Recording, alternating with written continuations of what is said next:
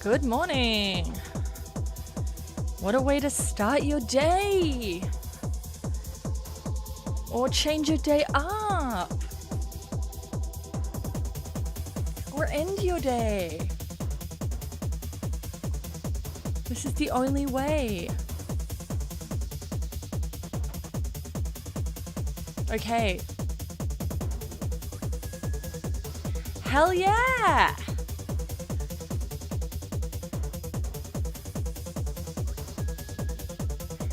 Thank you, Mativash. Thank you, Sheriff.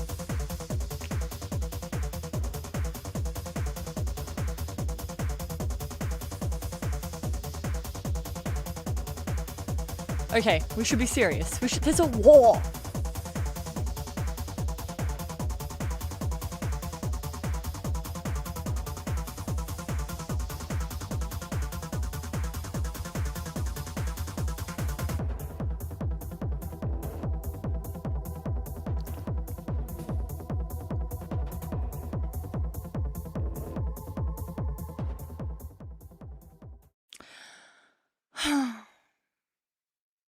It was fun while it lasted. It was fun while it lasted. How is everybody? Did you miss me? Did you monitor the situation well without me? Was it monitored? Did you do it? Be honest. Or did you just forget? Be honest. I won't be mad. Thank you, Wake. I've been usurped? Am I no longer the Ayatollah?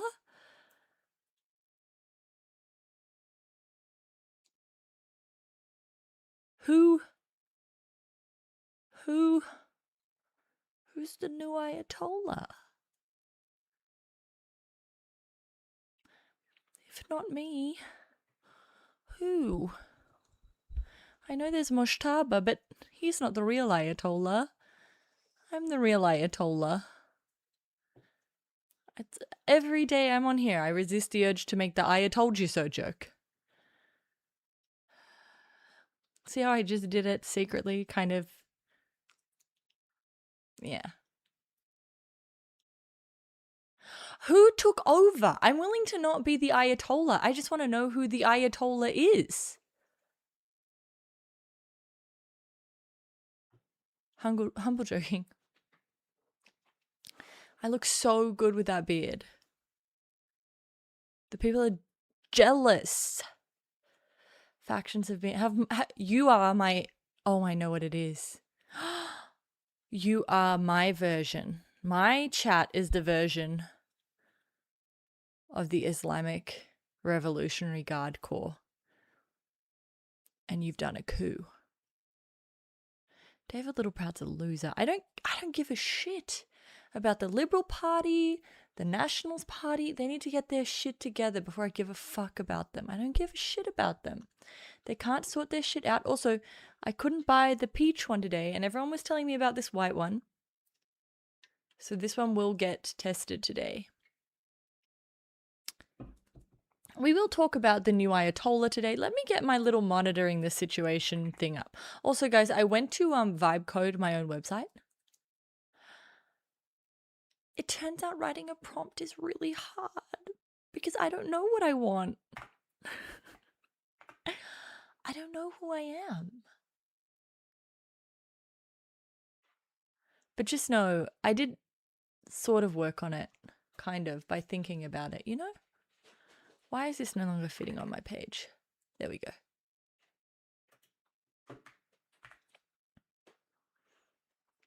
Yeah, write a prompt for me. Mushtaba, no, I know it's Mushtaba, but I know who the real Ayatollah was, but the suggestion was kind of like that there was a new Ayatollah of monitoring the situation, which is... Look at you. Thank you, Sheriff.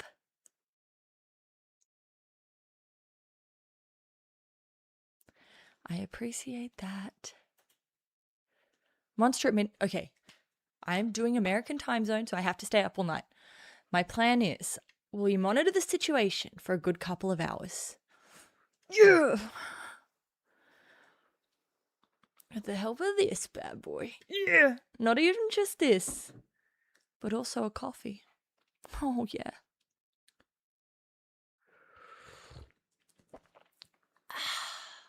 And then, thank you, Ahmed. Oh, thank you, Wallach. I gotta check this. Thank you, Wallach. We're gonna go hard on the caffeine, and then after stream, obviously, I'm like, oh my god, for some reason I cannot wind down. I'm just clearly it's to do with the situation and nothing to do with my intake, right? Hi, Shaka. Shakia? Obviously it's to do with my coverage and nothing to do with my consumption of things. But this time after stream, I'm going to go to the gym. Okay? I'm going to the gym. This is my plan. Because if I can't wind down after stream, I need to use that time to looks max. I have plans. I'm going to work on my erector muscles in my back. I saw a man do an exercise. And I can do it. Pix can definitely out-gym me if she'd like. I really am there to wander around, do some things badly. I can't do deadlifts. I'll play on a few different machines, you know. I'm going to have a bone hammering session. Okay, I have something I would like to talk to you guys about. I saw this little video. Let me just find it. Of clavicular. We're just doing the silly coverage first, up front, and then we'll get into the serious coverage, okay? It's okay for us to do some silly stuff up first.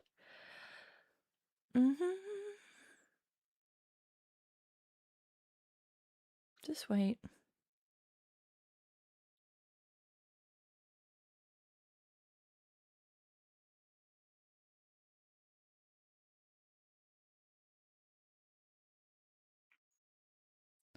Okay. Clavicular has far from disappeared because look at this clip I saw.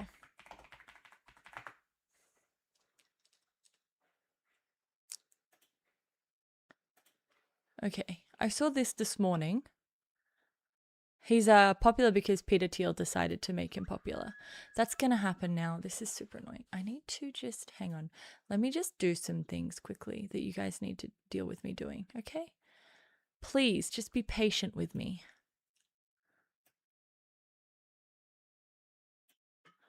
I need to sit in the middle of this.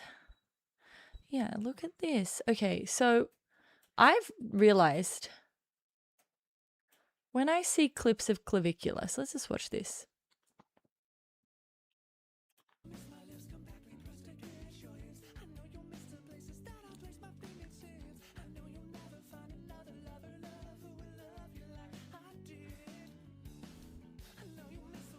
It is sad, isn't it?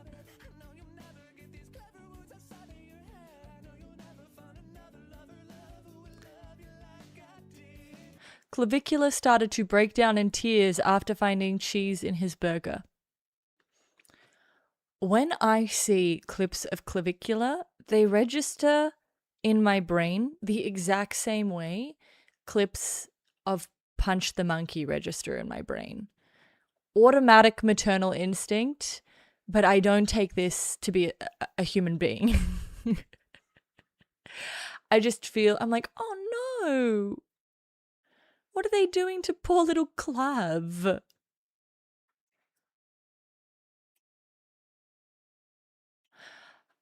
I was formally educated. So I studied modern standard Arabic at the ANU for 3 years, plus a period that I spent at Sheikh Zayed University and Nizwa University. So Nizwa University is in Muscat in Oman, and then Sheikh Zayed University is in Abu Dhabi. But I used the Ahlan wa Sahlan textbooks. However, the other textbook, hang on. Don't, you know what? Just don't look at me. Don't look at my shit. You know how I feel about this. Arabic textbook. I think it's Al-Kitab. Yeah. If you were going to self-teach, I would use Al-Kitab, not Ahlan Sahlan. I would start with a book called Alif Ba, which is your kind of standard. Then I would go into Al-Kitab. It's easier. It's easier than Ahlan Sahlan. Ahlan Sahlan, I think, is good in a teaching environment. But if I was self-teaching, I would use Al-Kitab. So I hope that is helpful. Thank you for staying up. I hope that was helpful for you. But the other thing is, if I was self-teaching, so I was okay at Arabic. When I would say I was right in the middle of my class, right? Like I was not the best by any means until I moved to the Middle East. And then I skyrocketed to the top of my class because of a willingness to engage in conversation.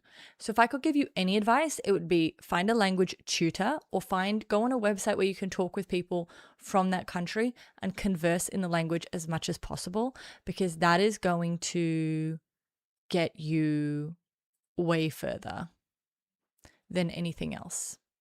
So I hope that's helpful. Why so much infantilization of Clavicular? First of all, he's 20, okay? Second of all, I do this with men. I don't know what it is. No, Farsi is Persian. Farsi is what they speak in Iran. Arabic is Arabic, which is what they speak in the Arab countries. Modern Standard Arabic, so what I speak, also known as Fusha, they're slightly different. So Fusha is like Quranic Arabic. Modern Standard Arabic is a kind of standardized, extremely formal Arabic that is used in all like formal Arabic writing. It's used on the news. So if you were watching a news report, that is in Modern Standard Arabic. What the problem is that not many Arabic speakers speak Modern Standard Arabic. They speak so like Armiya, they speak slang, like Khaliji, right? So Farsi is Persian. Same alphabet, completely different language. It's like German and French, right? Modern Standard Arabic is the formal, like very formal, standardized Arab language, because Lebanese Arabic and Egyptian Arabic and Gulf Arabic are all very different. I speak like Iraqi Arabic. I speak Armiya, which is like a Khaliji type Arabic. I don't speak any Levant Arabic, but I mostly speak MSA, which is hard to communicate in because everyone understands you, but they can't necessarily talk back. So you sort of have to develop an understanding of slang as well. Have I read the Quran? Yes.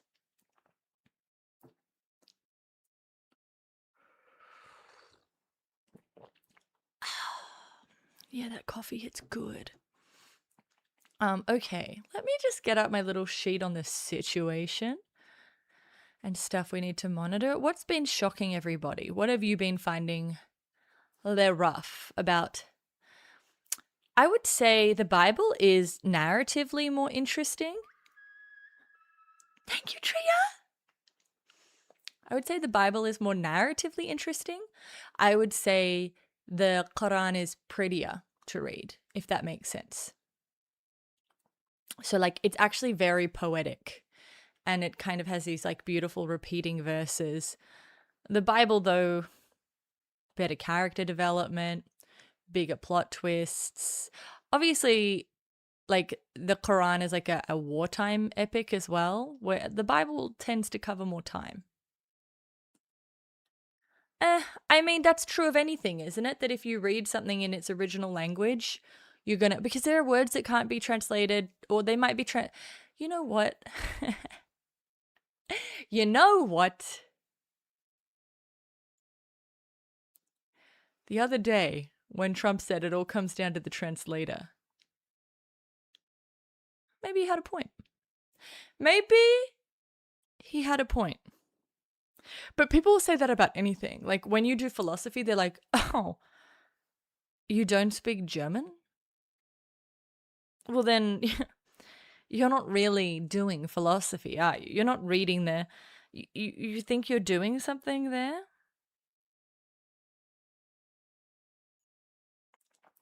Which one is better on women's rights? I'm going to shock the shit out of you. Because I would also like to say I've also read the Bhagavad Gita. Because I did religion as a proper subject, okay? I've read a lot of religious texts. No religion is good when it comes to women. How's that for a shocker?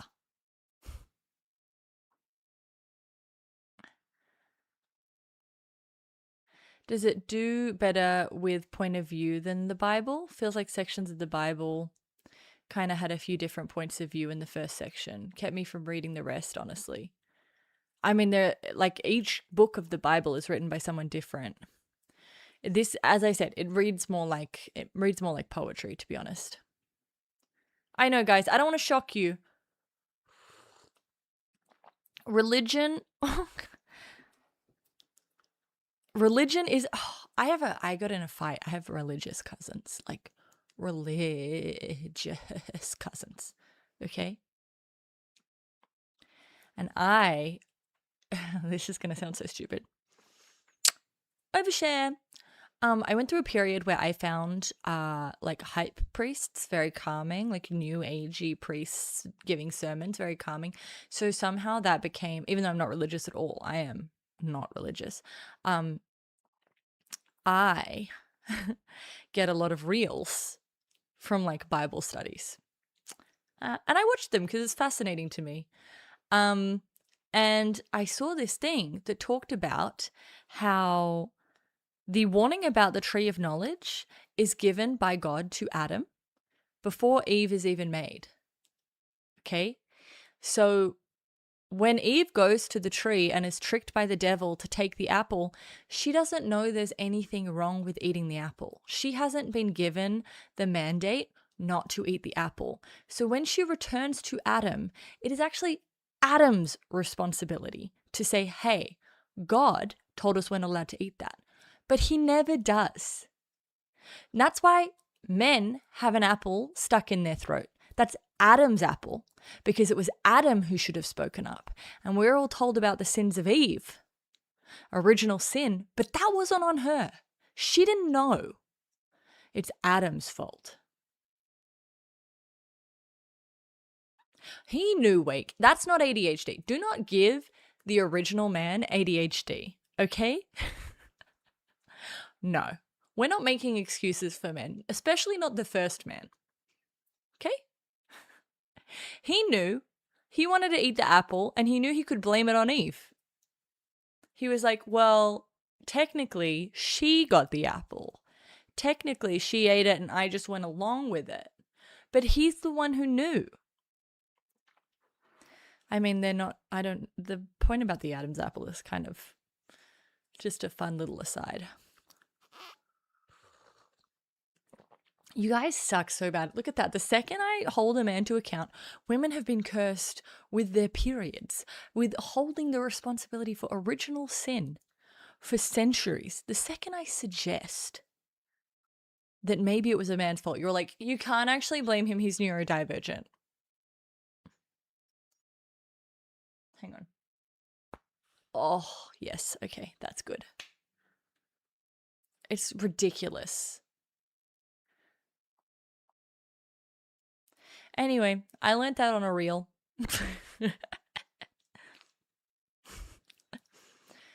Welcome to Bible study. We're no longer monitoring the situation.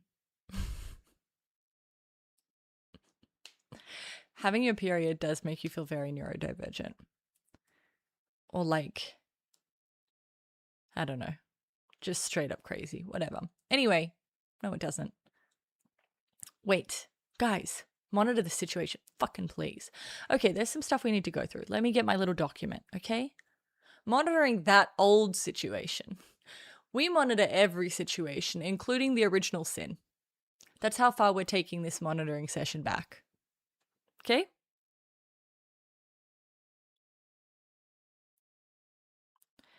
Also, wait, before I start, can I just say huge shout out to my girl, I assume my girl.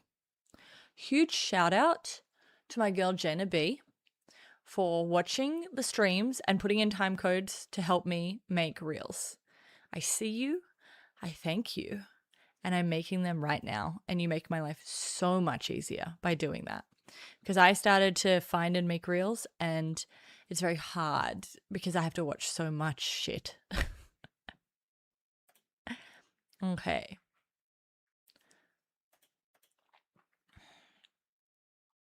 Yes, but my point was, did anyone have anything about monitoring the situation while I was gone? Yay!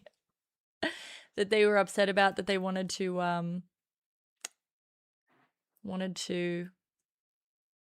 open with?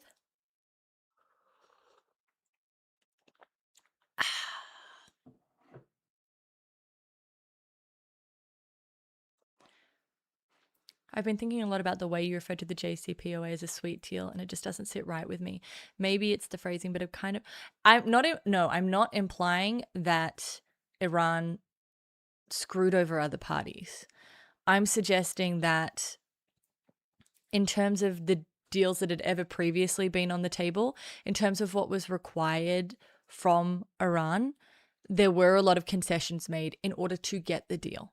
Now, that doesn't mean that it was a really lovely deal. Okay. When I say it was a sweet deal, I'm saying historically, payload and delivery have been connected. So sorting missiles and nuclear material into two boxes meant that Iran was able to say yes to the deal without demilitarizing. And so when I say it was a sweet deal, I'm just saying, like, it still allowed for a lot of, I'm not saying like, yay. Okay. Not anon. So this is something I wanted to talk about, the relationship between Russia and Iran. Also, there's a book coming out that you guys should know about in terms of Russia and Iran.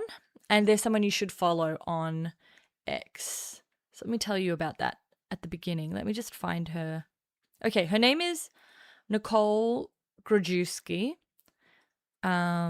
She is a professor at Science Po who focuses on the relationship between Iran and Russia. So you should follow her, and she has a book called Russia and Iran coming out very soon. Tomorrow she's doing a substack, or today, if you're in America, today. I'm not talking about any sanctions sort of stuff, Ahmed. I'm talking specifically about the separation of missile and payload. That's all I'm talking about in reference to that. Okay, but Nicole Grajewski, you should follow her on X if you're looking for an expert on. Does she have other accounts?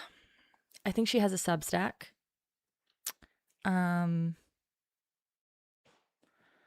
She has a website, so she may have other stuff there. Okay, so what was I going to say?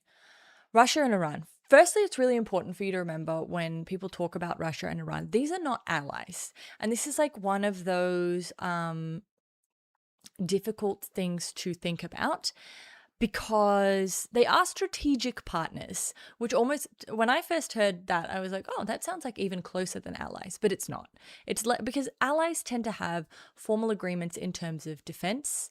They tend to have a more strict relationship in terms of what they expect from one another in terms of obligations. There is no obligation either way between Russia and Iran. So Iran gave drones to Russia to help with the war in Ukraine, but they were not sending boots on the ground. I don't know. There may have been IRGC, but as far as I recall, there are no boots on the ground from Iran for their war with Ukraine, right? In the same way, Russia really doesn't want to get involved in this war for a few reasons. One, it's materially stretched, okay? So in terms of its own defense materials, it doesn't have that much to spare. Spelling of last name is Grajewski. Grajewski. So in terms of defense materials, it is stretched because of its own war, and its ability to make more would create a timeline, a timeline deficit that makes you wonder if it would even be worthwhile, you know? Like, what can they really give them in the short term that will make it worthwhile? So materially, they can't really help. In terms of physically getting involved, well, absolutely not, because they have important relationships with the Gulf states and important relationship with Israel. So they don't want to fuck up those relationships, essentially. This is not a war that makes sense for them to involve themselves in. And as I said, they are not obligated to. There is no defense pact that says, if something like the way that Australia has the ANZUS Treaty, which is a big question mark in my mind, but for the most part, the idea is that if Australia or New Zealand were attacked, the United States would come to Australia's aid. That is an obligation. That is a written treaty. We are allies because of it, right? And the idea is that they have an obligation to help us. The same way with NATO. They are allies, right? So those are some things that are going on. Obviously, as well, Russia is benefiting from having oil sanctions lifted on them, which is a total fuck you to Ukraine, by the way, an absolute fuck you to Ukraine. But what does it help them with? It helps them with lifting the sanctions on their oil. Amazing for them. 2, a greater demand for their oil. Amazing for them. 3, strengthening their relationship with America, right? Because I know this is going to sound crazy to you guys, but everything sounds crazy when you're ahead of your time. Okay. I happen to be ahead of my time with a lot of these predictions. So it sounds crazy, but I'm going to say it. Russia's trying to normalize with the West. Russia wants to normalize with the West. Russia wants to be selling oil in USD. And so normalizing their relationship with America is something they're trying to do. These long phone calls between Putin and America, with Putin being like, hey, maybe you can do the uranium, it can come out through Russia. Maybe we can take it out, right? Trying to be helpful, trying to be like, oh, we're not a problem actually anymore. This is a good relationship for us. You know, you scratch my back, I scratch yours. And on top of that, as well as trying to normalize, both Russia and China benefit reputationally on the global stage from being the people who come in and make the peace, right? Both of them like, hey, you know, we're not involved. We don't think anyone should be getting struck. We don't think this needs to happen. But we'd love to help out coming up with some peace. Ahmed, because it's like the idea is like, the idea should be you scratch my back, I scratch yours. Like, what if Ukraine doesn't help, right? If Ukraine doesn't help, how do you think Trump's going to react to that? I've never believed that they would defend Australian bases and Jade. And the thing is, they're taking the THAAD. I'm going to call them THAADs. I don't know what they're really called. They're taking the defense missiles out of South Korea, which is a huge deal because when they put the batteries and missiles, whatever, when they put these defense interceptor things in South Korea, it caused a huge rift between South Korea and China. It cost them billions and billions of dollars in business. And those are there as a form of encirclement defense against China. And now it's just like, oh, we're just going to pull all of our shit out of the Indo-Pacific theater because we need it somewhere else. It's very concerning. But what was I going to say? It's about Russia. We were talking about Russia. Oh, yeah. So Russia is providing help to Iran by giving access to satellite imagery, radar systems, in order to locate where American attacks are coming from, essentially. And this is because Iran does not have a space unit. Like, if they do, it's comical, right? It's not like a real... They don't have satellites. They don't have this kind of technology. And you can be like, oh my God, like that is That's outrageous. America uses Australia's in the Pacific. Like, this is, countries do this. Do you think America's not using any Israeli intelligence? So I just, like, I don't know. People are saying that this is like a real overstep. I think it's a very, very minimal assistance, honestly. I think it's very minimal assistance. Do I think, I mean, I can't even give you a normative assessment on whether I think it's good or bad, because this situation, the one that we're currently monitoring, mind you, has become so fucking batshit that I'm like, I don't know. Do I want Iran not to be able to defend against an attack if it's coming for an oil refinery that makes it rain black fucking oil rain and make the air toxic for 10 million people who'll have effects for the next 10 to 20 years?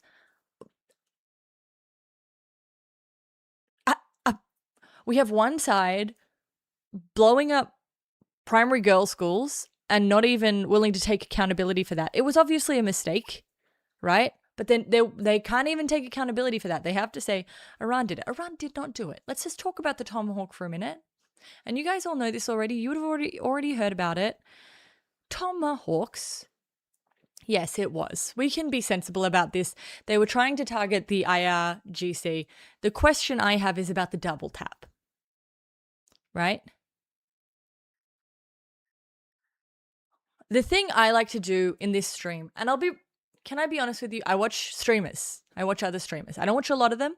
And part of the reason I don't watch a lot of them is because I click into their coverage and they're immediately taking the most maximalist interpretation of everything possible. Immediately. Do I think it is more likely that the American military was trying to fire on the IRGC and accidentally hit a girls' school?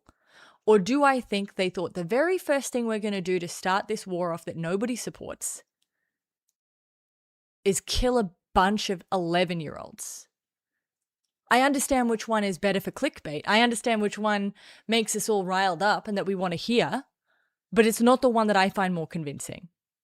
Do I think it's a war crime? Absolutely. Do I think America should be dragged before whatever tribunal we can? They're not even a part of any tribunal we could drag them in front of, nor does international law have any clout anymore, right? I do not believe, and you will not, with any kind of emotional blackmailing, make me take a more maximalist position because it gets me more subs and it makes the stream more entertaining, right? America is evil enough. I don't need to exaggerate it.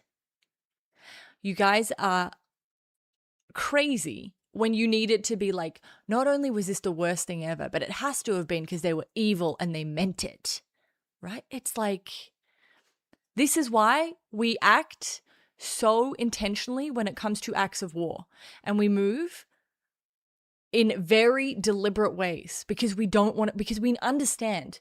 And this is what I've always said when it comes, like the nothing ever happens bros. It's like, it takes one tiny mistake for something to happen.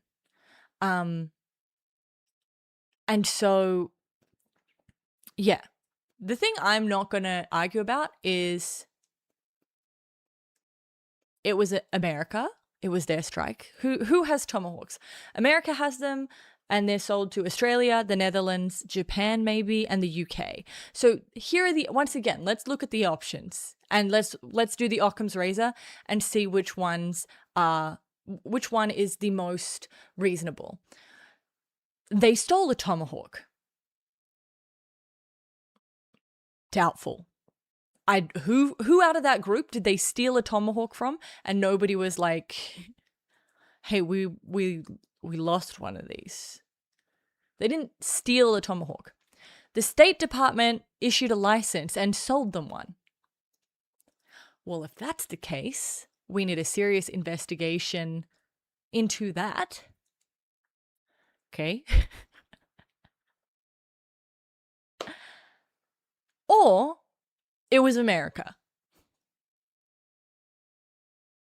Now that one makes a lot of sense. So I think we can all say it was America. The double tap is not only weird, Havis, it is so criminally vile and heinous. It is, and you know, this is another thing, as well as being like not taking the most maximalist dramatic interpretation. I'm extremely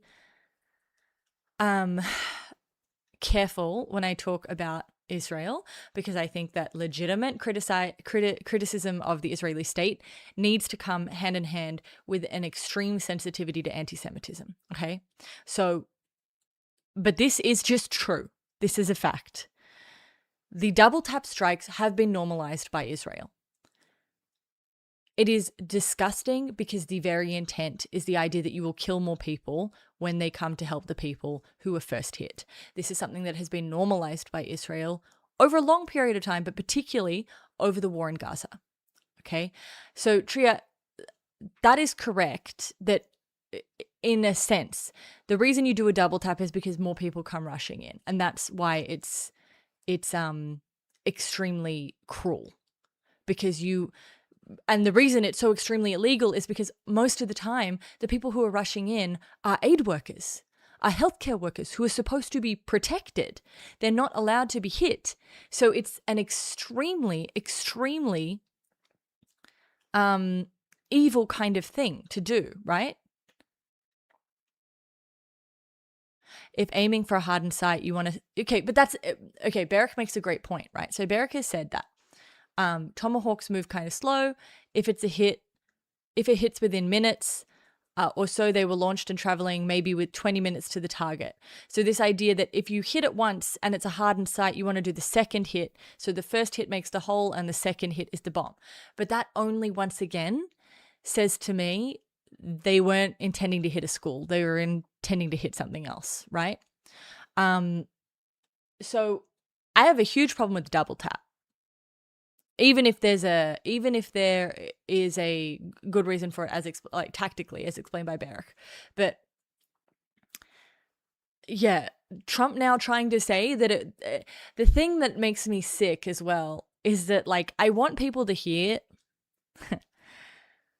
I want people to hear, because I think I'm very, very reasonable when it came to any coverage on Gaza. But I want people to hear Trump saying that Iran hit their own school with a tomahawk, a weapon they don't have, and go back to the very first hospital hit in Gaza and remember what the narrative was there. And remember the fights everyone got into.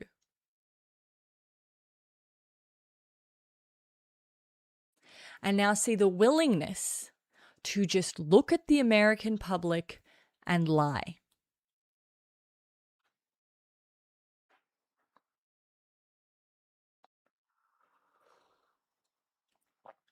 Because I was very upset about that hit and got in days-long fights with people very close to me who refused to accept that Israel possibly could have hit a hospital.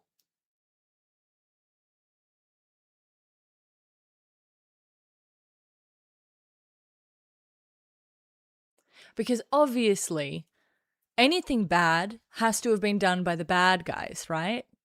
The good guys can't be responsible for the bad thing.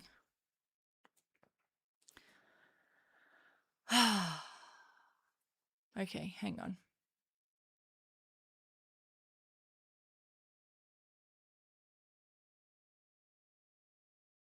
But this is the thing, Johnny Clueless. If you want to say, well, to be fair, Hamas does use hospitals for military operations, then admit you did it and use that as the argument. But that's not what happened when that first hospital was hit.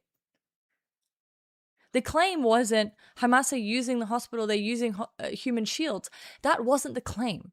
When the first hospital was hit, the claim was it was a failed rocket from Hamas. They bombed their own hospital.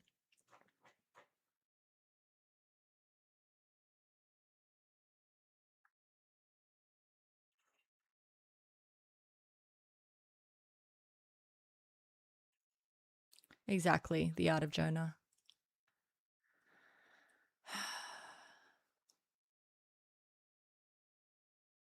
Yeah, but the thing is, Ahmed, about the new hospitals is we're just meant to forget. We're meant to drop it now. Now that it's obvious that it was always intentional, we're just not meant to argue about it anymore. We're meant to forget about it because there's something else we should remember. Peter Thiel! Thank you! The stream does not run without you. I have to say, for someone who runs the largest surveillance company in the world, I'm not complaining. I just want to say 100 biddies. I'm not complaining. I'm just saying you are currently profiting a lot. America double taps every target. That'd be fucking right. Did the US not triple tap the girl score? I don't know. At this stage, if you told me they tapped it 10 times. Massa, the monitoring of this situation is so epic and so furious. I was thinking about, also, remember, you're so right. Rich people don't get rich by being generous. Exactly. I was thinking about, I'm going to do arms at the gym, I think, because shit's getting a bit soft. Okay. The thing I was thinking about, you know how they said that they maybe called it Operation Epic Fury so that if you typed in Trump Epstein would come up and Epic Fury would be? Literally no one is stopping at Ep. If you want to type in Trump Epstein, you're going to type in the whole fucking thing.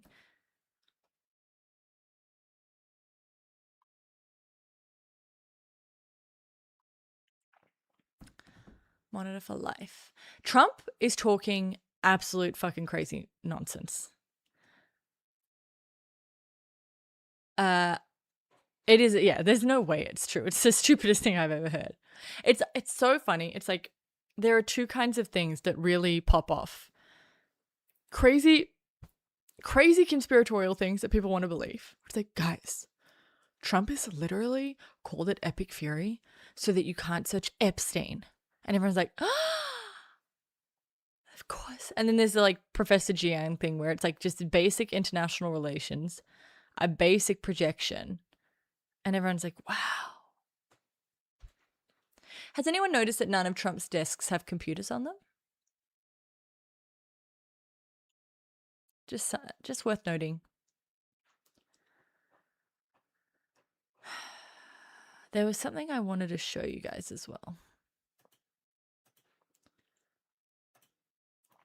Nothing's computer. Nothing's computer. And nothing's computing. No, you know what? The reason he has no computers, this is okay. I've just gone around being like, I'm the most sensible person who streams and I don't say anything crazy. Now's my time. I get to say something crazy now. My man's Trump. He operates like a mafia boss. It's all on the phone. Nothing, no paper trail. We don't want a paper trail. You want a deal? Pick up the phone. Come visit him in his office. He's a mafia boss. He operates that way. Okay. God, I said it. I said something crazy. Cancel me. There's some things I wanted to show you.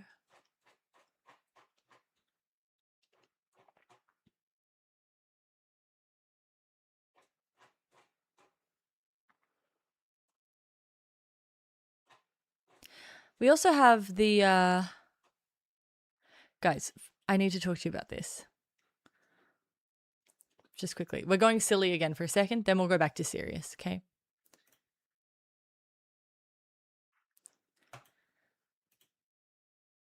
We got an eyebrow change here that is significant. Okay? You've heard people talk about it, but it's time for you to hear my opinion. As someone who's had some pretty tragic brows in the past,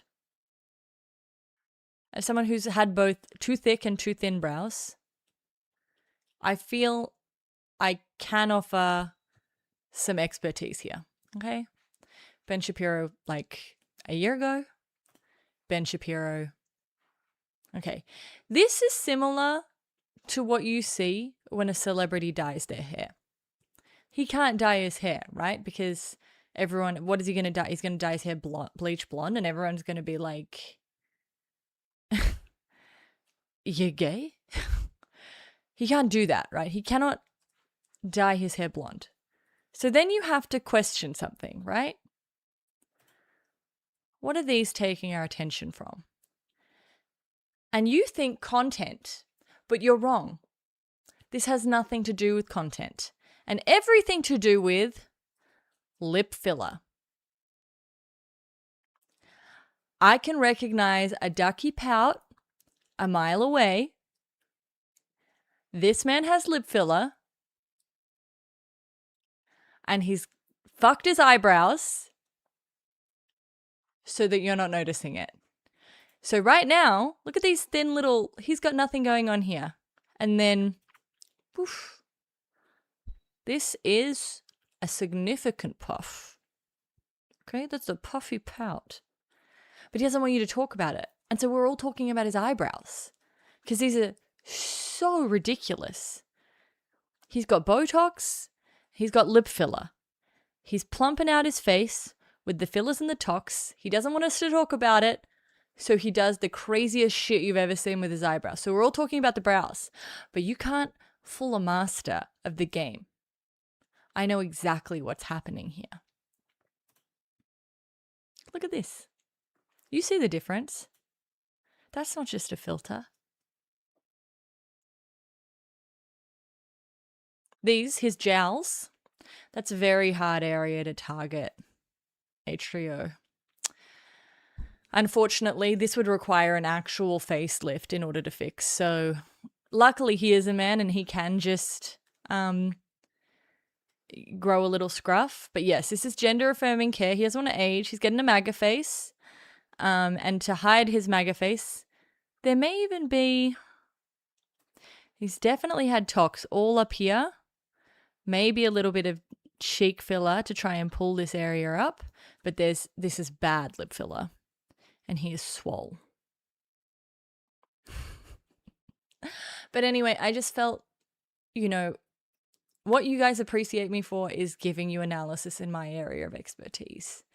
And this is, and while we're on it, actually, while we're speaking about this sort of thing, have you guys seen we're still in silly. I'm sorry, we'll go back to monitoring. We're going back to monitoring the bigger situations in a second. Have you guys seen the Kate Moss, Margot Robbie discourse?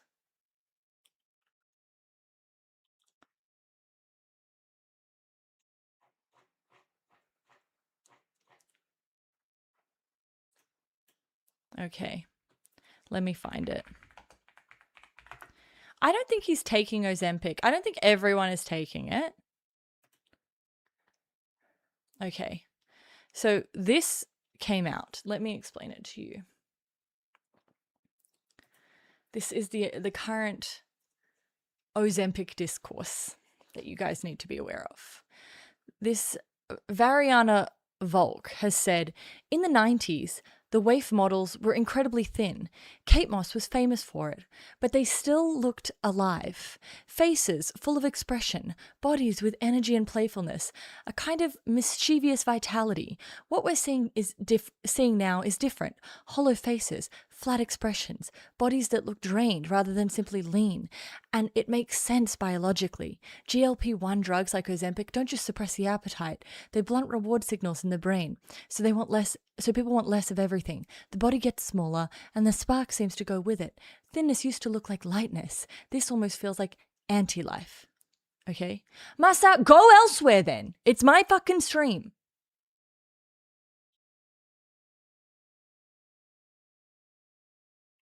Okay, so this is Margot Robbie.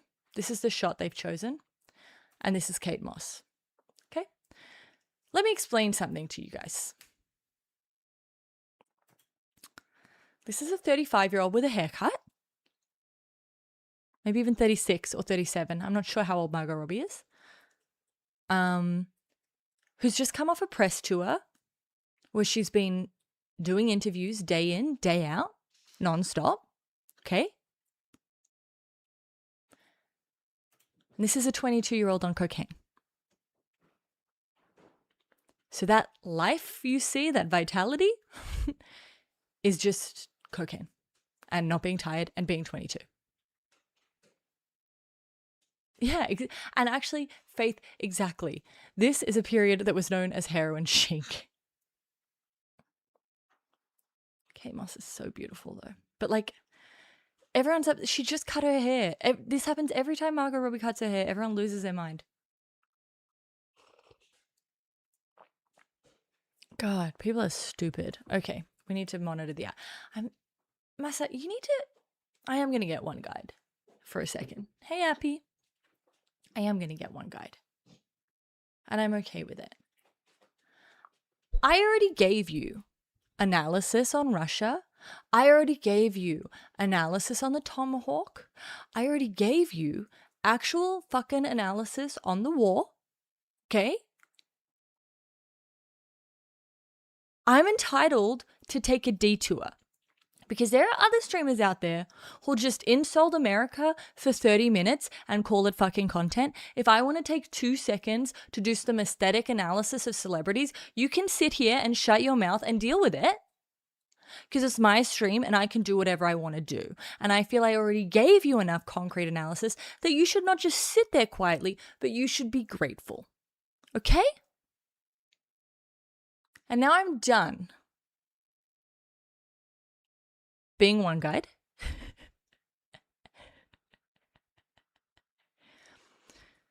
You know what? I'm just going to ban you. This is what people forget. It's like, here's the thing about being the Ayatollah. This is not a fucking democracy. Being a good chatter doesn't get you immunity. You piss me off, you can put in an unban request.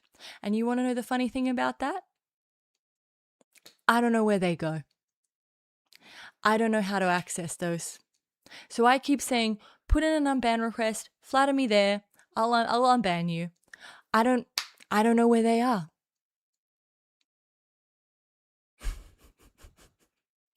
I don't know where they are. So congratulations, you played with fire in my own Islamic Republic and you're gone. I bet it's not so funny now.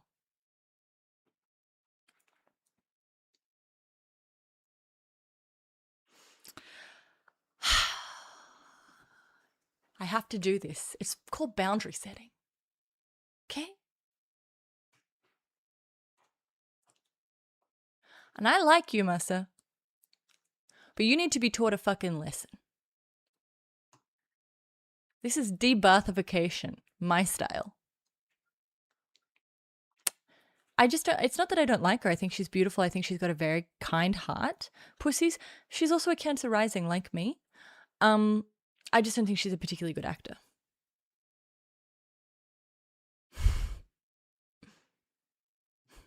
I am a farm kid. You missed nonsense. You missed absolute nonsense.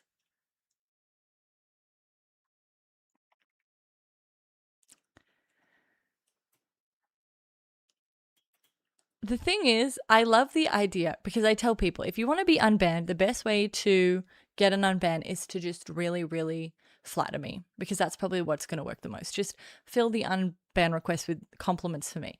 I'm being completely honest when I tell you I have no idea where those unban requests are. I don't know how to access them and I have no interest in learning. So please no one tell me, because what I am hoping for is that one day I'll accidentally find it and it'll just be like compliment after compliment after I'll find my unban requests will find me when I truly need them. When I'm at my worst, they will find me. And I will call it kismet. Okay. Back to some actual analysis. Pussies is Only Pussies Mute is a chatter in my YouTube chat. who I refer to as pussies because it's shorter when I am referring to them. However, I do love the idea that you thought that my collective name was for the chat was pussies, and it may now become that. You may now be pussies.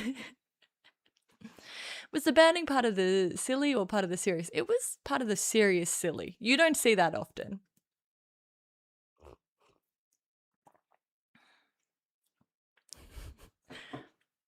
A wild pussy appeared.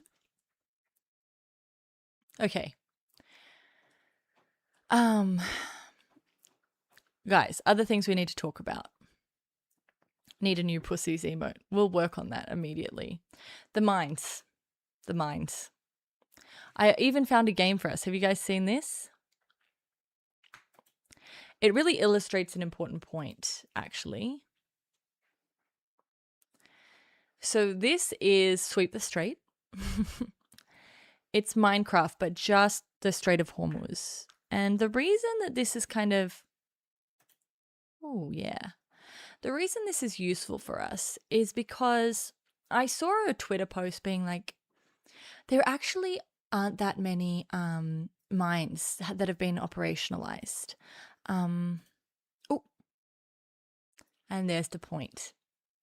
Okay, so for those of you wondering what the point is, how many mines do you think need to be active in the strait before people stop wanting to travel through? Oh.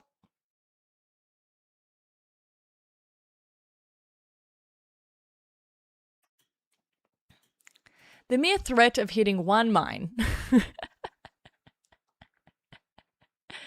Okay, let's try and get through once.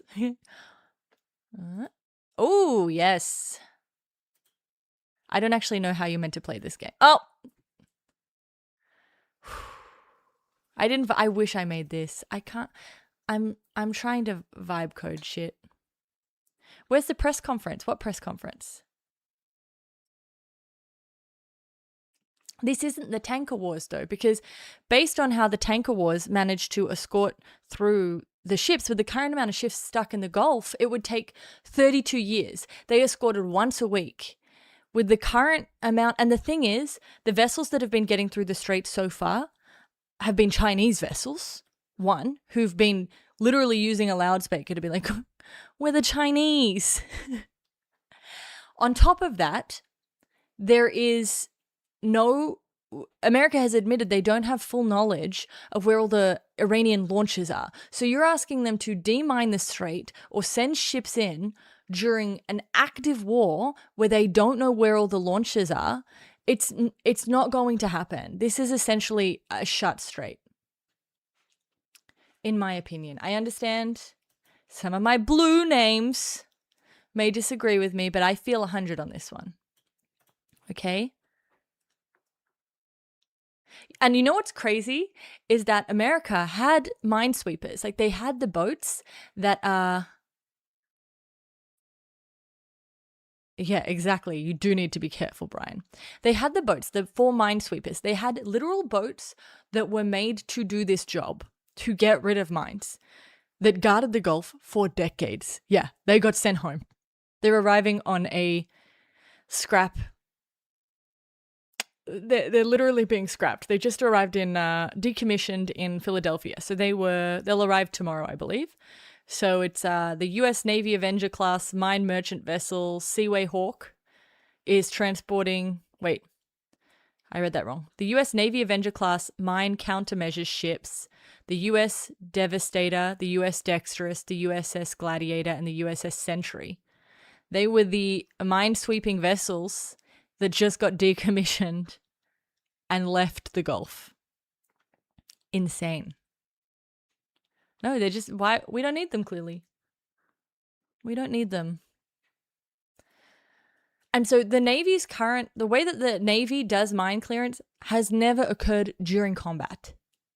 It would require sending warships super close to the Iranian coast, where targeting them would be easy.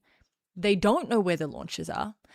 They've never historically cleared mines while under fire. Okay. And it's not quick, even in peacetime. It's not a quick exercise to do. In 1991, following the Gulf War, after the Gulf War, it took the US 51 days to clear 900 something Iraqi mines off the coast of Kuwait. There was no one shooting at them.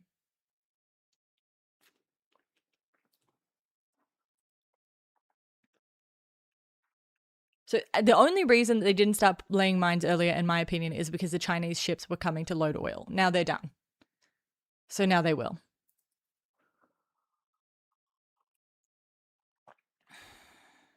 So I think it'll be closed for a long time. I think that's very, very bad. So what will be the next? The next thing that will happen, in my opinion,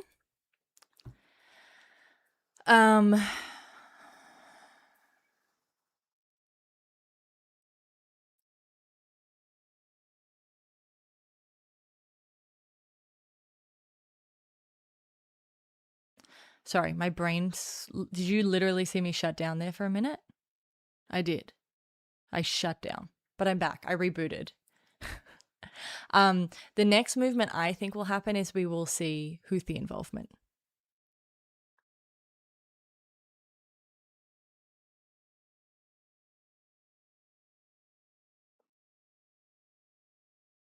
I think the Houthis will start operationalizing on Bab el-Mandeb and close off the Red Sea, and they're going to fuck everyone.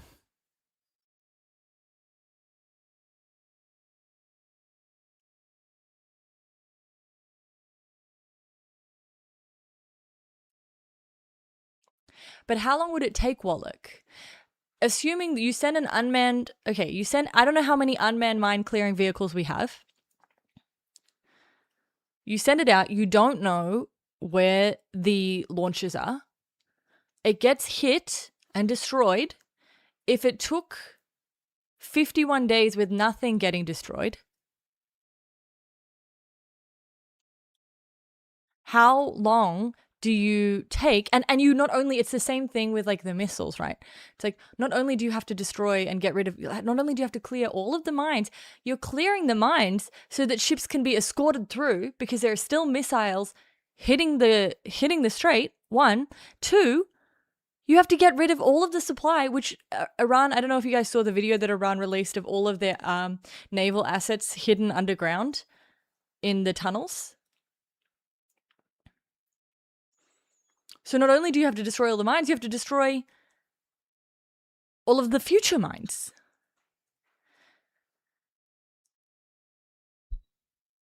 The thing I think is most likely, and this is insane, I think Trump will just declare victory and say the war is over because he's really fucked. He's super fucked.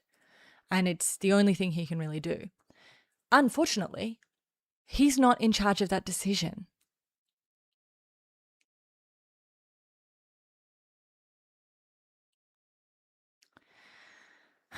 Okay, Wallach, I just feel, I don't know if you can tell from my tone, I feel not optimistic about it. I feel the opposite of optimistic. Look at this. I'm literally, okay, my neurologist was right. I need to sit better. I'm literally like Quasimodo on this stream. Hang on. You know what? I gotta have like exercise bands so that I'm doing shit with my back. Yeah, we do have to talk about the obvious oil market manipulation. Yeah, well, this is the thing, Elysium.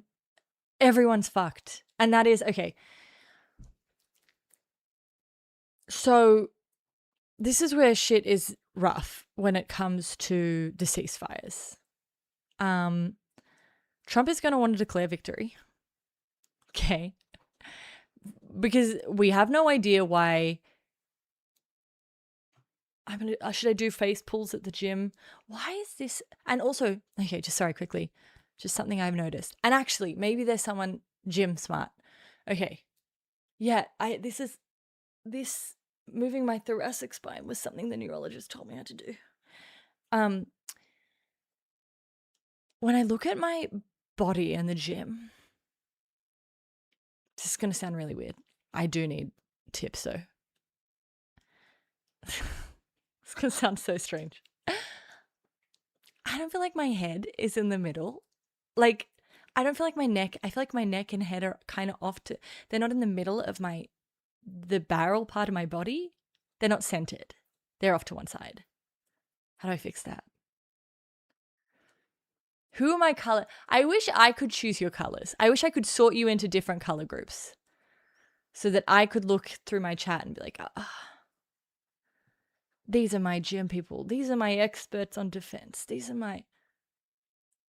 It's like you get the ropey things on the cables and you do this. Don't say scoliosis because that's serious. Just say I use one side of my muscles too much. Hey, Landa.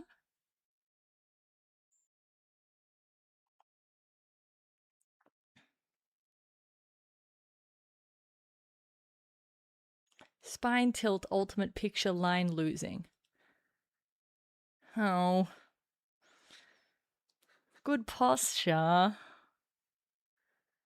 Guys. Keep the head, get a new body. Great idea. Great idea. Not opposed. You ain't fuck Nikki, you fuck the old body. I am using one side way more. It's no good. Okay. That's all right. We'll work it out.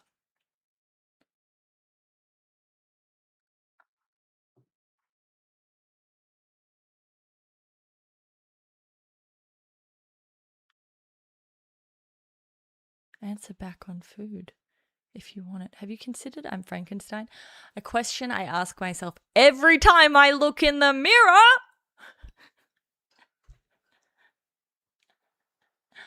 First instance, stop sitting on your legs. Okay, Mum.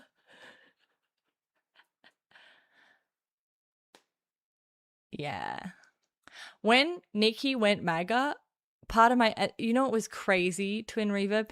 Nikki went MAGA, and then like a day later, Kanye was like, I apologize to the Jews. I regret everything I've ever done. And I was like, there was a period where you were both bad, and that meant maybe New Body would get released. Why did that last for so long?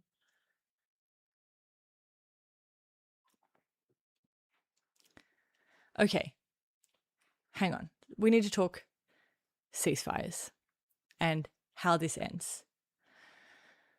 Just give me 1 second to have a sip of water.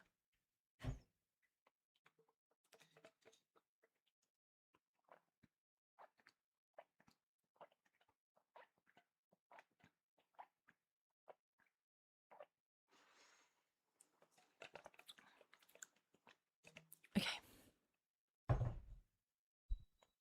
Ceasefires. So it has been said. Okay, there's a few things that we also need to talk about. Ty's still good. You're right. Fuck. Did you see that really funny interaction between Ty and Kanye? It was a text interaction. It was so funny. Hang on. I need to find it, guys. I'm really sorry. I know. But this is why we banned Massa, so that we can do things like that right now, okay?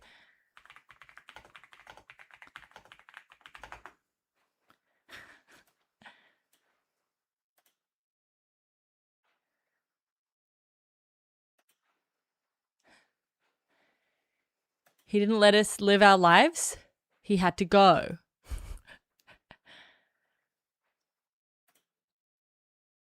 It was about his Spotify Wrapped.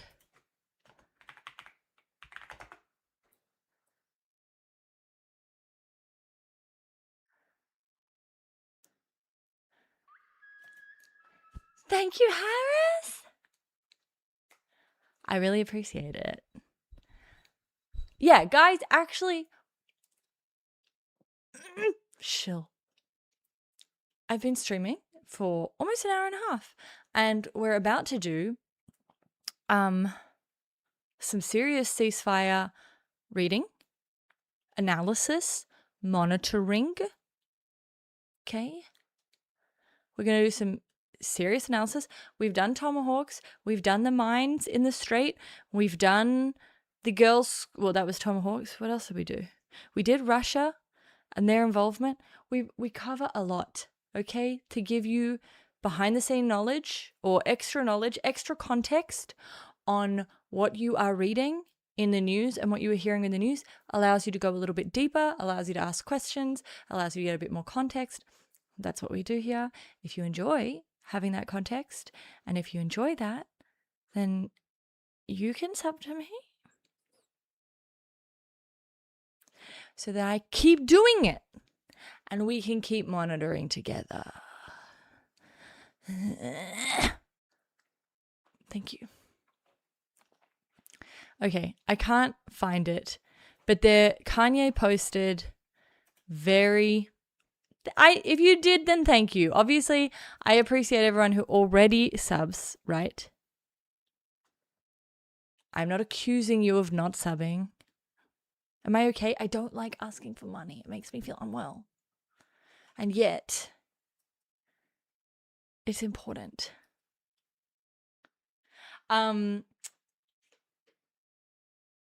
There was this really funny text interaction between Ty Dolla $ign and Kanye where basically Kanye got mad at Ty Dolla $ign because he wasn't in his Spotify Wrapped. Okay. I don't even get $5, just so you're aware. When you sub to me, I get like $2.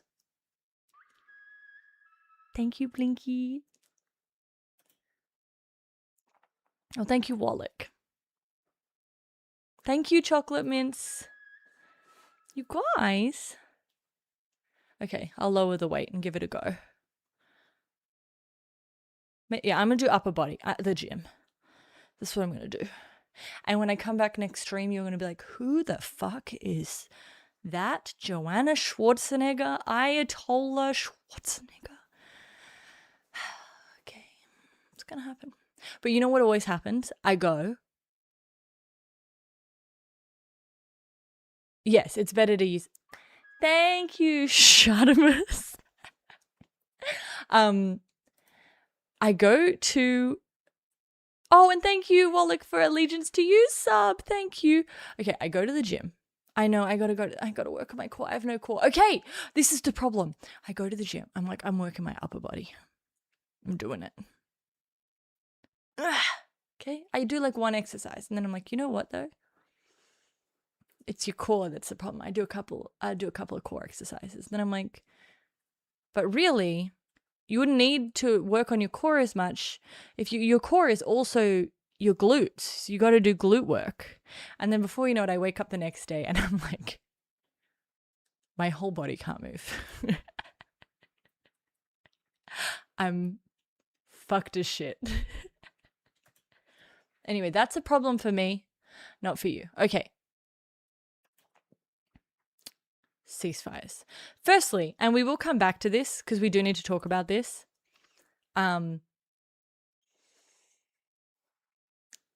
Trump's admission that he kind of started the war because Jared Kushner gave him information.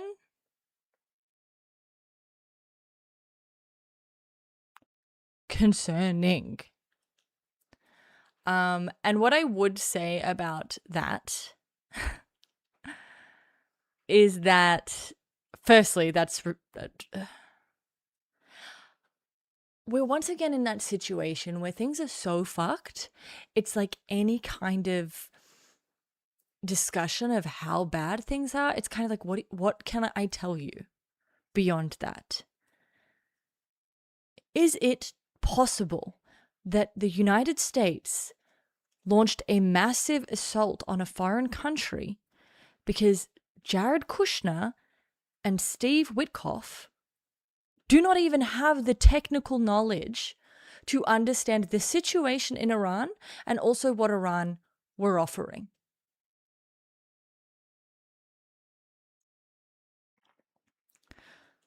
The reason I think that might be the case is because I don't know if you remember, go back in time in your mind to the very first day that we were monitoring the situation. Okay? go right back to when we were first monitoring the situation. If you were here, you should have been here. It was important that we did this together. If you were here, so Kushner and Witkoff were doing the negotiations. If you were here, you'll remember me saying, you know what's so strange? That the Omani foreign minister went to the American press because Oman is usually a very private negotiating partner. They do not make public statements. They do not involve themselves with the public. Thank you, Faith. Thank you so much. I appreciate you. Thank you for making it less awkward that I had to do all of that. Hi, Sean. Okay. If you remember me saying, Oman does not like to get involved. As someone who has lived there, as someone who has studied the Middle East and diplomacy there, Oman do not publicly talk about negotiations they are involved in. The two countries that often operate as negotiating partners are Oman and Qatar. Qatar tends to be quite public with their involvement. Oman tends to be quite private. And on the very first day, I was like, it is so strange that the Omani foreign minister is coming out and talking to the American press. He must be trying to stop an attack by saying Iran is making a good offer. I want you to know Iran is making a good offer. That only makes more fucking sense if you think that the Omani foreign minister is sitting there watching Witkoff and Kushner not fucking have a clue what is being offered. Literally sitting there having no understanding of the technical aspects of nuclear science, sitting there not understanding what Iran is putting on the table. No wonder the Omani foreign minister was like, I have to go and say something. I have to explain to everyone what Iran is offering because their delegates that are sitting here who are meant to go back and report what Iran is offering do not understand what is being offered. It seems strange at the time, but if you pair it with the fact that it is likely Donald Trump decided to go ahead with this war because Witkoff and Kushner said an attack was imminent. These people who have, and Witkoff, when asked about like his understanding of nuclear science, was like, "Oh yeah, I don't have any formal learning in it, but I've been around long enough now."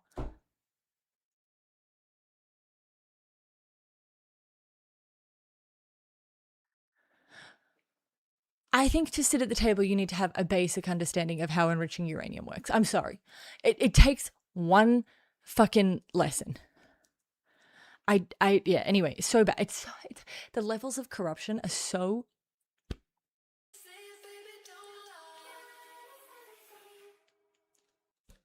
Thank you, Faith. Silly puppy funding. Thank you, and he's doing so well. I do have to tell you something funny about him as a dog. He poos in bushes, but it's like his goal in life is to make it hard for me to pick up his poop. Because he doesn't poo on the ground. He kind of like he'll squat on top of a bush and then poo in the bush, and then I kind of have to. So that's the dog you're funding. China's winning so hard. Yeah. I don't know how we get to the point where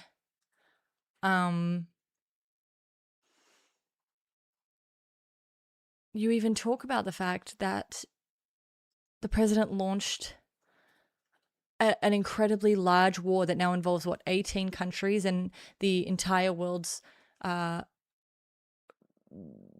economic lives, the entire world's economies.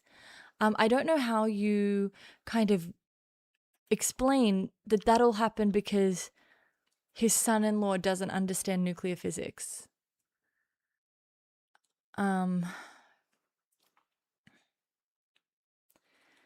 I don't know. I don't know how. And like, I have people in my DMs who are like, I was talking with someone today about the market manipulation through tweets with the oil, where they're like, the war is over. The war is back on. Oil is fine. Oil is no longer fine, right? I was like, yeah, they like shorted oil. Like they made a bunch of money. And he was like, isn't that illegal? And I was like, I don't even know how to have this conversation anymore. Yeah, it's very illegal. It's like, oh, he did it through his sons, right? Maybe he tried to do separation. No, all of them just did it. They don't even try and hide it anymore. Fired. Math. They don't even try anymore. In a 10-minute span, quickly while the markets are open, say everything's going to be fine, watch everything plummet, wait for the markets to close. Actually, we're going to be at war forever. Isn't that cheating? Yeah, this is what these guys are famous for. They love cheating. That's kind of their whole MO. They're big cheaters. I don't know what to tell you. Exactly, Zavina. Like, what am I? Unethical, illegal, no one cares.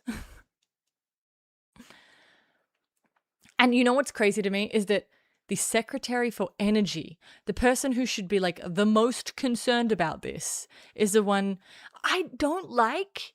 Okay, you know what? Okay, two things concern me. One, I don't like that the markets are reliant on tweets. It makes me want all of Twitter to go. Okay, that's one. Two. Okay, maybe Angie. Two. I'm worried America is so stupid that they could just pull this exact same play for the next like 6 months, and every day the market would respond the same.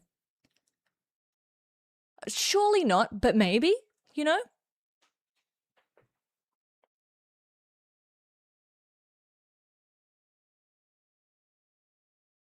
It's not impossible.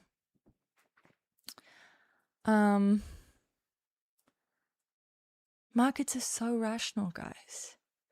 I guess they're rational if you're a war profiteer. War is over. Never.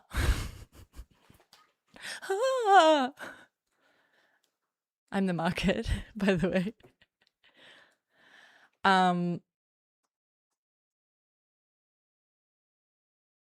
Not. Sorry, markets.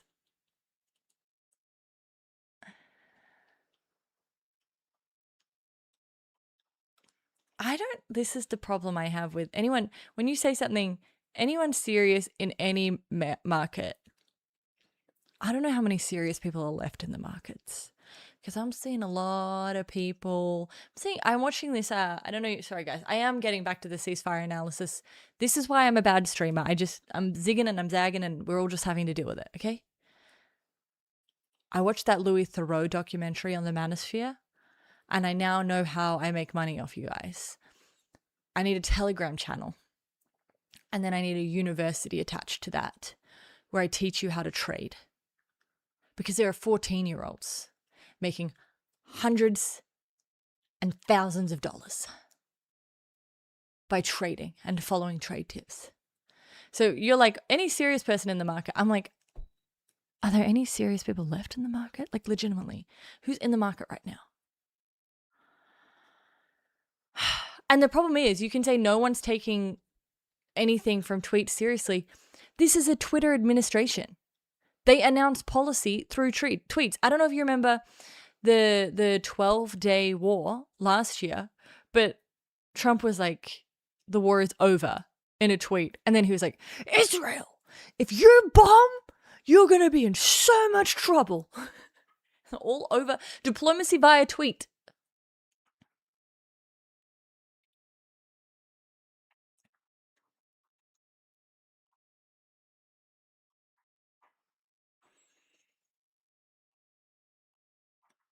Okay. So, according to... Oh, you know what else? We need to talk about Mojtaba for a little bit as well. So we need to talk about the new Ayatollah remind me later, we need to talk about the new Ayatollah. Okay.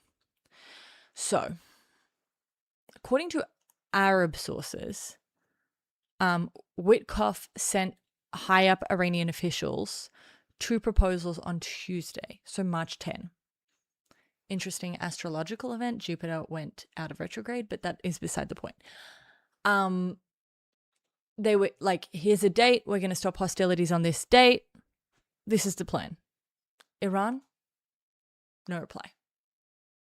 So then Witkoff was like, oh, my letter must have got lost in the mail. That's the only explanation for the lack of reply. So then he sent the offer to Europeans and to Gulf countries saying like, hey, can you send this to Tehran? Because we can't get through to them for some reason. I don't know. We tried, we sent them something and we got no reply. So they must have, I don't know, they didn't get it. And Witkoff attempted to contact the foreign minister, but he didn't pick up the phone. He literally let Witkoff ring out, okay? Because repeatedly, publicly, the Iranians have said negotiations with the Americans are meaningless, especially while Iran is under attack. We are going to need a ceasefire to even begin negotiations. You just need to stop firing at us. We won't talk to you. Which, like, I'm sorry. I know it's hard for you guys. Okay. That's sensible. That is sensible. The reason I say I know it's hard for you is because, like, okay.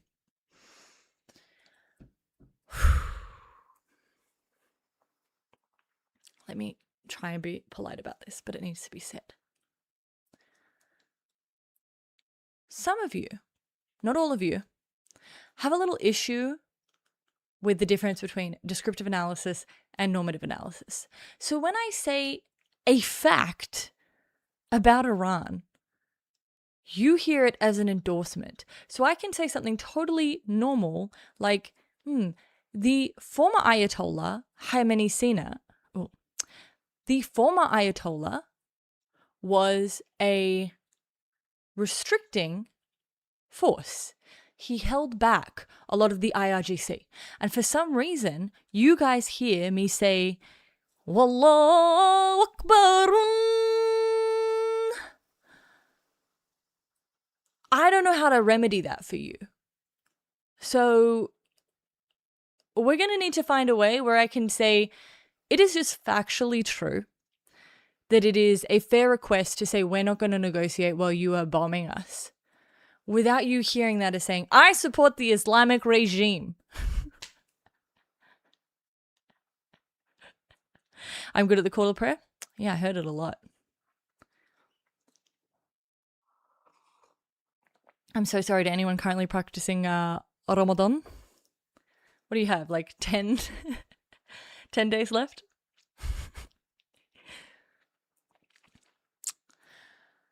But yes, so it is, I'm sorry, but when Garibabadi says, hey, we don't trust you because every time we negotiate with you, you bomb us. And currently, you are bombing us. So we don't want to negotiate with you. That's fair. Sorry. And here's the thing. As I said previously, wait guys, can I show you this? I made a, wait, let me get it up first. I made a short. And I want to show you. I want to show you the short I made. This is me. Okay, it's not perfect yet. I need to fix it. But it may be a bit quiet, but you can deal with it. Okay, ready? Told you they'd go for the airports. God, I'm annoying. I'm annoying. We're covering more and I'm like, I told you. I told you that would happen. That's the most important part of this for me, that I told you. It's not. But I did tell you. The reason I show you that is because I'm about to do it again. I did tell you something, and I'm about to tell you again. I told you that when it came to this war, it would not be like the 12-day war. That they would not look for... Damon is hotter. It would not be the... I told you. This would not be Tehran looking for a ceasefire like they did in the 12-day war. Does Tehran want an endless war? No, obviously, right? But it wants to make sure that nobody ever attacks them like this again. They are looking to reshape the strategic environment and rebuild deterrence, okay? They don't want this to be a repeat every single year. So from the Iranian perspective, right? From the Iranian perspective, their strategy has always been extremely clear. And wait, let me say it all clearly so I can clip it for you guys. Okay. America's strategy when it has come to this war has been a mess. There have been competing objectives, contradictory objectives that have changed day to day, and that has led to there being no clear win conditions for America in this war. And there's also been... Thank you so much! Thank you for gifting a membership on Promo. Okay, so not only... Look at you. Sorry, it still gives me a little fright. Let me just fix this. Oh, why does... There we go. Okay, so...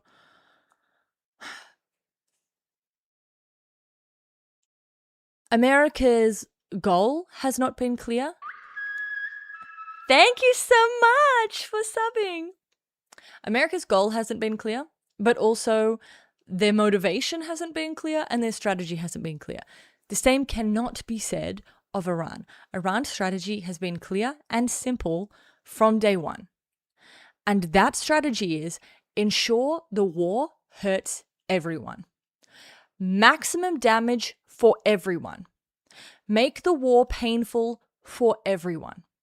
So that if this sort of thing comes around again, they're not the only ones saying we don't want war. They're not the only ones saying, please don't do this. Because they want to make sure that in the minds of everyone, not just in the region, in the world, this war will be too costly. Attacking Iran will be too costly. Now, there's a great irony in that because Iran has been sanctioned for so long now, right? And Iran has basically been excluded from the global economic order.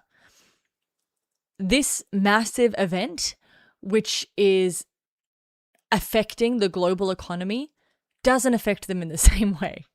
In a way, this horrible situation that's existed for decades turns into a bit of a strategic advantage for Iran. Because, as I have said before as well, in a way, this war has turned into a game of mercy, right? Who's going to take the most amount of pain? Who can endure the most amount of pain? And the fact of the matter is, Iran has the capacity to... Thank you so much! I need to fix these alerts, but thank you. Iran has the ability to endure and absorb a lot of the costs of this war in a way that other states don't. Now, Israel will take a lot of pain, right? And to be fair, Israel's objective is much cleaner than America's, right? Israel does have a clean objective. I need to make this point to you guys. We're hearing more and more, just quickly, I saw this today, and I tend to trust, I have been very hesitant when people have been like, this is Israel's war. Israel wanted this war. I'm like, guys, let's just chill. But I also am a big truster of Chris Murphy And I wanted to watch this with you guys. If I make it big, is he going to be... No, okay, perfect.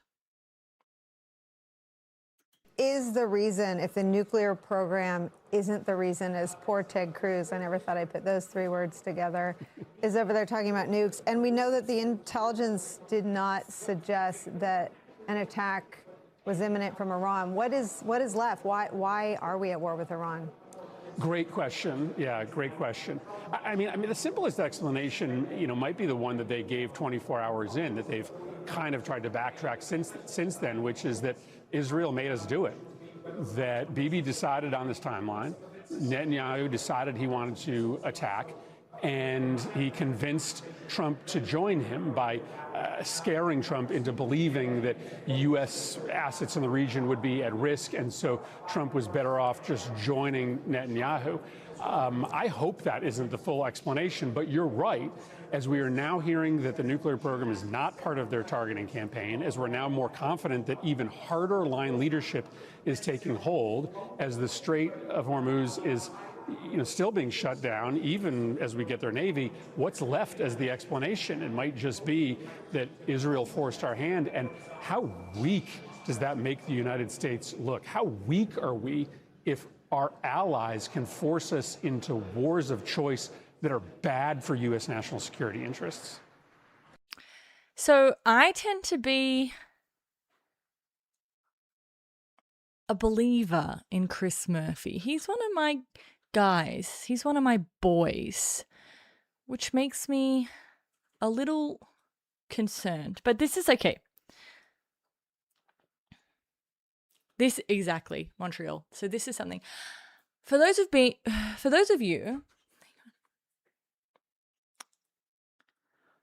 you who have been around the stream for a while, you will know that I have long held that if I had been around New York in the 80s, I probably would have dated Netanyahu. Now, I don't say that to showcase to you my own flaws, okay? I say that to highlight that Benjamin Netanyahu is extremely charming and extremely manipulative, okay? The exact kind of guy I go for, okay? So what I need you to understand, and the reason I bring this up is because people should take into account personal power players, right? Trump is a man who likes to be complimented. Trump is a man who is easily baited by flattery. Okay? You guys can all judge me. I told you it was a personal failing. But he is a man who knows how to get his way. That is what his entire career as prime minister has been about. He knows, I know, my female picks are always better, but let's just, okay. Bibi Netanyahu has spent his entire career his entire career has been built on convincing people of things. Convincing people. I am someone who has spent a lot of time researching Netanyahu, his life, watching video after video after video of this man. And I'm telling you, he has a lot of sway when it comes to interpersonal relations. He's very good at getting what he wants, and he's very good from recovering from a bad situation. Like the first time he won power in 1993, everyone was mad at him because they blamed him for the death of Yitzhak Rabin. They blamed him for Rabin's assassination because he'd been out with protesters. You guys, I cannot believe I'm getting cancelled for hypothetically dating a man in the 80s, okay? You guys need to chill because there's a point to me saying that. I am trying to explain to you that this man knows how to work people. He is manipulative. I am telling you, I have terrible taste in men, and he's exactly the kind of man who would sink his hooks into me. Okay? Because he's manipulative. And he knows how to get what he wants. So when people are like, how is it? I don't think a different prime minister could convince Donald. Like, I don't think Ehud Barak could have got America to go to war. I don't think that Perez could have got America to go to war. I'm saying this is specifically a Netanyahu skill. This man is incredibly manipulative. And I think it is important, right, in the same way that we're going to talk about Mushtaba in Iran, you need to take the personalities of leaders into account. Thank you, Montreal. I needed that so bad. Thank you for the critical support. Guys, one person bullied me about the Special Forces guy last stream, and I deleted his contact information because I didn't take the bullying well, okay? So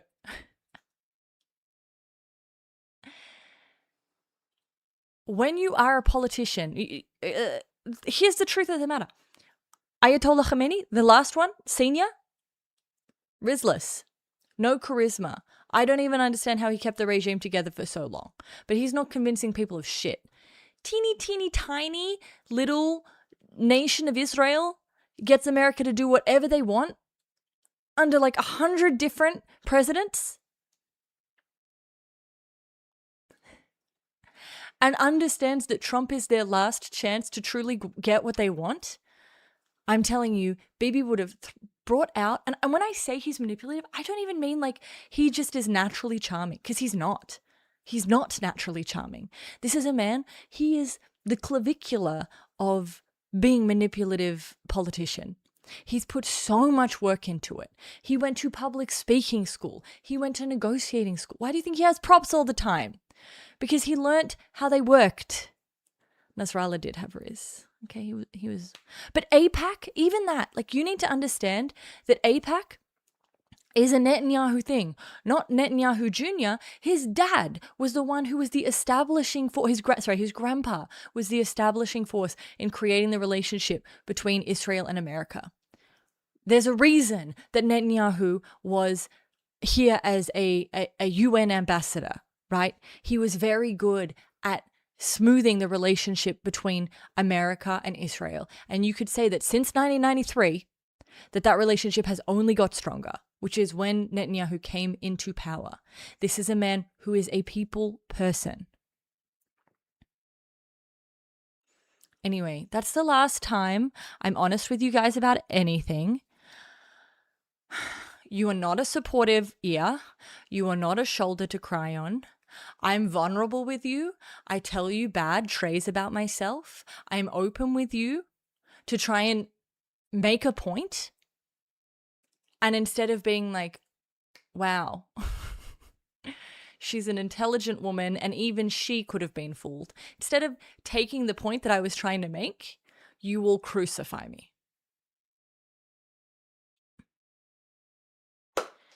And, yeah, I won't be sharing anymore. This isn't a supportive space. This is not a safe space for me. No one hates that man as much as I do, to be clear. No one knows as much about that man as I do. I've watched every archival piece of footage. I've read every book. I've seen every press conference. I've seen everything there is. I hate that man. With a passion unmatched. I'm just making a point that is true.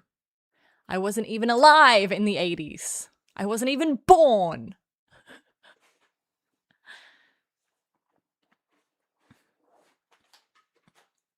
I wasn't even born.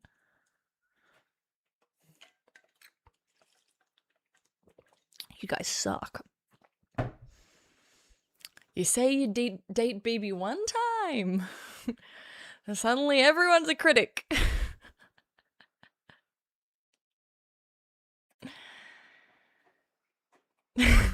Thank you, Full Trooper, for subbing.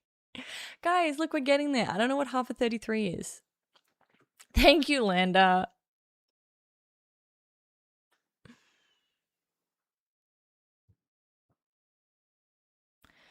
No, how many... would have never got into power if Netanyahu hadn't killed his dad, wife, and son.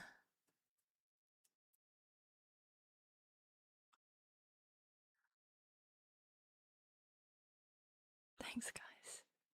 Exactly. It's a fact. It's not an endorsement. The last thing you should do is endorse my taste in men. It's very, very, very bad. Okay?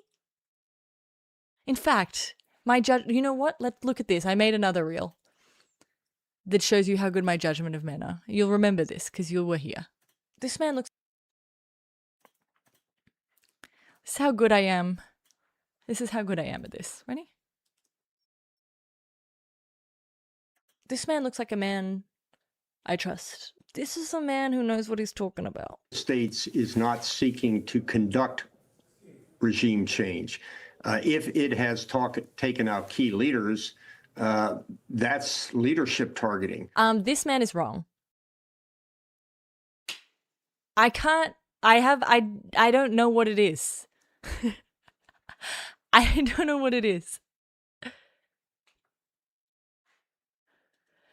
I don't know what it is, guys.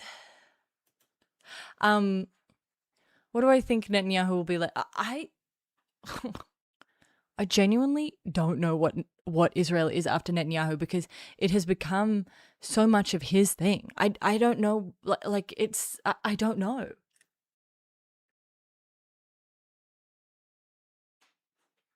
I don't know. If I like a man, no, we're all in trouble. Basically. So now Trump set up the next generation of Iran like Bibi set up the last. Yeah, exactly. Because this is the thing as well. When I say to you that like Israel's objectives are much clearer and easier to see than America's. Like Israel don't want regime change. When I say Israel, I'm really meaning Netanyahu here. But Israel is so supportive of Netanyahu at the moment that it's basically a cosign. So we can use them sort of interchangeably. But this is the reason that I do want to clarify that it's Netanyahu is because this has been his strategy since the 80s. He's been public about his views on Iran and what he wants to happen to Iran since the 80s. Okay? So, Netanyahu doesn't want regime change. He doesn't want an Iran that's friendly to the United States, right? He wants an Iran that is completely castrated. He wants an Iran that is had its legs cut out from under it. Basically, he wants to add... Remember when the Assad regime fell and within a day, Israel basically said that they had bombed the shit out of the entire thing? Because they needed to destroy Syria's capacity so that there was no capacity since for whoever took over, right? And basically what we've seen is the mow the grass kind of tactic has expanded from Gaza and the West Bank to Lebanon to Syria and now to Iran. The idea is we want to go in every now and then to make sure that you have no capacity to attack us. This strategy is deterrence through dominance, right? But we need an enemy. So we don't actually want you to be friendly, because if you're friendly, the absolute last thing that Israel wants is an Iran that has a good relationship with the United States, is an Iran that has a good relationship with the Gulf states. No. They need to stay the enemy and they need to be incapacitated. So Israel would be more than happy for Iran to plunge into civil war, to become a failed state. That works fine for them. But ultimately, America's gone in and done exactly what they wanted, which is to take out their military capacity, at least set them back a couple of years so they don't have to go in again for 8-10 years. That's their ideal. And whatever, if this fucks over America, that's fine because it doesn't fuck over Israel. If this fucks over Europe, so think about this, right? If you take Syria, when Syria kind of became a failed state, that resulted in 2 million refugees fleeing to Europe, okay? If the same were to occur to Iran and we were to take the same, that was about 10% of the Syrian population. So if we take about 10%, thank you so much, Fred. if you were to take about 10% of the Iranian population, Look at you. I need to work this shit out. That would be 9 million people. You saw the havoc that introducing 2 million Syrians, next year I'll fucking kill you. You saw the havoc that 2 million Syrians going to Europe created in terms of changing their politics, in terms of a global migration crisis. Now imagine that's 9 million Shia Muslims coming across from Iran to Europe. Because let me tell you something. This does not impact Israel. Because you know where they're not going? Israel. Dr. Octobon, I was talking about this with Pix. My subgoal is made up.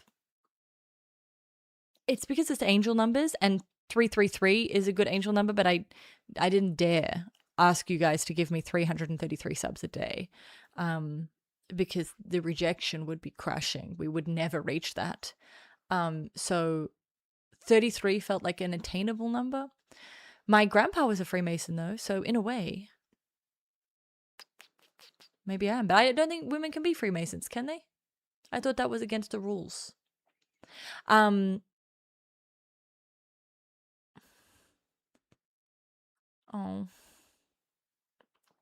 But this is like, the thing is that in terms of Israel, they don't have to deal with consequences in the same way. But they have a much clearer objective than America. But the problem is, and this is the real problem, America has no say in this war ending, right? They think they do. Hi, John. How you going? They think they do, but this was part of the bad calculation that they made, which is they thought that they forgot that they invited another party to have a say in when the war ends. And that party doesn't want the war to end. Because if the war were to end now, that wouldn't be any good for... hang on, sorry, I just got to reply to this text. How rude of me, huh?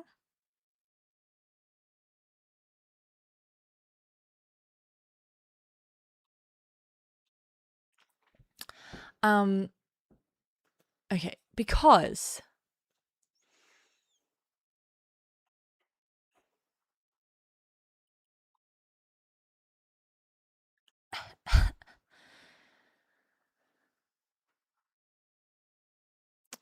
if the war were to end now, Iran would be in a worse situation than it was before the start of the war.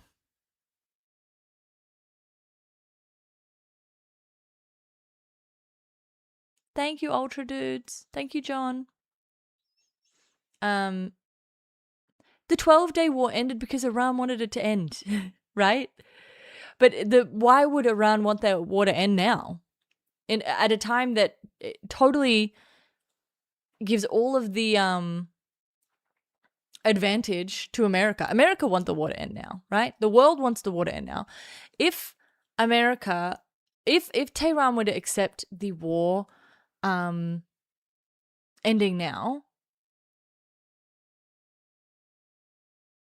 they'd be in a worse situation because their infrastructure has been destroyed, their missile capacity has taken a hit, their ability to export oil has been damaged, the prospect of sanction relief gone, right? So who's going to help Iran rebuild? Who's going to help at all? And who can help? So Iran is not only weakened, but they would continue to weaken.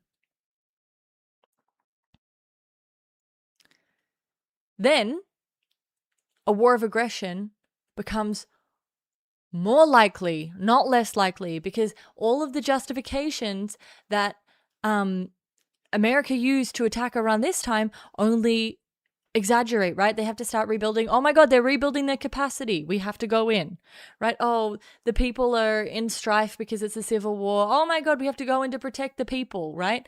Anything that they do, it's just going to be perceived weakness that's going to completely fuck them. Why did we Because, Greg, you have to understand, and I say this a lot, but it always bears repeating. I have never seen a man be more jealous of another man than Trump with Obama. I've never seen a man want to be another man so badly. He couldn't bear to have something good with Obama's name on it survive.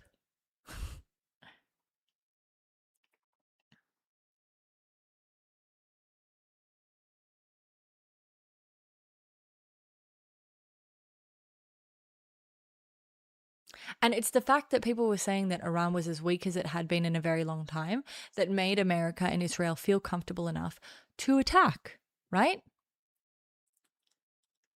So they can't exit this war with this perceived weakness continuing.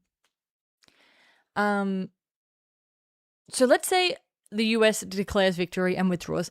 Iran will keep attacking Israel at the very least, right? So America then doesn't really have the ability to withdraw, do they? And they might even continue to attack Gulf states.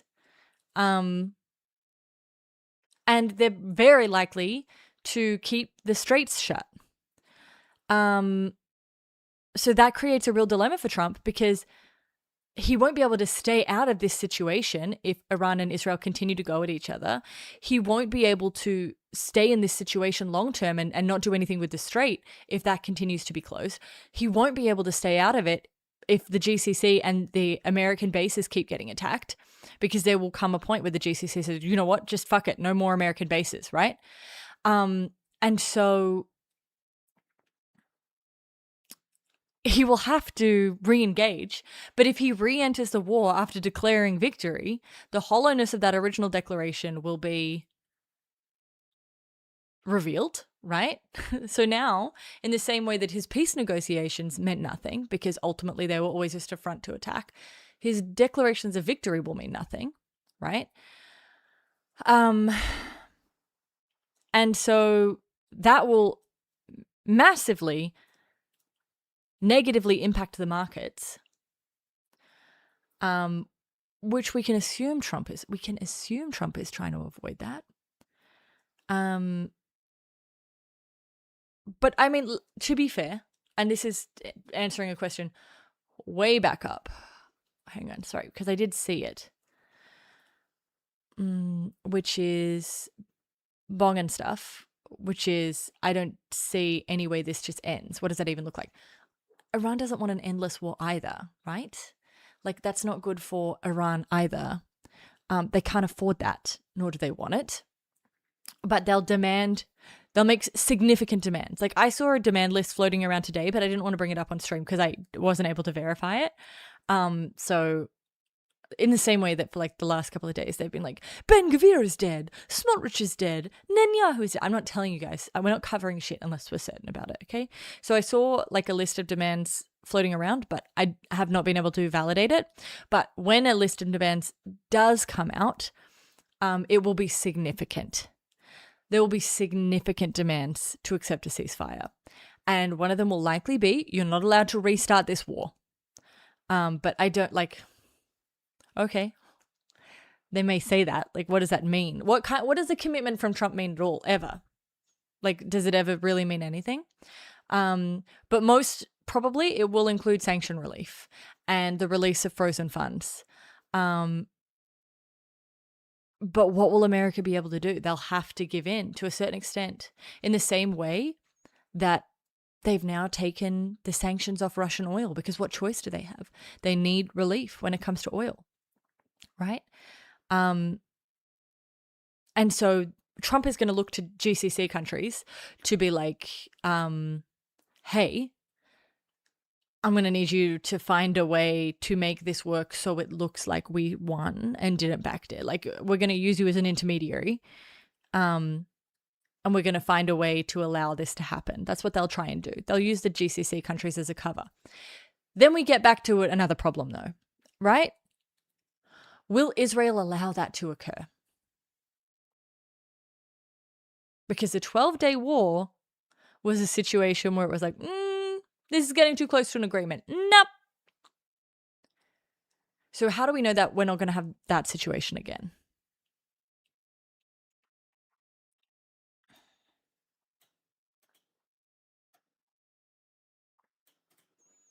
You know, hang on, I'm just taking this link. Oh, fuck. There was a fly. There was a fly.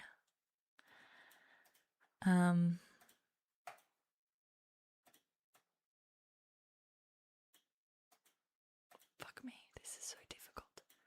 This is why I don't even allow anything. It's not working. I can't get it. Sorry, Beric. I tried to get the link. I can't. I'm sorry. I can't.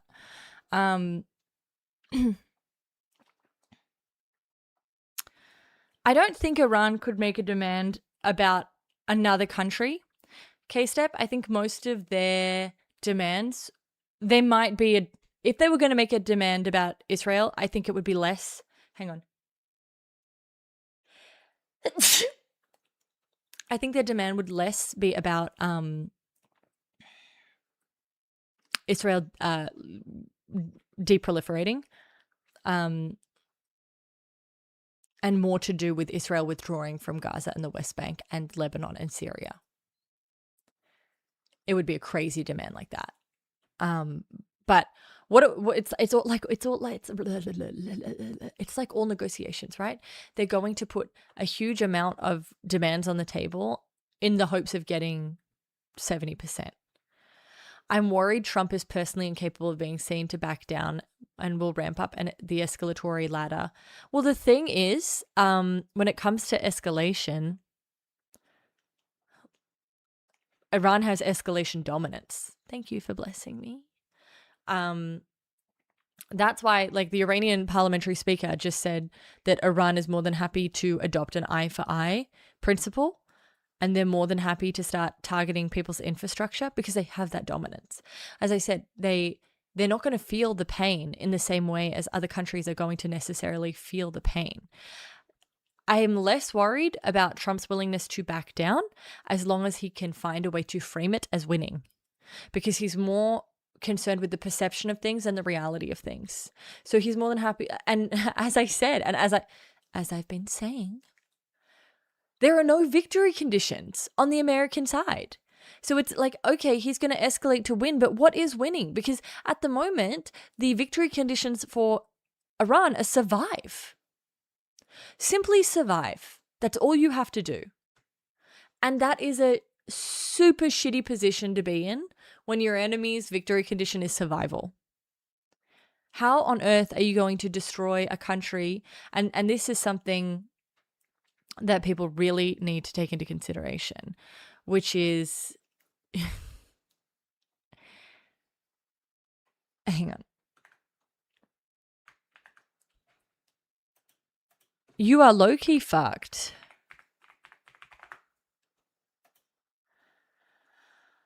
When your country,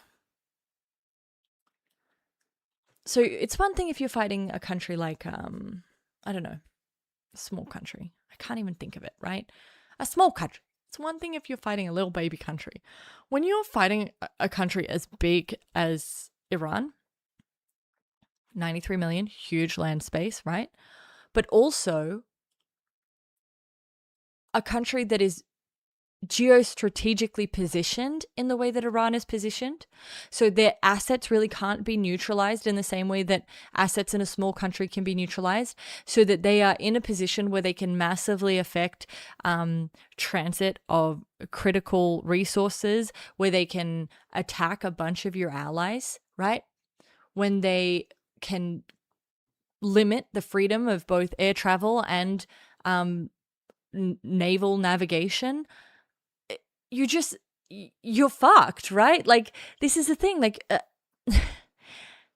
Iran's focus on the energy sector isn't an accident. It's not incidental, right? It's central to the Iranian approach, because so long as the conflict continues, Iran will leverage every single strategic choke point, especially the Strait, because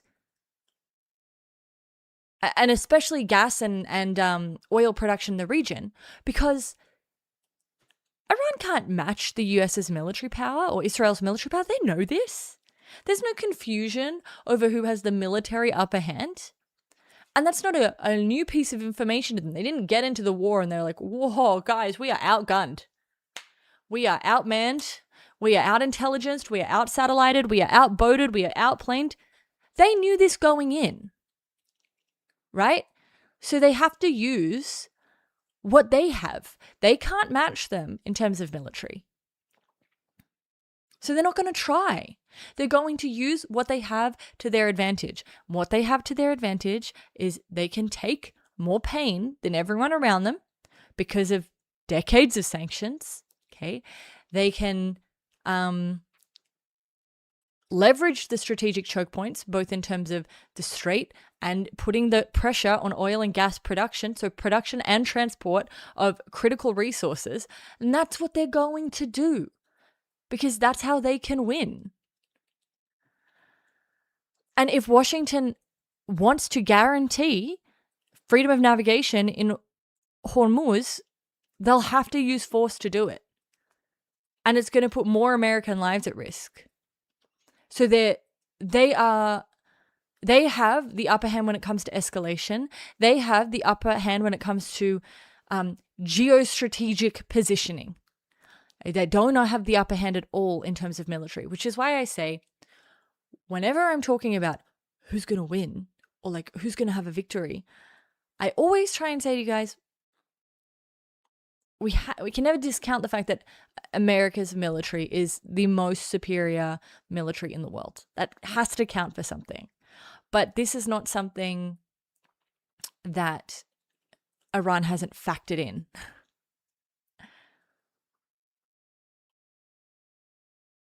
That's it. She doesn't love you. War is hell. And Iran has been living in fire for decades.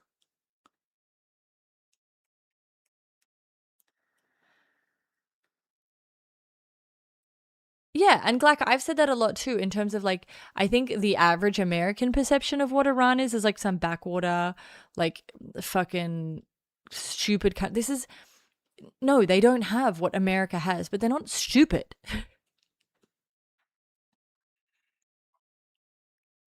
They're a technologically sophisticated country.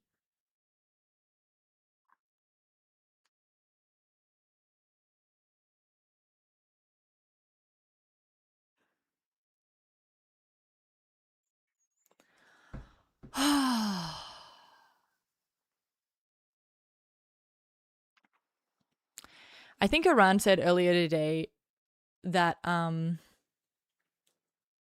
get ready for oil to cost $200 a barrel.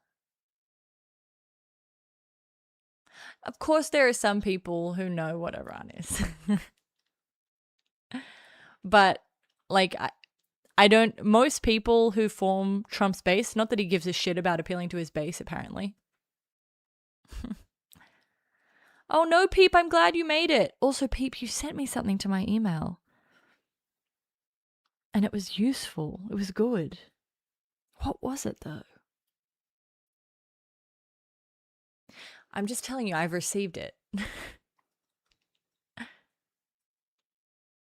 Exactly, Duda. Oh, they did? I'll have to look at them.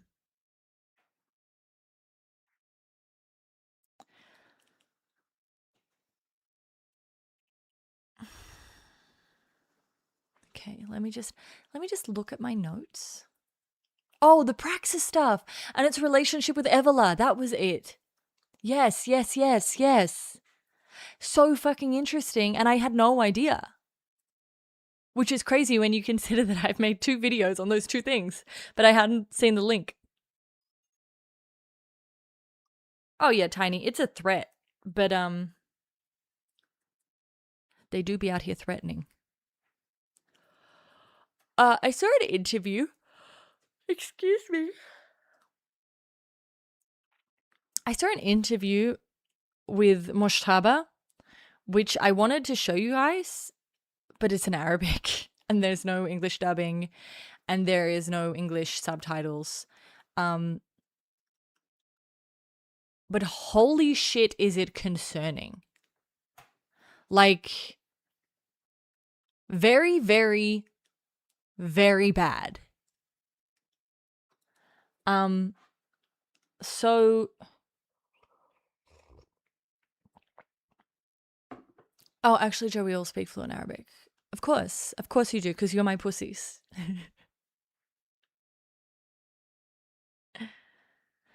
And my pussies all speak Arabic, obviously.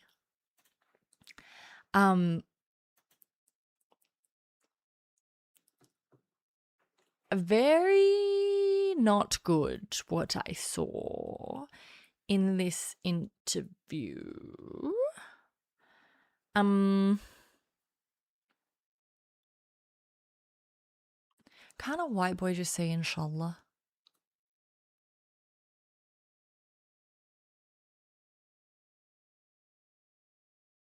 No, it's in Arabic. Okay, this is what's crazy, Mafa. The interview is in Arabic. It's with a Qatari station. Oh, sorry. So the interview is in Arabic, but this is one of the crazy bits, right? So Khamenei Sr. didn't really have a problem with the Arabs. Khamenei Jr., very racist against Arabs. Does not like Arabs at all. Khamenei Sr., pretty boring. I know that in terms of like being a dictatorial type of leader, like an Ayatollah, that boring and Ayatollah don't seem like they should go in the same sentence. I understand that to you. But I'm telling you, the former Ayatollah was low-key kind of just a guy who really wanted who just really wanted the regime to just survive. He was a regime guy. He is like, I'm part of a team. And I'm all about the team. Teamwork is my motto. That's Khamenei Sr. Khamenei Jr.? Guys, I'm not even kidding.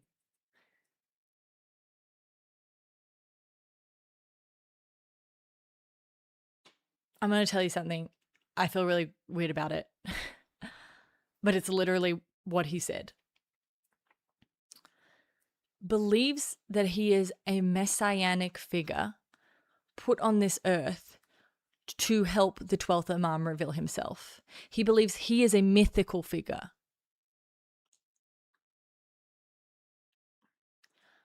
That's bad. You don't want people believing that they're sent by God to do things. That doesn't end well.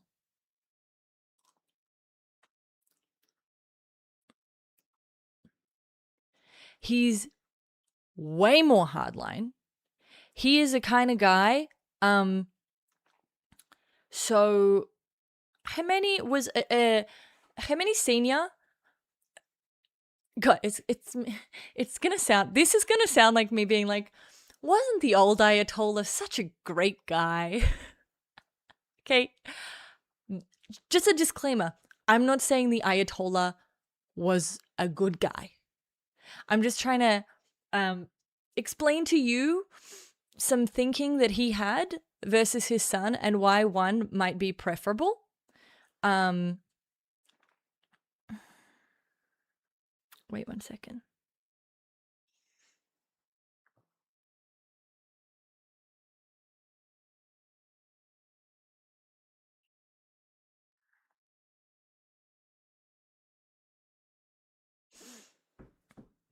Okay. Khamenei Sr., the best Ayatollah to ever exist. He was a very strategic thinker. So he was really all about strategy. He would think like, even as I've told you before in terms of the fatwa on nuclear weapons, people give that a lot more credence than what it deserves, okay? A fatwa on nuclear weapons, it was interesting because it was there to make it look like absolutely we would never ever consider nuclear weapons. But then the wording would be kind of interesting. It would be like, there is a fatwa on the use of nuclear weapons. There isn't a fatwa on the production of nuclear weapons. We just can't use them. We can make them. We just can't use them. So his framing of the fatwa kind of moved throughout his period in charge, right? He was a very strategic thinker. He was always kind of like weighing up, like doing cost benefit, blah, blah, blah, blah, blah. He was Montreal, he was way more moderate than Khomeini. So you have to understand that Khomeini was a wartime leader and the founder of the Islamic regime. It's kind of like Khomeini is like your big flashy entrepreneur who's like, I've got a great idea. We're going to make an Islamic republic. And he's like your Steve Jobs type figure. Khomeini is like a change consultant who's brought in to, like, he's like a consultant who's like an organizational consultant who's like, this is how we're going to structure the regime. So what we're going to need to do is we're going to need to decentralize, and we're going to need to ensure that our relationships with these countries are okay. Our relationship with this country can't be okay. We'll be religious here, but we'll be more, we'll be more secular here. We'll do this, and this person will be leader now. We'll get rid of Ahmadinejad. Well, he was a consultant. He was not an entrepreneur, okay? His son is not even in the world of business. I don't even know. His son is a criminal. His son is like, so where Khomeini was kind of like very strategic, all of them are goated theologians. All of them are, because the role of Ayatollah is a religious role. You have to be a religious person to hold the role, because you are the guardian of Muslims awaiting the return of the 12th Imam.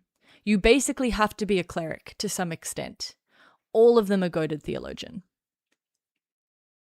Yeah, he was a McKinsey and Co. guy. He was very, But the point is, like, he was all about the regime. He wasn't about himself. And he was very strategic in terms of like, this is going to get us the best outcome, but it's also going to ensure like it's worth it in terms of what it costs us. Mushtaba, ends justifies the means kind of guy. I'm willing to do whatever to get what I want. I mean, the Ayatollah is Ayatollah, It's like asking me, what does Pope Leo mean for Catholics outside of Vatican City? I don't really know what the answer is. It's the new Ayatollah. It's the new guardian.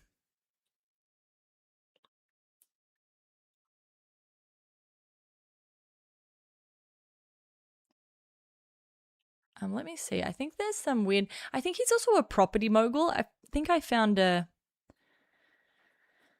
article about him. Somebody tell Doja Cat.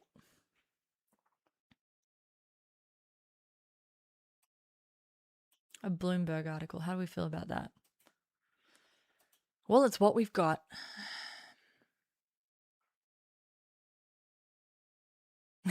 Exactly, like, I don't know. Probably, I don't speak Farsi, not Anon, so I don't know. There was one girl at my... So, in at ANU, where I studied, the building that I spent a lot of my time in was the Center for Arab and Islamic Studies. And there was this one girl who was constantly trying to get me to study Farsi, like every time I was in the building.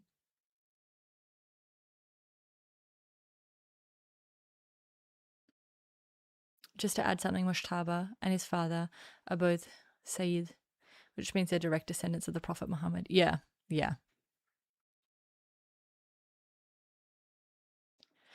Peep. There are a lot of people who don't like the Pope. They're a weird breed of people called sedevacantists, and I'm low-key obsessed with them. Do you enjoy singing? I sing all the time. The people love it when I sing. And don't make me sing. She was Persian.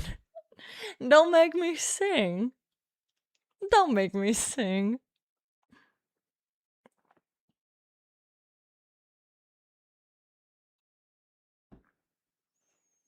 I don't care for Anglicans. Wait, did you guys see that really funny meme that was like, Catholics treat God like, what was it? He's like, God is my direct report. I'm God's direct report as a Catholic. He knows all of my flaws. I know none of his. She wasn't hitting on me.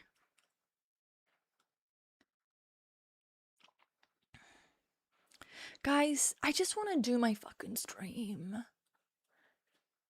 We're not watching a video, we're reading an article. The only video I have about Mujtaba is literally all in Arabic. So unless you would like to watch a 30-minute interview in Arabic with no subtitles, and no, I refuse to fucking pause every sentence and translate it for you, because then we would be here all night. Because imagine if I had to both translate and I was my normal pause Andy self. Every sentence would be like, this is what was said. And this is why I'm terrified by it.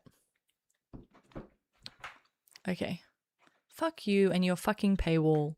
You absolute fucking loser piece of shit. You think I don't have a paywall remover? YouTube did create subtitles. Arabic subtitles. Oh my god. Oh my god. Oh my god. Look at that butt.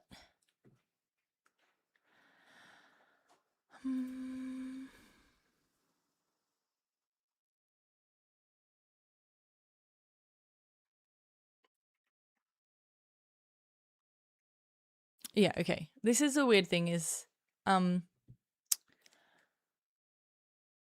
so everything I just said where he's like, he's a messiah, he's a hardliner, he, what else did I say about him? He hates Arabs.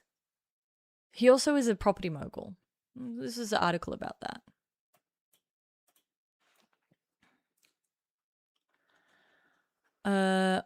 On a tree-lined street in North London, known as Billionaires Row, a clutch of mostly empty mansions sit behind tall hedges and blacked-out gates. As school children wander by, private guards in dark SUVs patrol outside. Behind the facades of these luxury homes on the Bishop's Avenue lies a network stretching from Tehran to Dubai and Frankfurt. The ultimate ownership traces back through the layers of shell companies to one of the most powerful men in the Middle East, Mujtaba Khamenei, the second eldest son of Iran's supreme leader. The 56-year-old cleric touted, well, the problem is, Cernu, Trump might love him. He will not love Trump. Yeah, it is kind of like they put in the Iranian Trump. And I'm telling you guys, remember how I was, for ages, I was like, it'll be Arafi, it won't be Mujtaba. It really feels like putting in Mujtaba as the Ayatollah was an act of complete defiance. Like it was a big fuck you from Iran.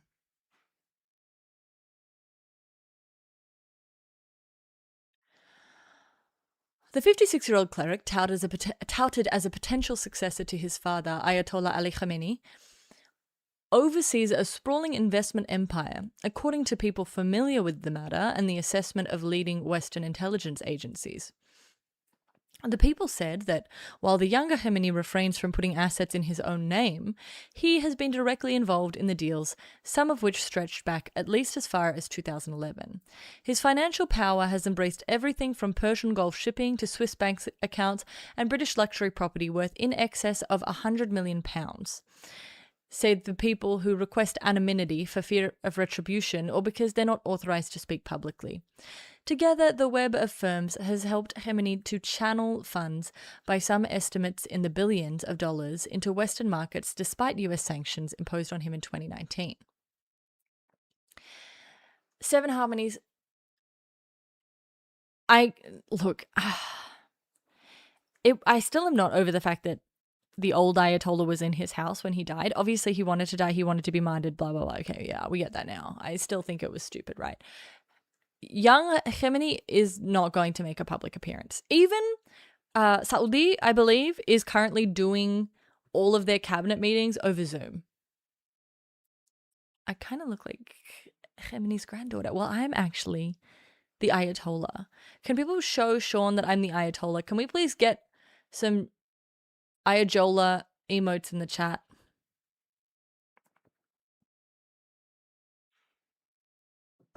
You guys, this is the problem. Stop. Do not say anyone is injured. We don't know that. You can say, oh, I saw like 6 OSINT accounts. Yeah, guess what? I've seen like 15 OSINT accounts report that Ben Gvir is dead.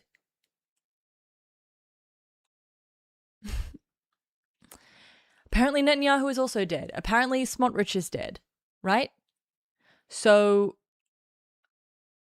we're not just, yeah, of course we love the idea that it's like, let's just say that the new Ayatollah is already injured.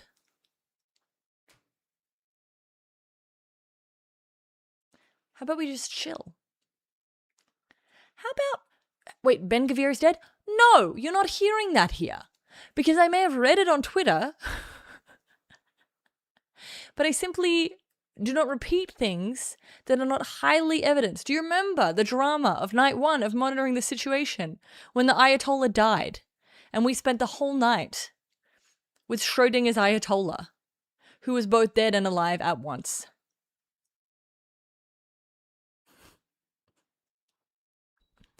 We don't report that shit here. No one's dead. Everyone is alive. If you are coming here for the news I have for you, everyone is alive. No ships are damaged. Nothing is wrong. You are privately allowed to hope for whatever you want, but it's not getting reported here. You want me to tell you Ben Gvir is dead? The most Arab source available, the most Israeli source available must report it before it will come out of my mouth. Even if Haaretz reports it, I'm like, nah. That source is not Israeli enough. Remember how I felt about the Ayatollah? I told you, I want to see that man's dead body with my own eyes. And even that I can't trust now because of AI. I want to see a dead body, and then I want to hear Netanyahu himself announce it in a press conference. Then we'll report on it. But until then, Ben Gvir is very much alive. God, you guys. I've seen it. You just didn't look hard enough, Ahmad. For those who really wanted to see it, it's been seen. Guys, I want to go to the bathroom. What can I put on for you? Do you want Techno Cows? I can give you that.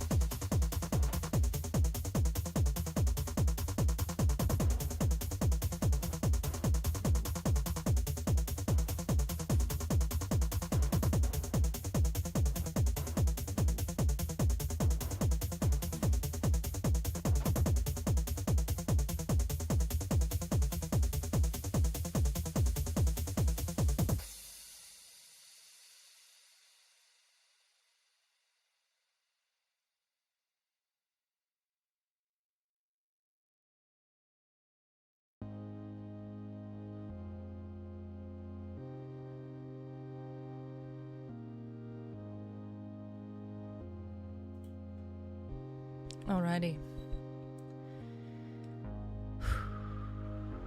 I'm back. You don't like the earrings? That's just an earring. Little cow earring. You don't want them to have bling?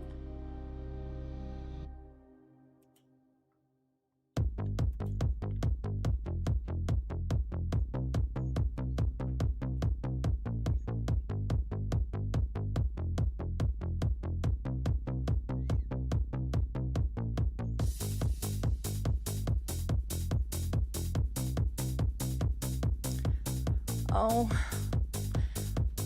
better. Can you do maybe? Why did it? Oh, does that one work?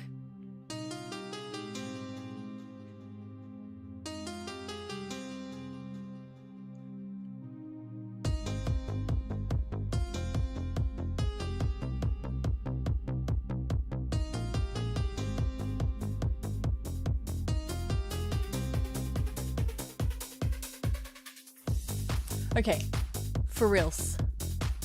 Focus. I can't. The music. Okay, we got more. There's a little video I want to watch with a guy called Iran Wonk. How do we feel about that? Is that okay? Joanna, do you think Ben Gvir is leading the Kurdish resistance forces breaking the I think Ben Gvir is going to personally fly a B-1 bomber over Iran's main nuclear facilities. Then he's going to go back in with a different plane. One that am I really loud? Sorry. One that I don't know.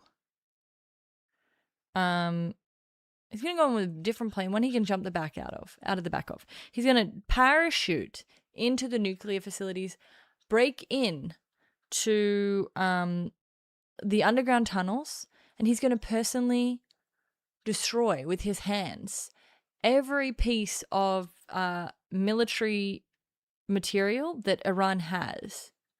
And then he's going to be the new Ayatollah. That's what I think is Ben Gvir doing. That's what he's up to.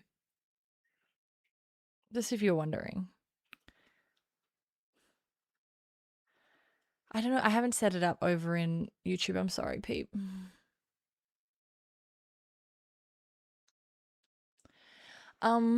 Guys, you want me to watch this video?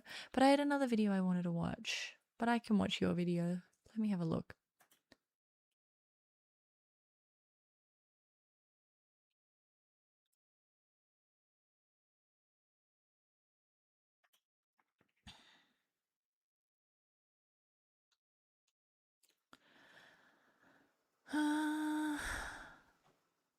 Guys,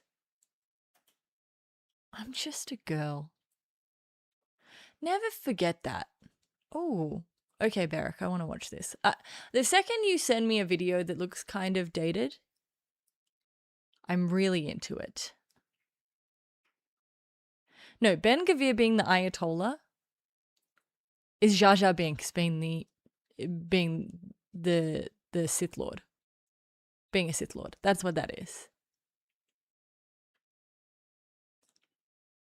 Ben Gvir being an Ayatollah is Jar Jar Binks being a Sith Lord.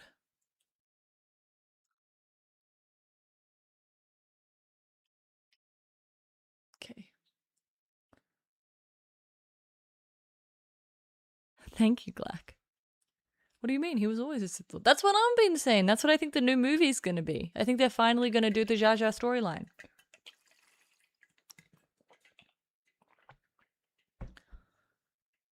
No. Beric. I am in no way okay, I truly believe there's a different world, right? There's a different life. There's a different timeline where I'm an archivalist. There is nothing I love more than looking at old footage.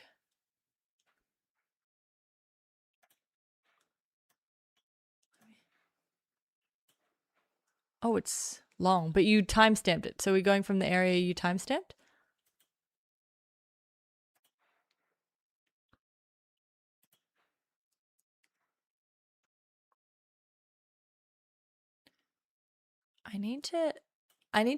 I cropped this, but I need to crop it different because when I am doing stuff, I'm always off to the side. I need to be like here. Okay.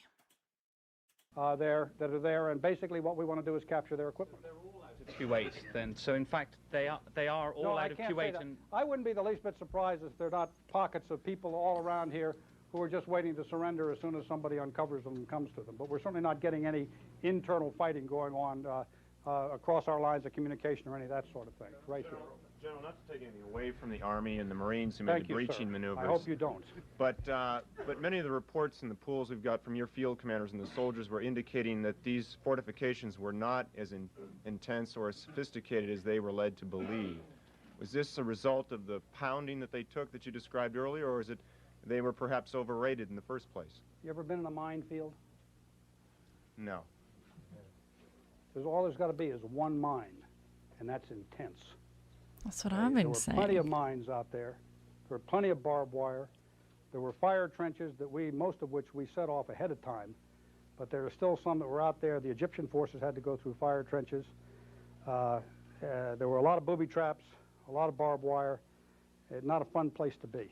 I got to tell you, probably one of the toughest things that anyone ever has to do is to go up there and walk into something like that and go through it. And consider that while you're going through it and clearing it, at the same time, you're probably under fire by the enemy artillery. That's all I can say. Was it less severe than you had even expected? I mean, were you expecting even worse? It was less severe than we expected, but one of the things I attribute that to is the fact that we went through extensive measures to try and make it less severe. Okay, and we really did. So is this clearing the mines during the Gulf War? Is it underwater mines? What? I need a little bit more context. Is this the Gulf War, and where are they clearing mines? The ones off the coast of Kuwait? But didn't that happen after? Landmines. Okay.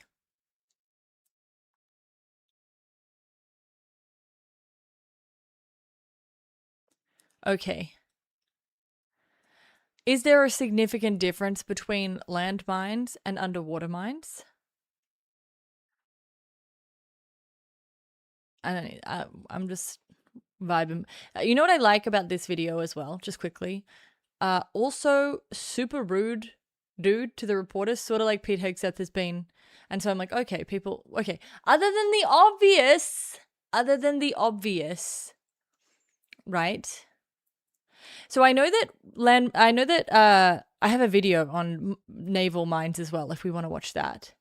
I know that you can have floating mines and you can have mines that go underwater, but from what I have seen, Iran is less likely to use the floating mines because they don't want them to float out into open water. But what I'm less asking if there's a difference between them in terms of, I'm asking in terms of detection and removal. Yeah, we'll probably watch the naval mines video. I wanted to watch the Iran wonk video, but okay, we'll watch the naval mine video in a second. I want to watch more of this guy. I didn't mean to be facetious with my answer. I just got to tell you that is a very tough mission for any person to do, particularly in the minefield. Yes, sir. General, is the Republican Guard your only remaining military objective in Iraq? And oh, okay. The I question's gather there over. have been some heavy engagements. How would you rate? Can I just say though, guys, if you ever have old press conference footage like this, I always want to see it. I always want to see it.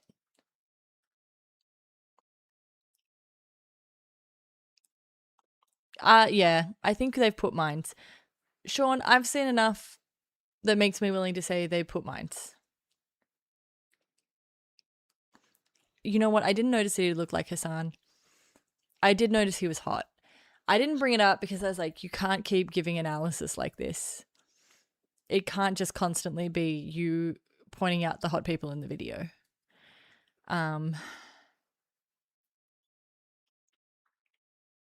So I noticed it, but I bit my tongue. Why not? Because you're going to start thinking my analysis is vapid. Even though I work really hard to tell you when someone's hot and also tell you important things about minds.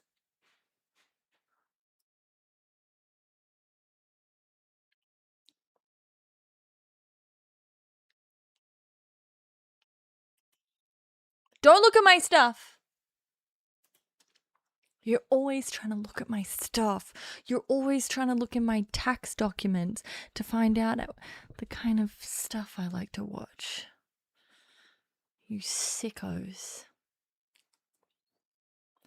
Yeah, not add-on. I remember being super upset because Cheese TV wasn't on and I wanted to watch Sailor Moon and Dragon Ball Z.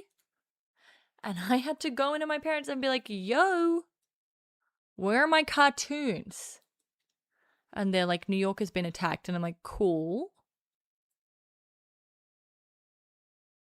Doesn't answer my question. And similarly, the day I learnt my dog died, Sabrina the Teenage Witch was on TV. And it was the last time I ever watched that show. Television.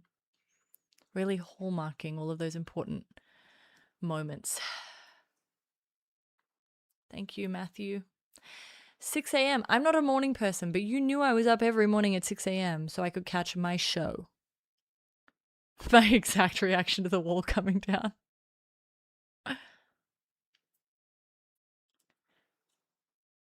I will definitely watch Leah's recent video. I have to be careful. I don't want to watch like too much of the same creators' work because I don't want them to ever feel like I'm just taking their shit. You know what I mean? That's why I try not to watch too much of one person's work. I like to watch a video by someone, tell you guys to watch it, like it, you know, and then do I want to make as much of the coverage my coverage instead of React coverage as I can. This sort of React where I'm reacting to like a press conference from the 90s, that's fine. But like reacting to the content that another content creator has made, I don't like to do that as much because I feel like I'm not putting in the work to earn your money. And if I'm going to be asking you to donate to me, I want to make sure that I'm the one who's done the research. I'm the one who's putting it together. I'm the one who's making it entertaining. I like it to be my content. It makes me feel less guilty about the whole situation. That's crazy. Not add-on. But speaking of that, you should give me money. I love content stealing from the Iraq War.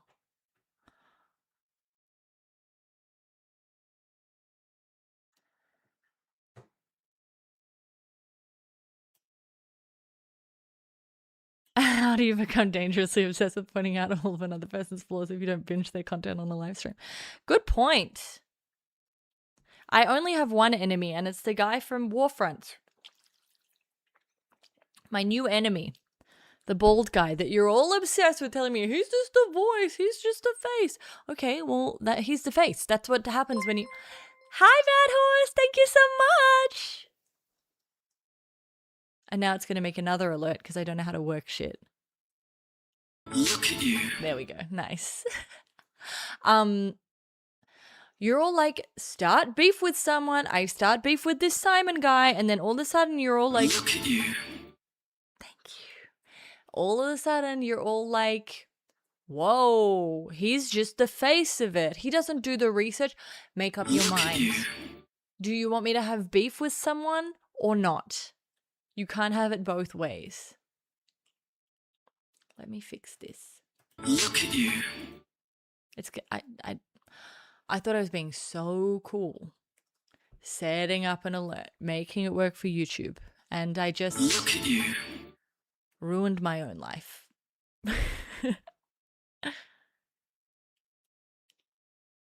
Look at you again? Okay, relief. Sweet relief. Sweet relief. I got beef. I got beef with the entire research team, and I got beef with him. Oh, I'm supposed to have beef with someone everyone already hates.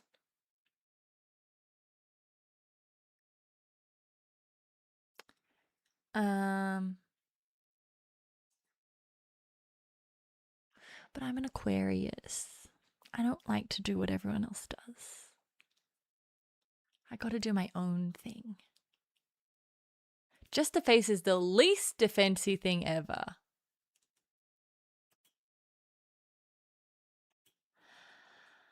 Okay, hang on, guys. Focus.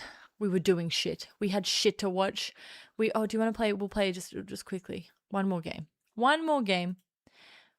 We haven't played any Sporkle today, which is fine because you guys distract me anyway and you don't let me play my games. You don't want me to be a gamer. You don't believe in the prophecy of XQC. That's okay. I don't need you to believe in the prophecy of XQC. It will come true whether you believe in it or not. Now, please. One game of minesweeping the Strait of Hormuz. Okay. Whew. Oh! Two games.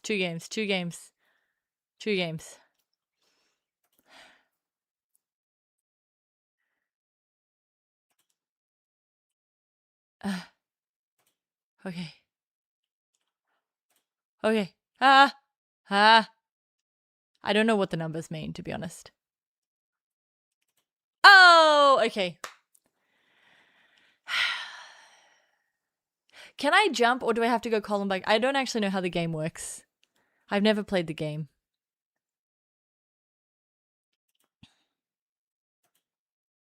How to play. Left click reveals tiles. Right click cycles flag. Okay. Clicker revealed, but I want to know how I play. The number means how many mines are adjacent to that block. Oh my god. No, but I want to know, am I allowed to just jump or do I have to go column by column?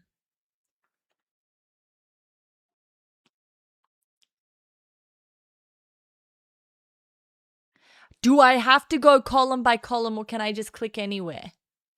Okay, thank you guys. I get it now. Okay. Whew. Ah. It's getting real tied up here in this little skinny bit. Oh! Wait. One more game. This is a Strait of Hormuz simulator, yeah. Because mines are going there now. Sweep the strait.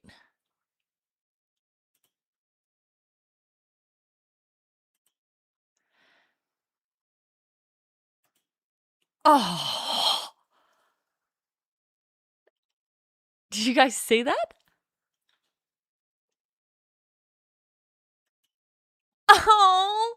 Wait, one more game. One more game. Oh,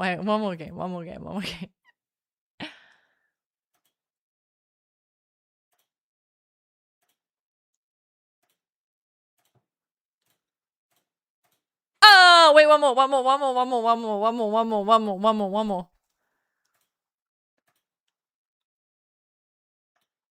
Oh, wait, no, that one didn't count. If it happens on the second one, that doesn't count.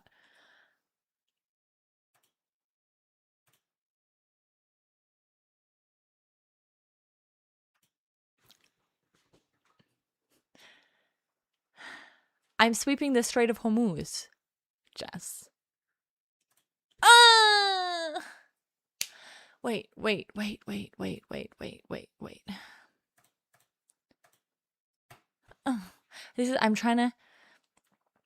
I'm just trying to, I don't really care about the numbers. I get that you're meant to.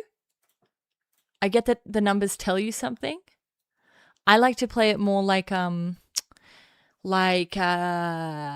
or No Deal. There's just no real, it's just luck.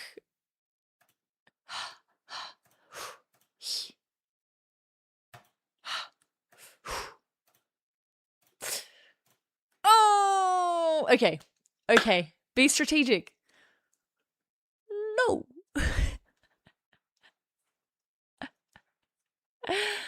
This is why it only takes one. That is the lesson of this game. You thought I was just playing a game?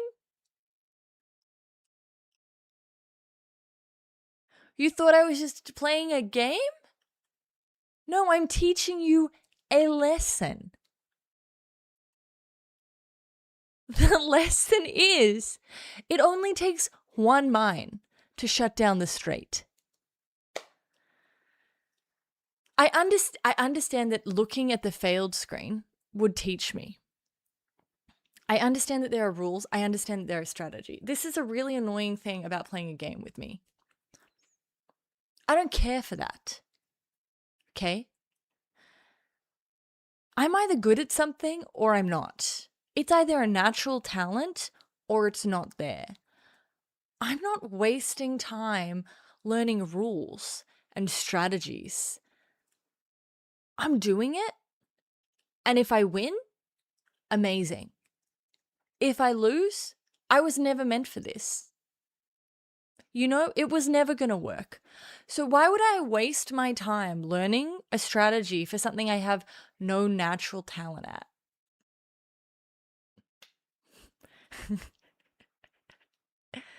It's either...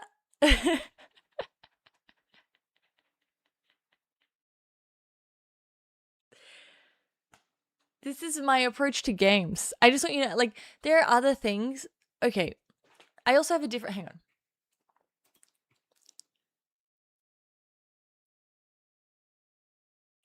I don't want to surprise you guys with this information.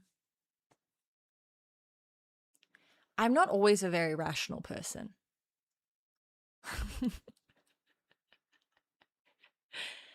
When it comes to games, it's raw talent or nothing. When I'm sitting at a board game table and someone's explaining the rules, no, not listening. Picking it up as I go. I'm either going to win or I'm going to complain.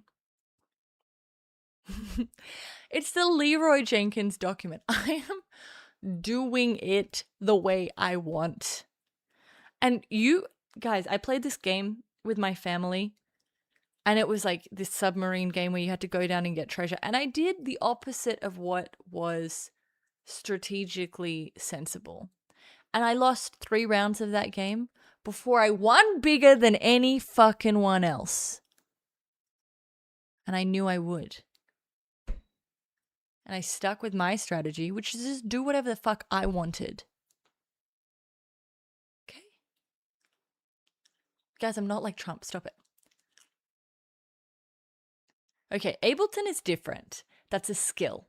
And I have someone who's going to teach me how to use Ableton. And then it'll be better. Okay? I have a teacher for that. It's not a game. It's a skill. Okay. So that's my rule for games. My rule for sports, slightly different.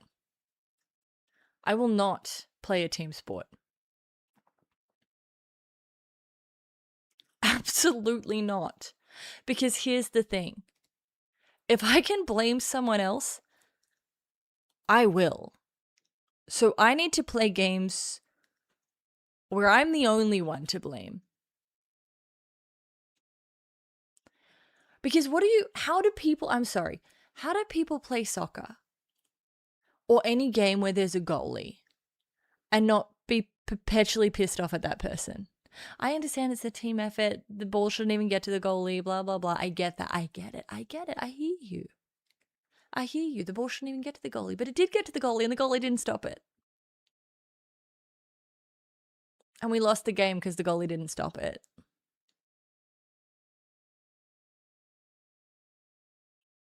So I grew up playing solo sport because then the only person I can be mad at is myself.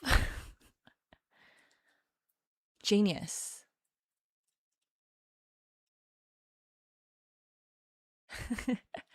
And so these are the rules.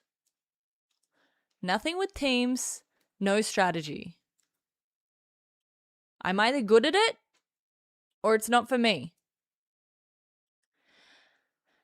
Now, that's not true for anything that I deem to be a skill. like language, a knowledge base, painting, pottery. These are things I'm willing to put the time in. Okay? But a game?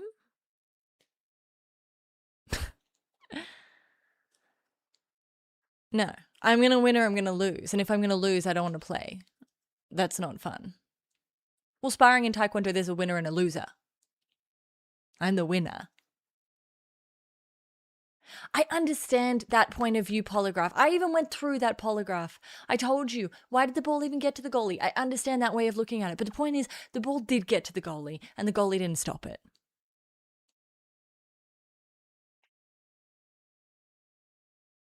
I don't suck at things. I quit. Which is why I constantly quit streaming. But then I come back. Do you know what thottery is, Joe? Being a slut? I don't know. Slut, not in a derogatory, by the way. Okay, guys. Sorry, I got so silly there. I want you to know as well. Sorry, now I feel I'm getting that post-stream cringe, but like in the middle of the stream.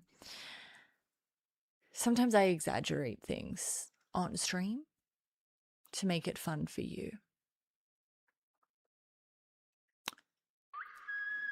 Thank you, X tier. So is that true? Everything I said, is that true? It is. Yes, it is. It is.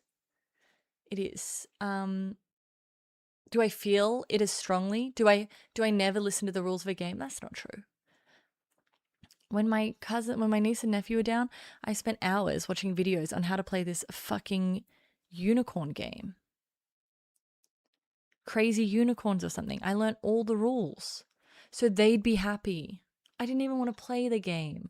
And I learned all the rules. And not only did I learn the rules, I went and got paper and made little like guides for the game so that they would sit in front of everyone and they had the rules there. It was a complicated fucking game.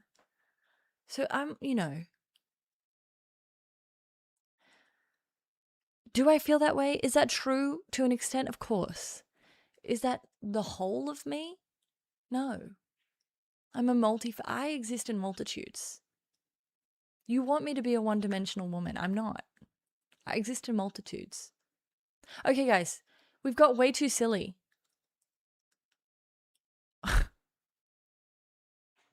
God, we're going to watch a video.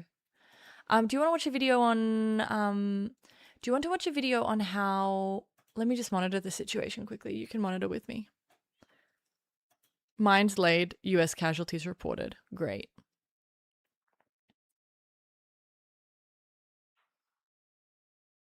According to the DoD. Now, the DoD in this case is going to be something... I already played Subnautica on stream, and guess what? I loved it. But I played it after the meta. Yeah, Unstable Unicorns. That's what I played. I had to learn all the rules. And half my family were drunk playing it. And that fucking was terrible. Okay. Let me just check.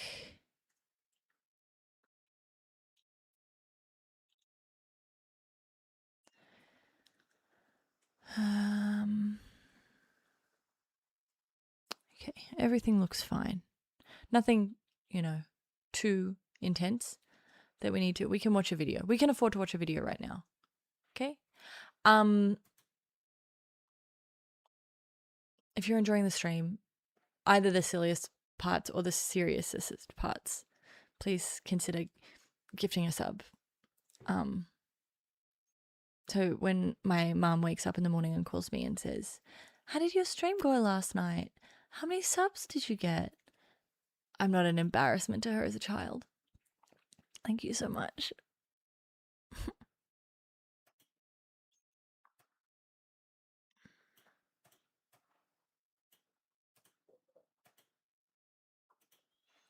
Wow, you all want me to be embarrassment. Okay. That's fine. I'll tell my mom about you. And she won't forgive you.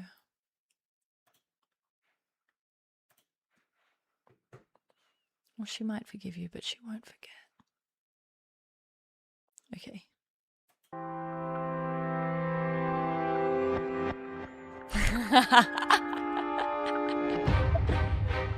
Thank you, Submum, for subbing. How do people do that so quickly? Oh, thank you, Wallach, for gifting to Submum. How do you... Thank you, Landa. How do people even do that? How do people do that? No embarrassment. Thank you.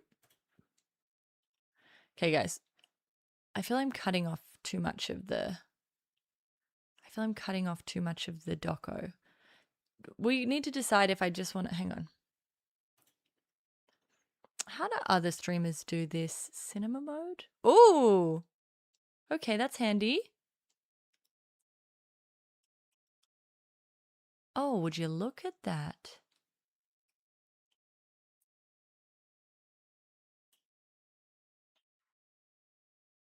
Okay. Well, now I know. Thank you guys for letting me know. There is no doubt that the mind is our greatest obstacle to success. A clear path to storm the beaches. Thank you for cheering. Were your Taekwondo patterns referred to as Pumse or Tool? They were... Fuck. Neither of those. What were they referred to as? Hang on. That's gonna reel.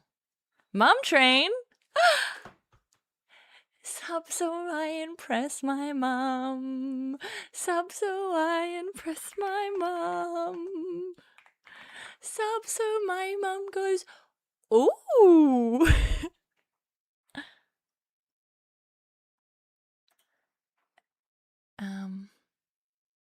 It wasn't kata. Thank you guys. Thank you very much. Thank you, Tarisk.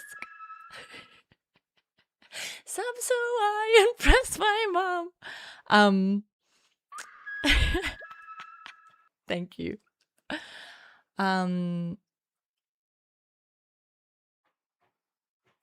Where is the book? Is the book one of these covered books? Hang on. Chonji. No, it wasn't called that. Hang on, I'm just looking on the website to see if I can find any of the...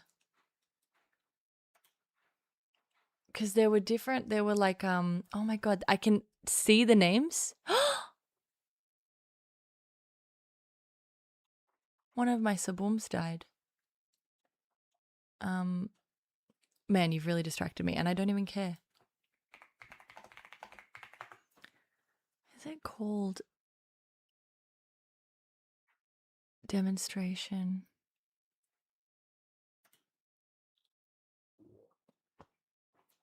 What was it called? What were they called? One Steps, but what they had, One Steps had name. Oh, I can't remember. Why are the rectangles white? They're filled with white books because because you're all perverts. And I have to cover my books even because all you want to do is know what I read. You're all trying to read my shit. And you think I don't know. No, I'm not talking about emojis. I'm talking about...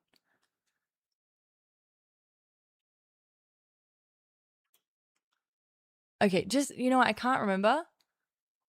But I'll remember next time we talk. If you can remind me to remember.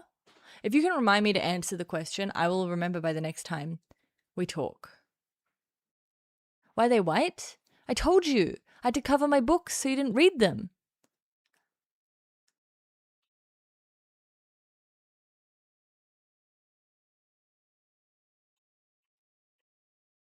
Because you read things. I'm reading a book called The Iliac Crest. I think that's what it's called.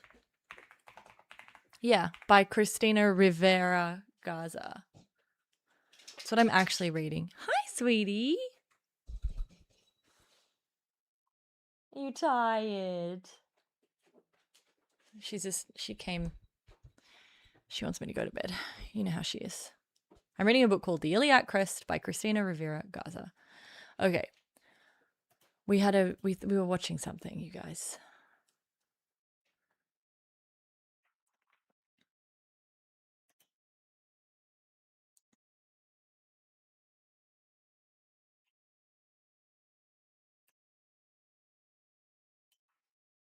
Look at you. Thank you, Sheriff. Guys, how exciting, because guess what? Oh! The sheriff has made it. So I do not have to say to my mom, Mommy, I didn't reach my goal. Now I can say, Mommy, I did it. I did it. I got all the subbies I asked for. I had a level hype train, Mum. They called it the Mum Train. They did it for you, Mummy. My mum watches my stream, so she'll see all of this. She's asleep now, but she'll watch it tomorrow. And she'll be like, that was really embarrassing, what you were doing there. Why did you do that? Mom, I did it for you. Yeah, but you made a fool of yourself.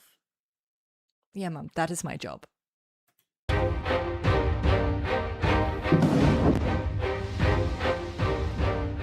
The performance of the minesweepers can only be described as magnificent. Guys. And if we manage to reach the enemy coast without becoming disorganized and suffering serious losses, we shall be fortunate. Know that life is not fair and that you will fail often. I did not pre-watch, okay? So, this very intense documentary, I didn't realize how, I thought it was going to be a little bit bland, but we're having the opposite problem. It's quite intense. Damn the torpedoes, full speed ahead. Nothing mattered but your will to succeed. This is Naval Mines.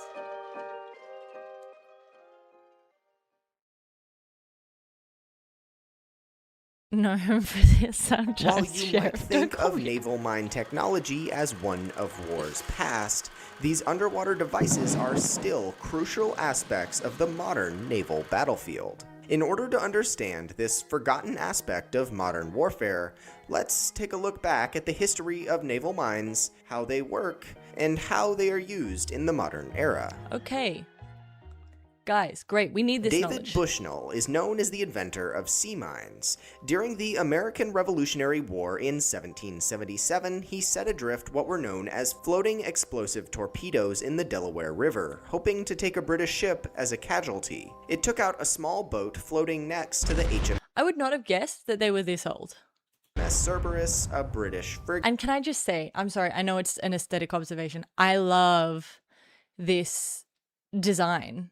The way that the graphics are done. I love it. Killing 4 sailors. These would be the first casualty of sea mines in naval history.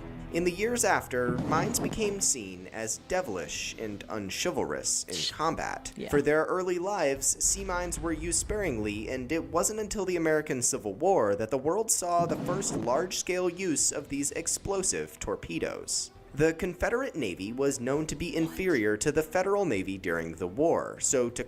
We had submarines in the 1700s? Well, that's my shit I didn't know for the stream. Normally, so what have we had? Putting out fires, how far away space is, how speed works, O3, and now apparently we had submarines in the 1700s.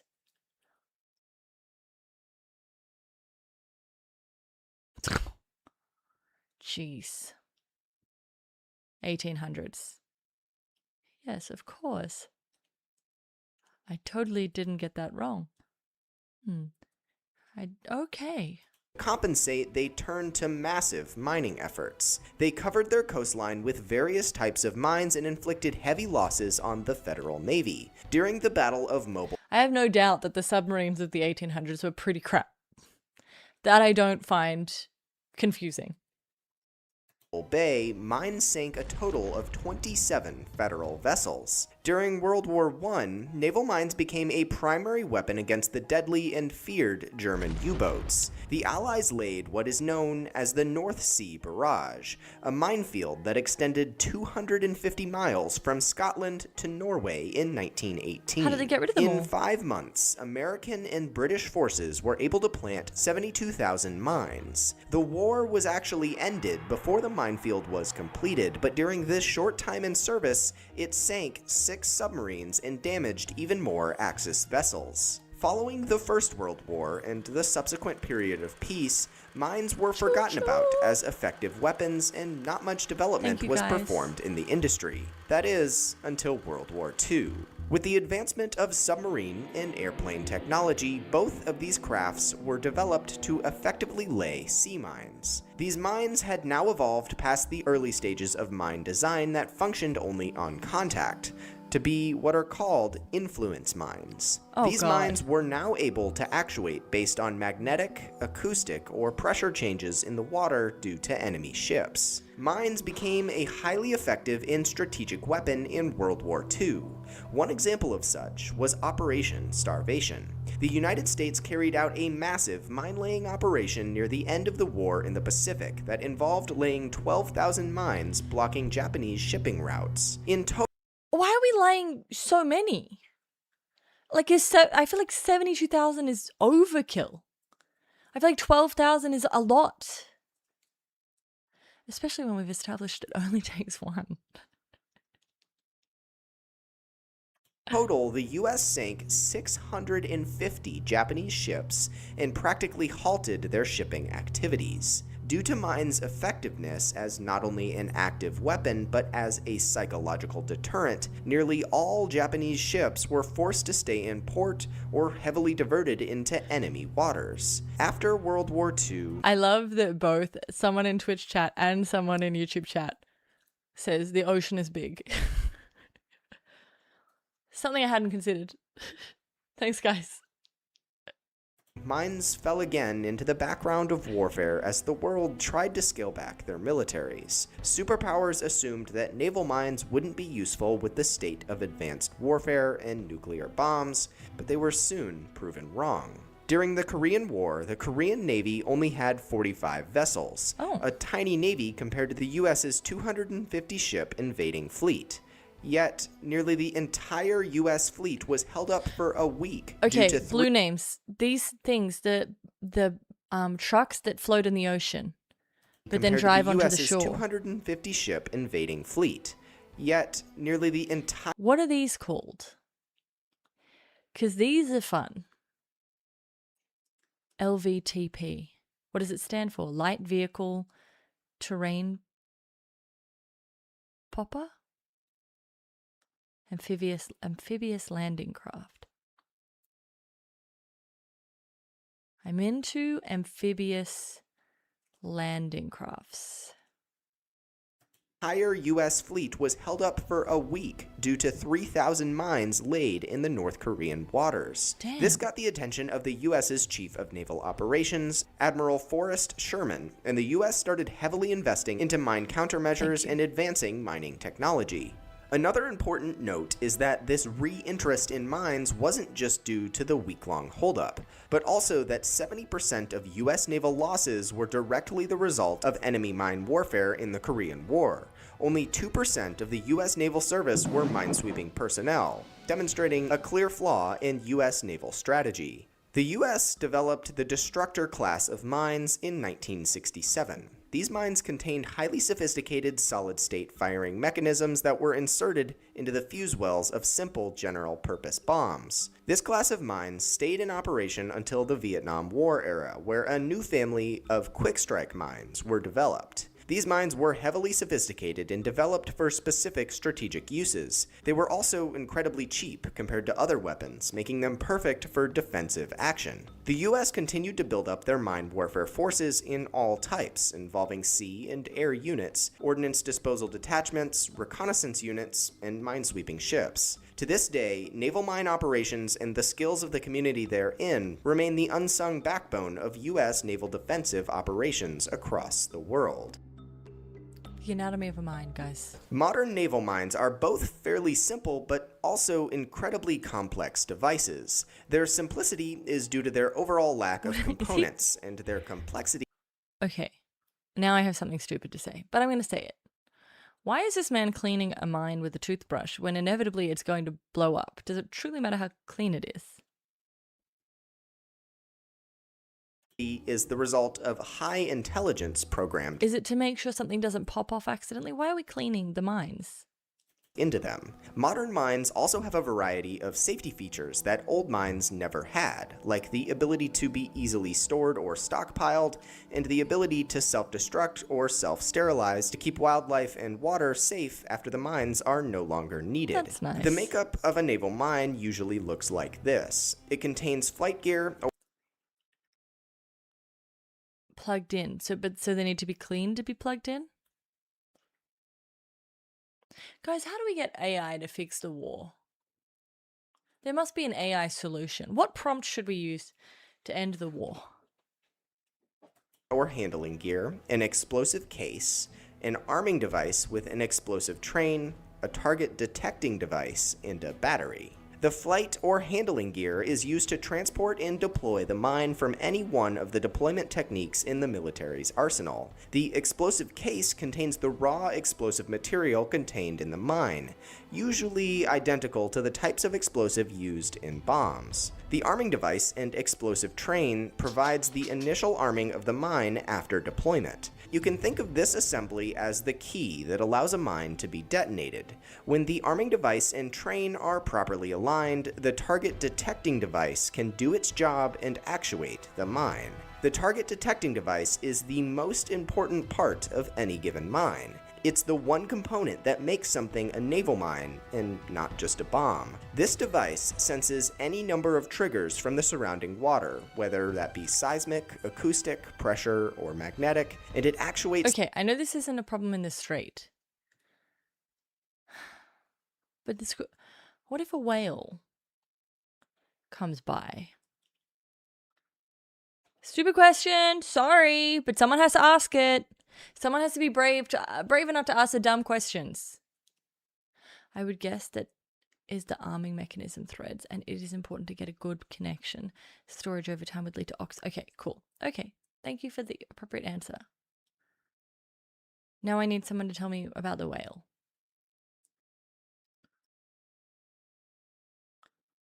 No metal. But what if it's like a acoustic issue? Hopefully they don't have metal. Hopefully that's just, thank you, doesn't have trigger requirements to trigger the mine. Okay.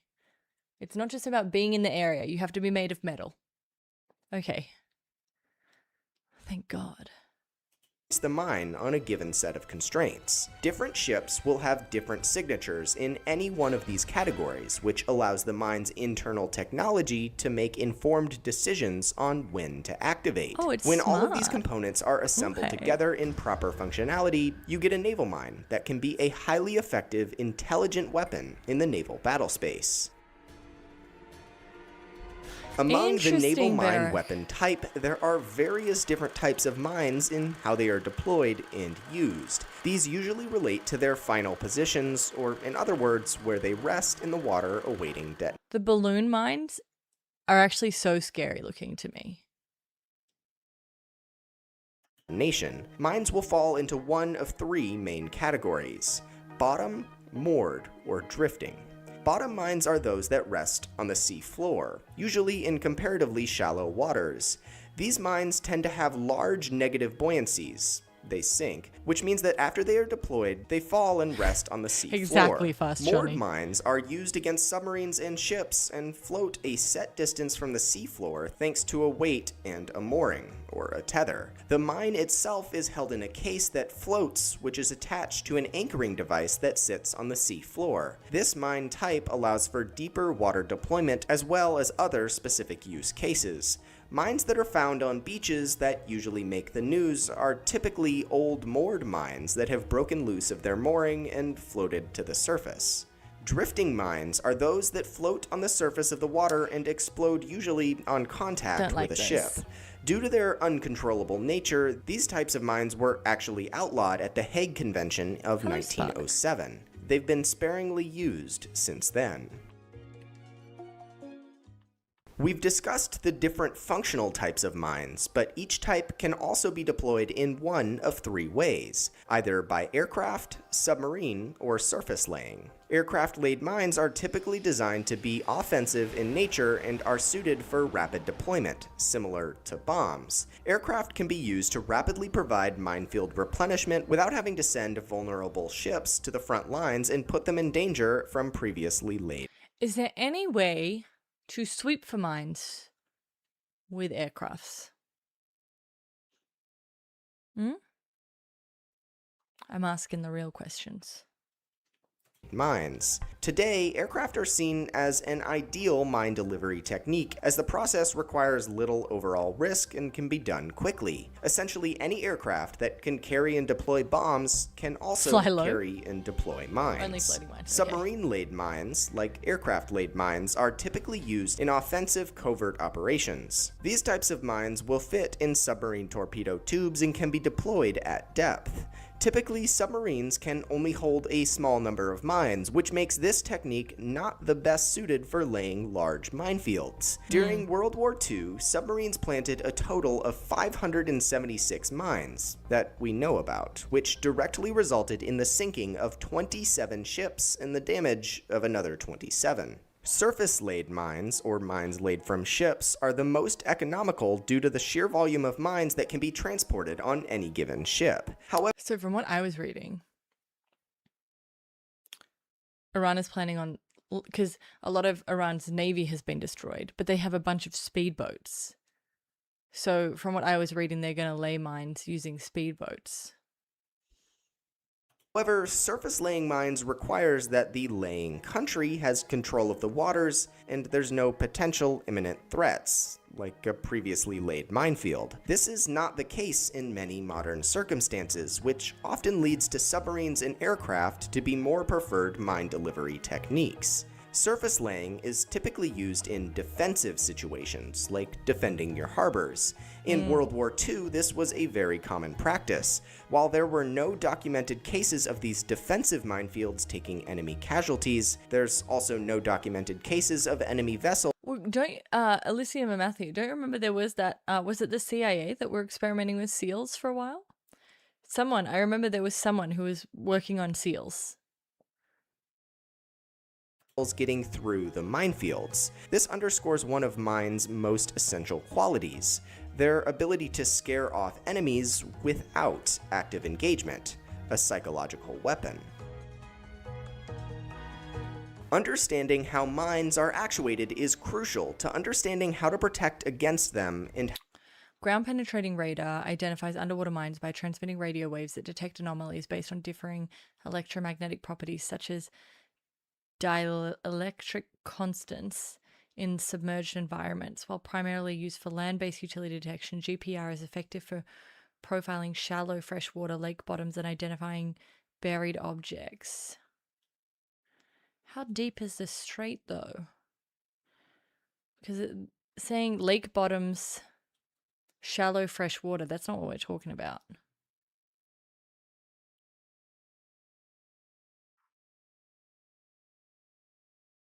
How to use them. Each type of actuation relies on sensors that are placed inside of the target detecting device, which ultimately triggers the detonation of the mine. There are 4 main actuation techniques that we mentioned earlier: magnetic, pressure, acoustic, and seismic. In cases of magnetic actuation, the target detecting device will contain small magnetometers, or sensors that detect magnetic fields. These magnetometers are typically 3-axis detectors, which essentially means they can pick up on magnetic fields in any direction. Every ship has a magnetic signature of some sort. And obviously, guys, what do we know? Whales aren't magnets. which is specific to size, metal type, and even where the ship was built on Earth. As a ship passes a mine, the magnetometer picks up on the signal and converts what it senses into tiny electrical pulses. These pulses are then processed by the internal circuitry, and the target detecting device determines whether it wants to actuate or not. When the device determines that it has enough input to actuate, or rather the right input to actuate, the mine is triggered. Pressure actuation sensors detect negative pressures and convert them into electrical signals. This works similarly to magnetometers, except with pressure. Like ships' magnetic signatures, each ship also has a pressure signature, which is dependent on things like size, shape, and weight. As ships move through the water, they displace a given volume of water. That changes the pressure in the water from a ship's hull, and it's dictated by something called Bernoulli's principle. After the target detects... Of course. Bernoulli's principle. Come on, guys. Come on, pussies. Bernoulli's principle. Clock in. Detecting device analyzes the pressure signature and determines that it wants to detonate on the target. It sends signals through the explosive train to finalize the actuation process. Explosive train. Acoustic sensors convert sound waves that travel underwater into electrical signals that the target detecting device can process. This sound comes from things like hull noise as the ship moves through the water, propeller noise from things like cavitation, and even crew noise from inside the ship. These all create sound vibrations that travel through the water and can meet the requirements of an acoustically trained target detecting device to detonate. Seismic detectors are quite similar to acoustic sensors, and they utilize... There was actually an earthquake in my city today. 4.9 on the Richter scale. I didn't feel it because I'm a Chad. That's the third earthquake I've been in that I've not felt. I just don't really care that much about the earthquaking. I just quake away. I'm not going to give you attention for that. Similar acoustic inputs to determine detonation. The seismic sensors sense the case movement of a mine that's the result of acoustic stimuli. These sensors are typically slightly more sensitive than acoustic sensors and can be programmed in conjunction to further refine when mines detonate.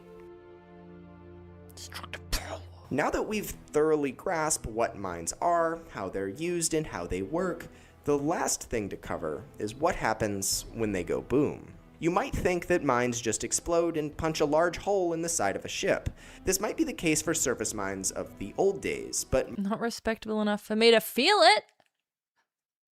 Modern mines almost always rest below the surface of the water. When a mine explodes underwater, the energy is dissipated in 3 key ways. 53% goes to a shockwave, 46% is converted to heat, and 1% is expended as light. What about the fish? I know it's like the least important thing. But won't anybody think about the fishies? The primary ways that mines damage ships are through the initial shockwave and the resultant gas bubble pulse. The shockwave propagates through the water and can damage or crack the hulls of ships if powerful enough. After detonation or rapid expansion underwater of the mine, a gas bubble is created. This gas bubble expands until the pressure of the surrounding water causes it to collapse at an incredible speed. After collapsing, it expands again and collapses, and expands again and collapses, each time losing a little bit of energy. Guys, welcome to part 2 of shit I know nothing about. What? I think we've determined it's just science, okay? Generally. When science comes up, I lose it all. Go away. There's pressure on the gas, which to me makes no sense already. Already I'm like, I don't understand. Makes it small, but then for some reason it just gets big again. Make up your mind. So the pressure changed. The pressure became not pressure. It wasn't as much pressure.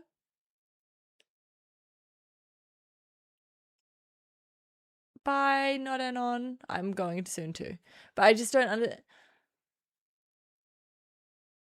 the gas bubble got big, then it got small, then it got big, then it got small, then it got big, then it got small. What are you talking about? And don't even try to teach me. I don't want to know. I just think it shouldn't be stated as if like, oh, obviously, this is how it works. It just, the pressure makes the gas bubble get small and then it just gets big again. And over time, this changes the very nature of it. What? Okay, I'll just accept that. This rapid pulsing is essentially cavitation on a massive scale. Wait, cavitation is a word I recognize. Oh, guys, I've had a big recognizing word day. Cavitation I recognize because there are some women who try and sell fat cavitation devices, which it's a machine and you use it to destroy fat cells. Okay? So that's a word I recognize. Another word I recognize from today, stagflation. I personally didn't go to my international political economy class, but I did learn that one concept. I crammed it before the test. And guess what? It was on the test. And guess what? Despite going to maybe 3 lectures that semester, I got a distinction. Thank you, stagflation. And it causes ships to break apart, snap in half, oh my God, and eventually sink. This combination of effects, that's really shockwave bad, and bubble pulse, causes immense damage to ships and makes mines formidable opponents to even the most advanced naval warfare. Okay, I'm sorry. And you're telling me that the US is going to start accompanying trade ships? No, you have fat cells in your body. You might not think of mines as crucial to 21st century warfare. They make up an essential part of countries' naval strategies around the world. Behind all of the mine technology, there's a complete other science of how to detect, hunt, and neutralize mines that we won't get into in this video. Naval mines are formidable weapons in a modern battle space. Well done!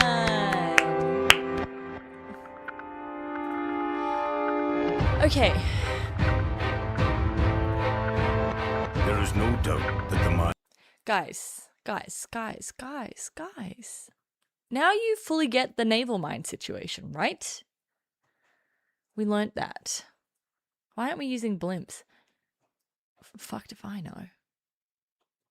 Let me just check everything that I had written here.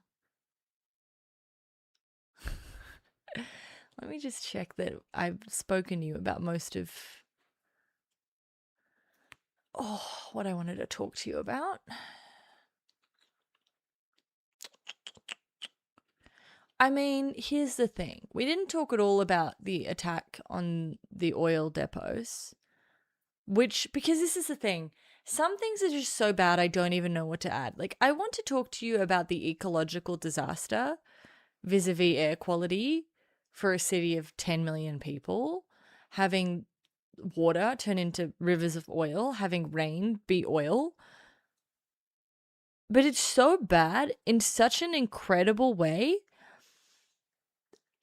And I don't know what the fix is. It's like, well, what is the coverage here? It's very bad. It's so terrible. We're basically... Who will win first? Okay. I have something to say in a video game. Of course, this is a joke and satirical and completely funny, but it is funny joke only, which is we will not tackle climate change without Trump dying. We kind of need all of these people to die. I'm not saying kill them. I'm not saying that. I'm saying peacefully in their bed of old age. We need that to happen. Or they're going to kill the world. Like, they're going to kill the world.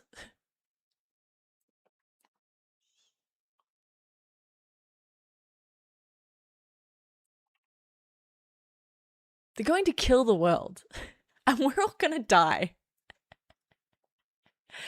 Literally everyone in Paris is like, hey guys, there's kind of a temporal element to this problem. It's kind of not something we can undo once it's done. And there's a point that it gets to where it's really hard for, like, it's going to really impact everyone. Everyone's going to start dying. It's going to be really, really bad. And these guys are like, fuck yeah. Please. Please. I need it to fix today. We need to do a preemptive defensive strike on climate change. And we need AI to come up with a solution. Oh, God. Okay, so yeah. But there's also super confusion about the attack, just mind you, because the US is saying, oh, we urge Israel not to do any more attacks on energy and oil infrastructure. Which is the first time it's told Israel to restrain its behavior since this operation began, right? Saying, you're really fucking up the energy markets. Don't worry, it's nothing to do with toxic rain falling on 10 million people. But then Israeli officials have said, no, we told Washington we were doing that. That wasn't a surprise.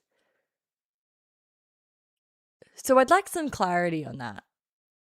But I doubt we'll get it. Because I don't know if you guys saw the clip of Trump.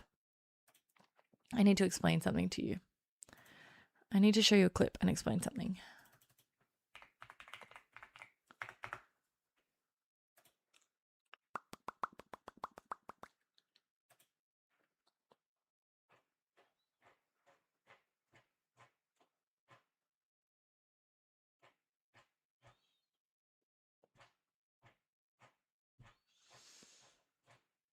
I saved all these clips about vibe coding because obviously I'm going to learn how to do that.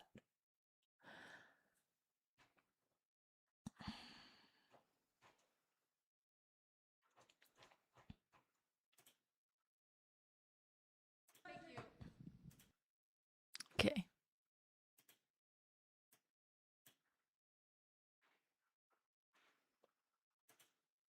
Thank you. Mr. President, you've said the war is, quote, very complete, but your defense secretary says this is just the beginning. So which is it, and how long should Americans be prepared Well, I think for you could this war say to it last both. for? At the beginning, It's both, guys.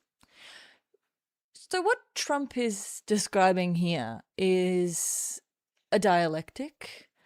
The reason that Trump recently has become so confusing is because he is reading Hegel's Phenomenology of the Spirit. It's the only explanation that I'm willing to accept for him talking like a fucking crazy person. Trump is now a scholar of Hegel and describing the Hegelian dialectic. It's the only explanation. I mean, but does he speak German? Because if he doesn't, it's kind of, you know.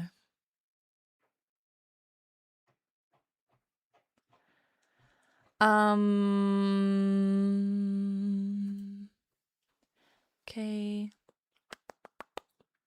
Just checking. Guys, because the only reason I'm learning to vibe code, one, because in this economy, I feel I don't want to be left behind. I got to learn how to write prompts. I got to learn shit. I got to vibe code. I got to do things. I will not be left behind. I will not be left behind. That's one. Two, I keep promising I'm going to make things every stream. And then I'm doubted by all of you doubters. And so I got to learn to do things and make things so that I can prove my haters wrong.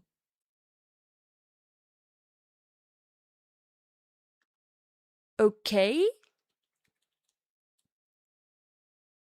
FOMO, I can't be left behind.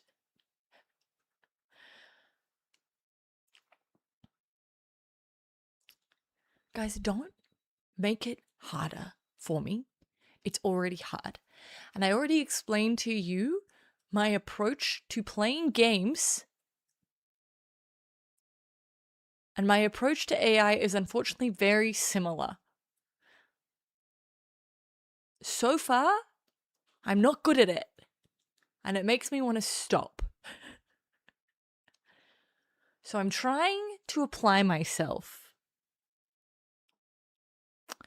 No, Elysium, but I should have thoughts on that. Do you have thoughts on AI hobbyist adoption gender imbalance? This is what I mean. The men are all going to do it. So we have to do it. And think of all the cute things that the women would make. And the things that would save the world. Okay, I think I went through everything in my document of thoughts for monitoring the situation. I had one other video I was going to watch, but can we be bothered? Do you want to watch a video?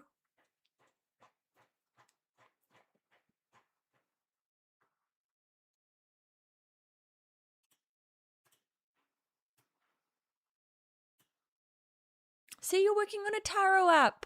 That's what I mean.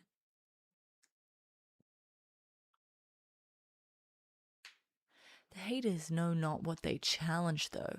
They think it's funny, haha, teasing, not like you will disappear for 3 months. Literally, you guys don't know.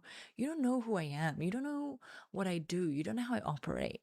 I operate in the shadows. I operate in silence. This is something you need to... You're laughing at me. I'm operating in fucking silence. You're laughing at me. You know what I'm doing when I'm not here? I'm watching fucking Claude University. I don't even want to use Claude because you know why I'm using Claude? Because I don't know what the better option is, but I know there is a better option. And do you know how stressful that is? Do you know how stressful it is to be like, I'm limited by my own knowledge at this stage. It's once again the problem I always have. It's a reach, grasp problem. Reach, grasp. I can see it, but I'm limited by my own ability currently. Okay? But I will get there. I will persevere. Because you know what is motivating to me? Your doubt. Your doubt. Yeah. Claude Sonnet, Opus +1. Yeah, I got all these things that I'm going to do. And when I do them, you'll like it. You will like it. Collab with someone? What if I blame them? Who could I collab with that would be patient enough to deal with me, that I know, and that knows how to do this? We've limited it down. The first one that I mentioned, probably the most limiting factor. I am maybe the only person patient enough to deal with me.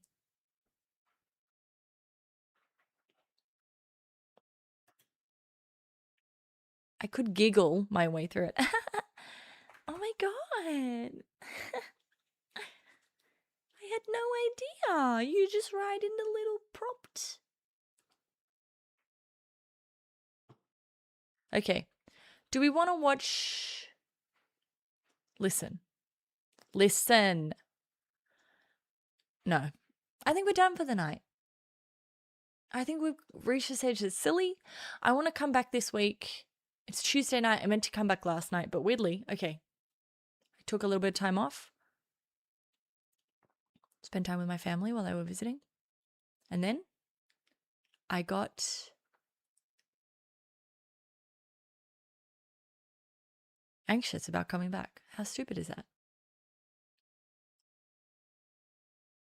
Stupid.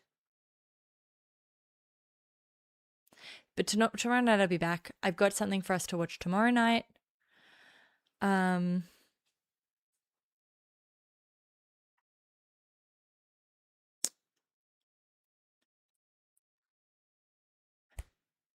Yeah. You know what?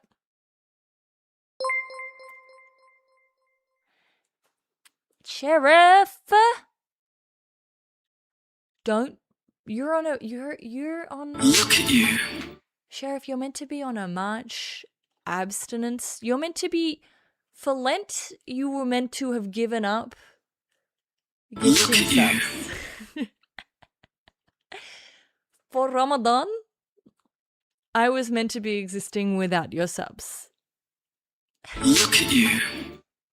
But as always, you're very appreciated. Your support is very, very appreciated. Look at you. And I'm going to let it play out like this. I have to watch the video now. But I was going to go to the gym. Look at you.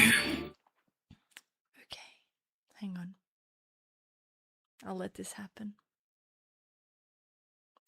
I'm trying to... Look at you. I am trying to live a life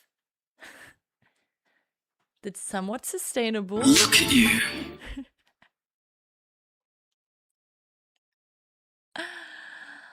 Okay. Look at you. Alrighty. Look at you. I have to let it play out because I don't know how to make it go faster. I didn't fully execute the notifications properly. Look at you.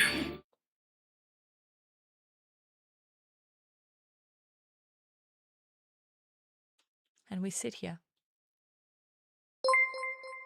There we go. Nice. I am going to get jacked. I'll still go. No, I'm staying and watching the video. Look at you. Because I have to. Because I've been gifted stuff to stay. Okay. Oh no, it's going to happen now when I come over here. It's all going to happen again. Okay, please stop. Please stop. Look at you. Oh no. I may just need to... Let's see what happens here. Oh no! No, I'm staying! We're watching the video. Look at you. I know I'm hungry and I need to work out. But okay. We'll watch a little bit of the video. Okay? That's a fair deal. You've been an expert on Iranian history and politics for a very long time. I think the purpose of what this live stream is meant to do is to try to understand better, have we opened up a Pandora's box? Mum's going to be so proud of me. It's loud? Oh, it is too. Sorry, guys. Sorry. And it's frozen. What the fuck? I'm not even kidding. What? Hang on.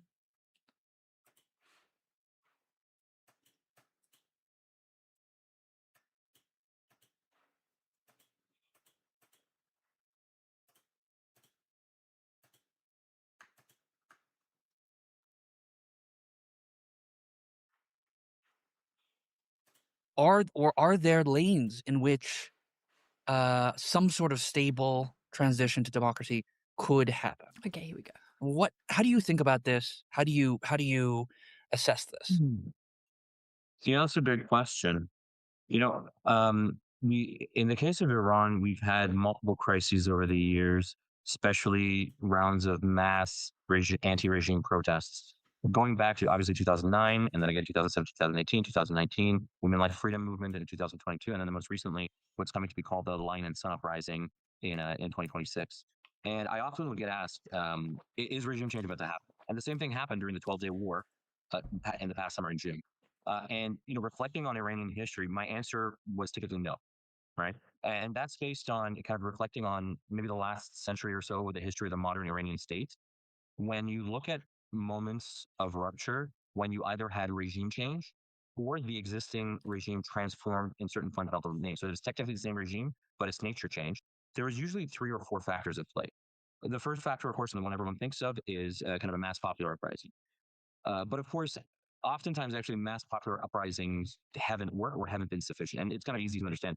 For anyone who's either done military training, been in the military, been in some form of the security forces, Tim, you've done a lot of kind of war coverage. A small group of well-organized, well-disciplined, ideologically motivated Yeah. fighters can suppress and control a much far. Which is what I've been saying about. I haven't really seen his stuff, Sean, but he's doing a talk tomorrow with Nicole Grajewski, who I like. So I wanted to watch what he had to say to get a sense of if he's good.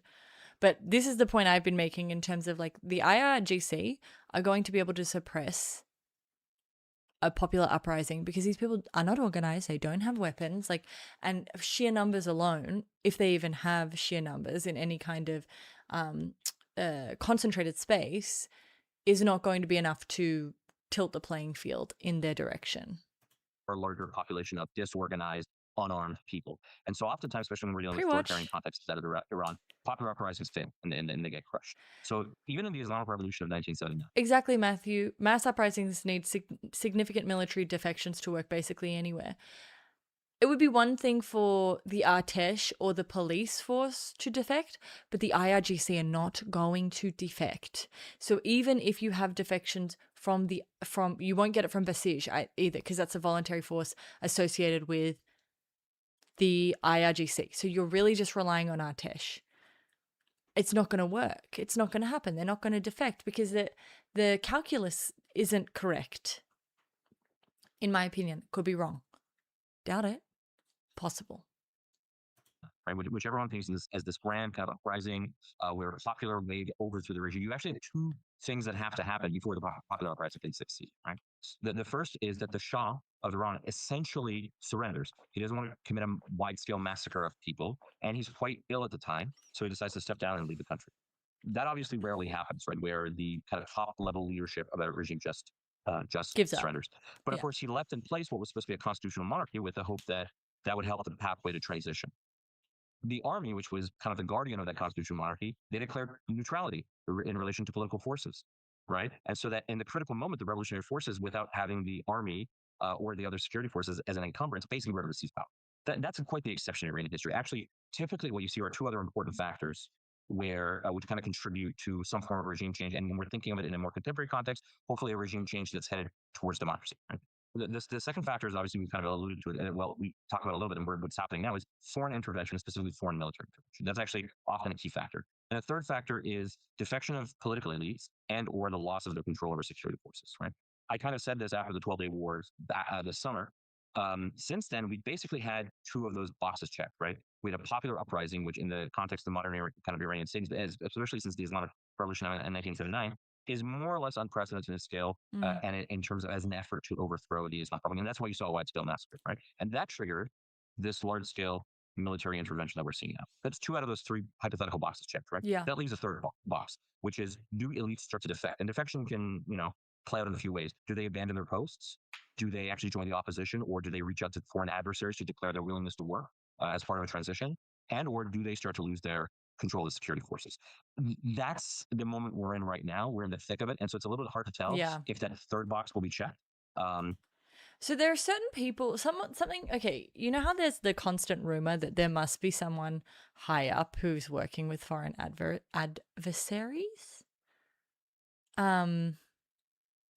Sean, I already went over all the ceasefire stuff.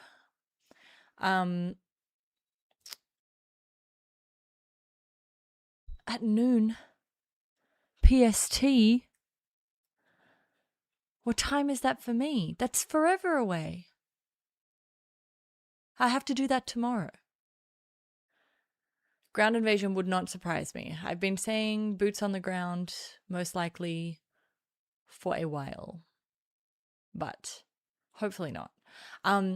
They haven't targeted the head of the police force at all. In all of their in all of their high-level assassinations, he's never been targeted. And you would think if your whole thing was like trying to go across, like trying to get rid of people who are oppressive towards the Iranian people, that he would be someone you would target. But he hasn't been targeted at all. But high-level defections, I think, are not going to happen, particularly now with the new Ayatollah, because, yeah, it would be extremely stupid. But so far, the whole war has been extremely stupid. I just think now with the IRGC are going to be emboldened, and this is an Ayatollah who's willing to act quick and dirty. It kind of changes the calculations.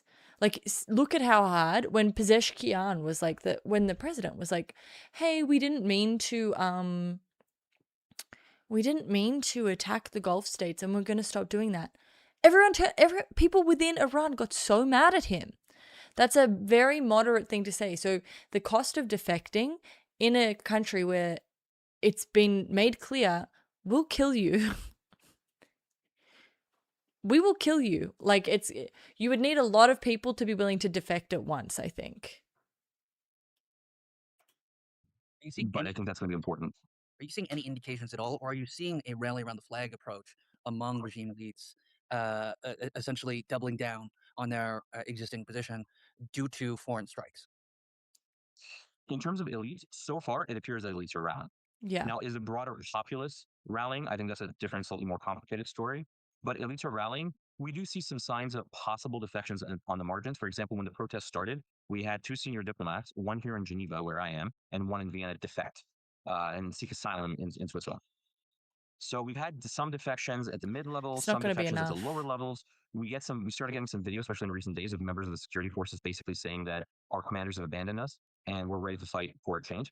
That tends to be at the low to mid end of the spectrum, and we're not necessarily seeing it reach any kind of critical mass. Part of that, of course, could be that Iran is experiencing an internet blackout, right? Yeah. And it's done deliberately by the state for various security-related reasons, specifically to block potential signs of kind of mass defections happening. So it's very possible that in this... No, exactly, Jue. It's just like a complete misunderstanding of the Iranian political system. The thing is, Matthew, when it comes to a populace of 93 million, you can't create a homogenous viewpoint for 93 million people. So, of course, yes, when the Ayatollah died, you're going to have a bunch of people who are upset and they go out and they mourn.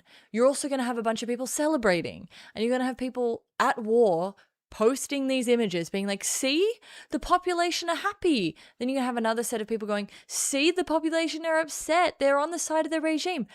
Maybe it's that millions of people feel one way and millions of people feel another. And that you can't just say that the entire population has one point of view, unfortunately. There've also been weird things, Bong and stuff, and Redacted. Meta have moved their offices out of Tel Aviv. America has pulled their embassy out of Israel. Like, there's some strange movements. This is once again one of those things where it's speculative, right? So I don't necessarily like to talk about it unless I feel either a very strong gut pull to say something. But there's a lot of weird stuff going on that's now my gut wasn't telling me ground invasion with those sort of things. My gut was telling me like, oh, they're gonna test a nuke. But I don't,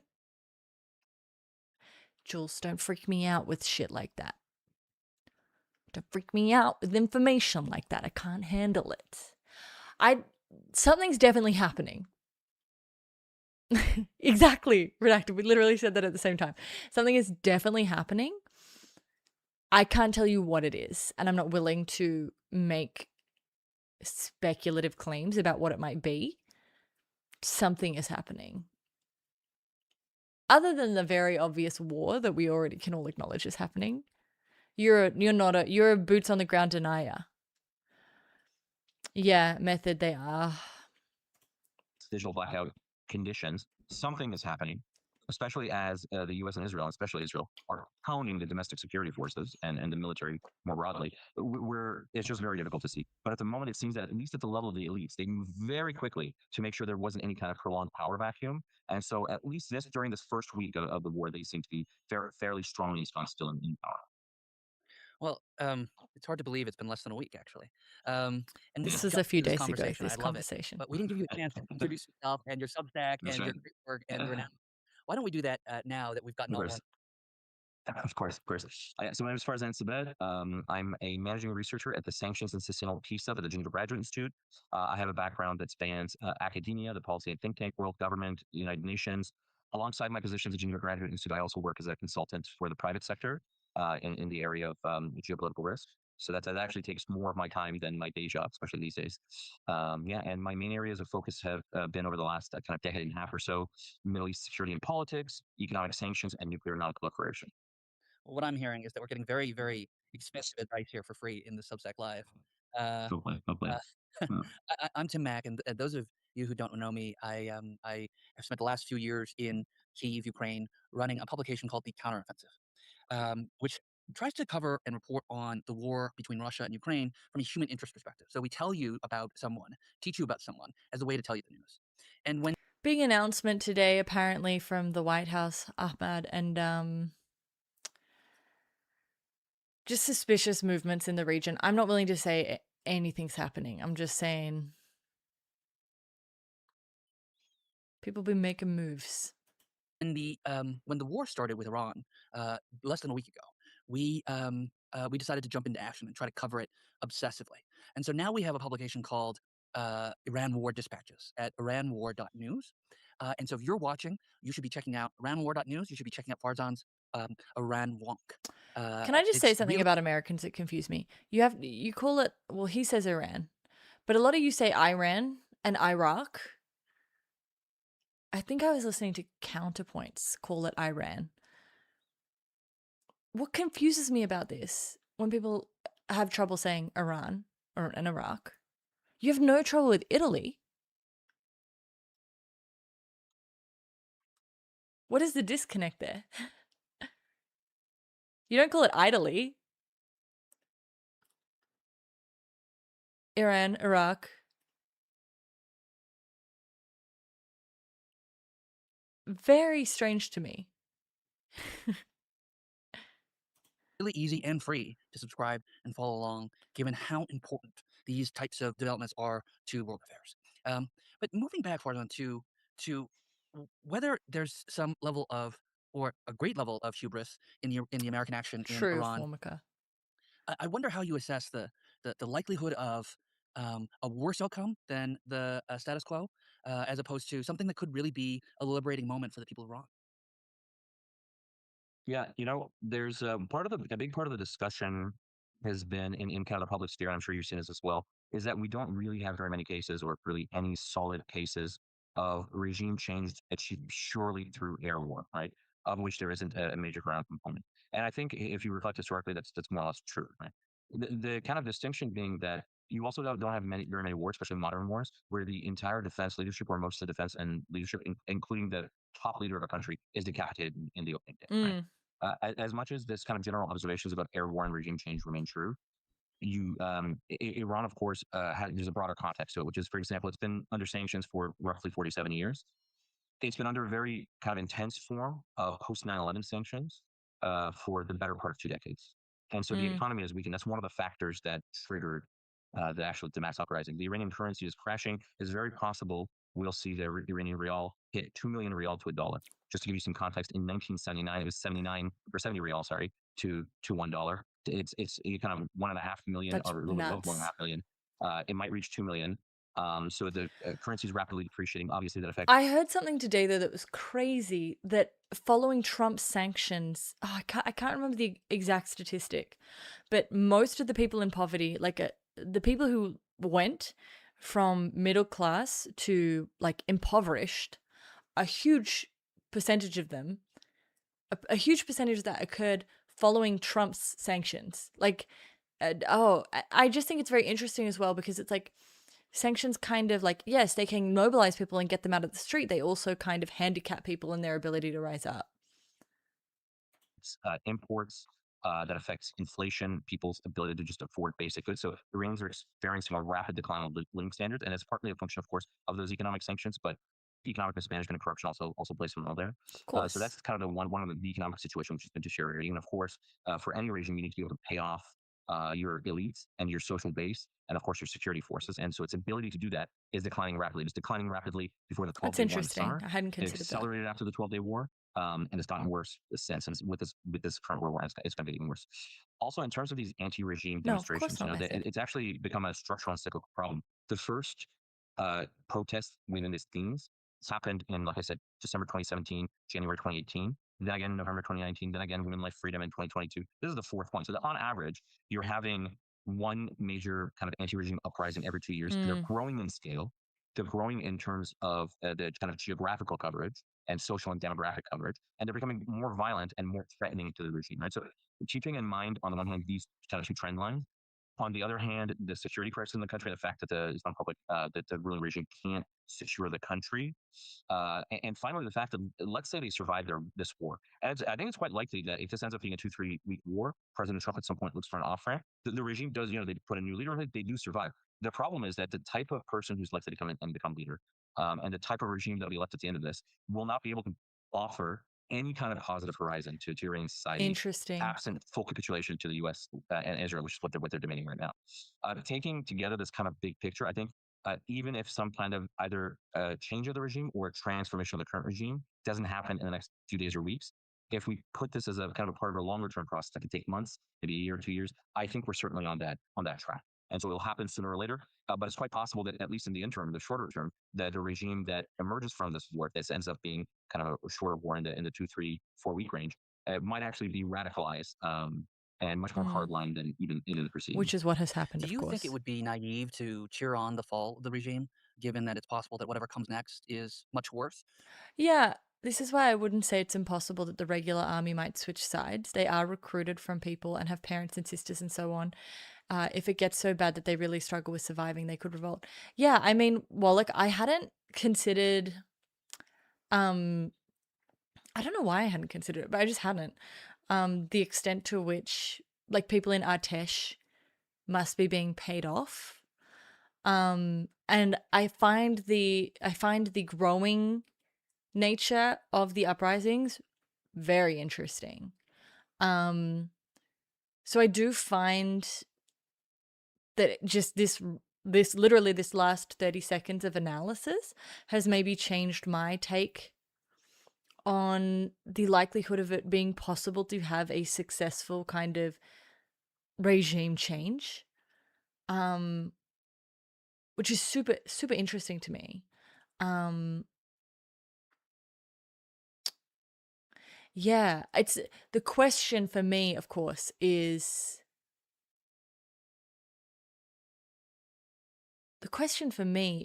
how many Artesh do you need? It's almost like you need quite a few of them to make the decision at the same time.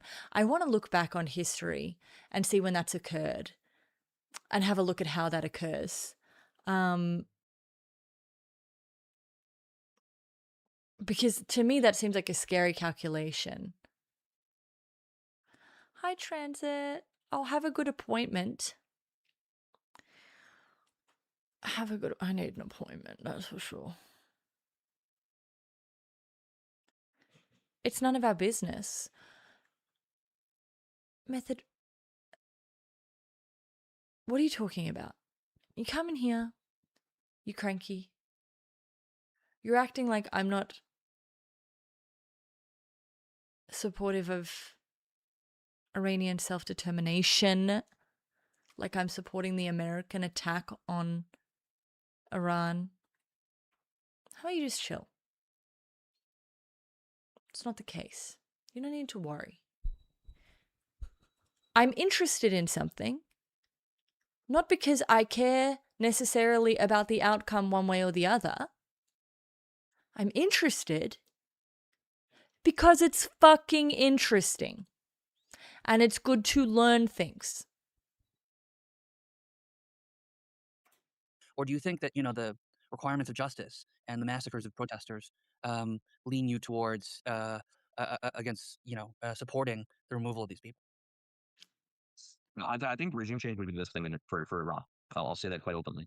And part of that is because, again, the regime, at least in its current form, can't really offer any positive horizon. Mm. The economy has obviously been deteriorating for a long time. Part of the way they tried to legitimize themselves, the ruling system, over the last few years, especially from roughly 2015 onward, with this kind of anti-Islamic State campaign, was to actually do it on the basis of national security. To say, okay, we can't provide your great economic living standards, we can't provide your political freedoms and social freedoms. So this promise that we would reform and provide you those freedoms, we're not living up to those promises. But look at neighboring countries like Iraq, Syria. They're unstable. They can't provide you security. Interesting.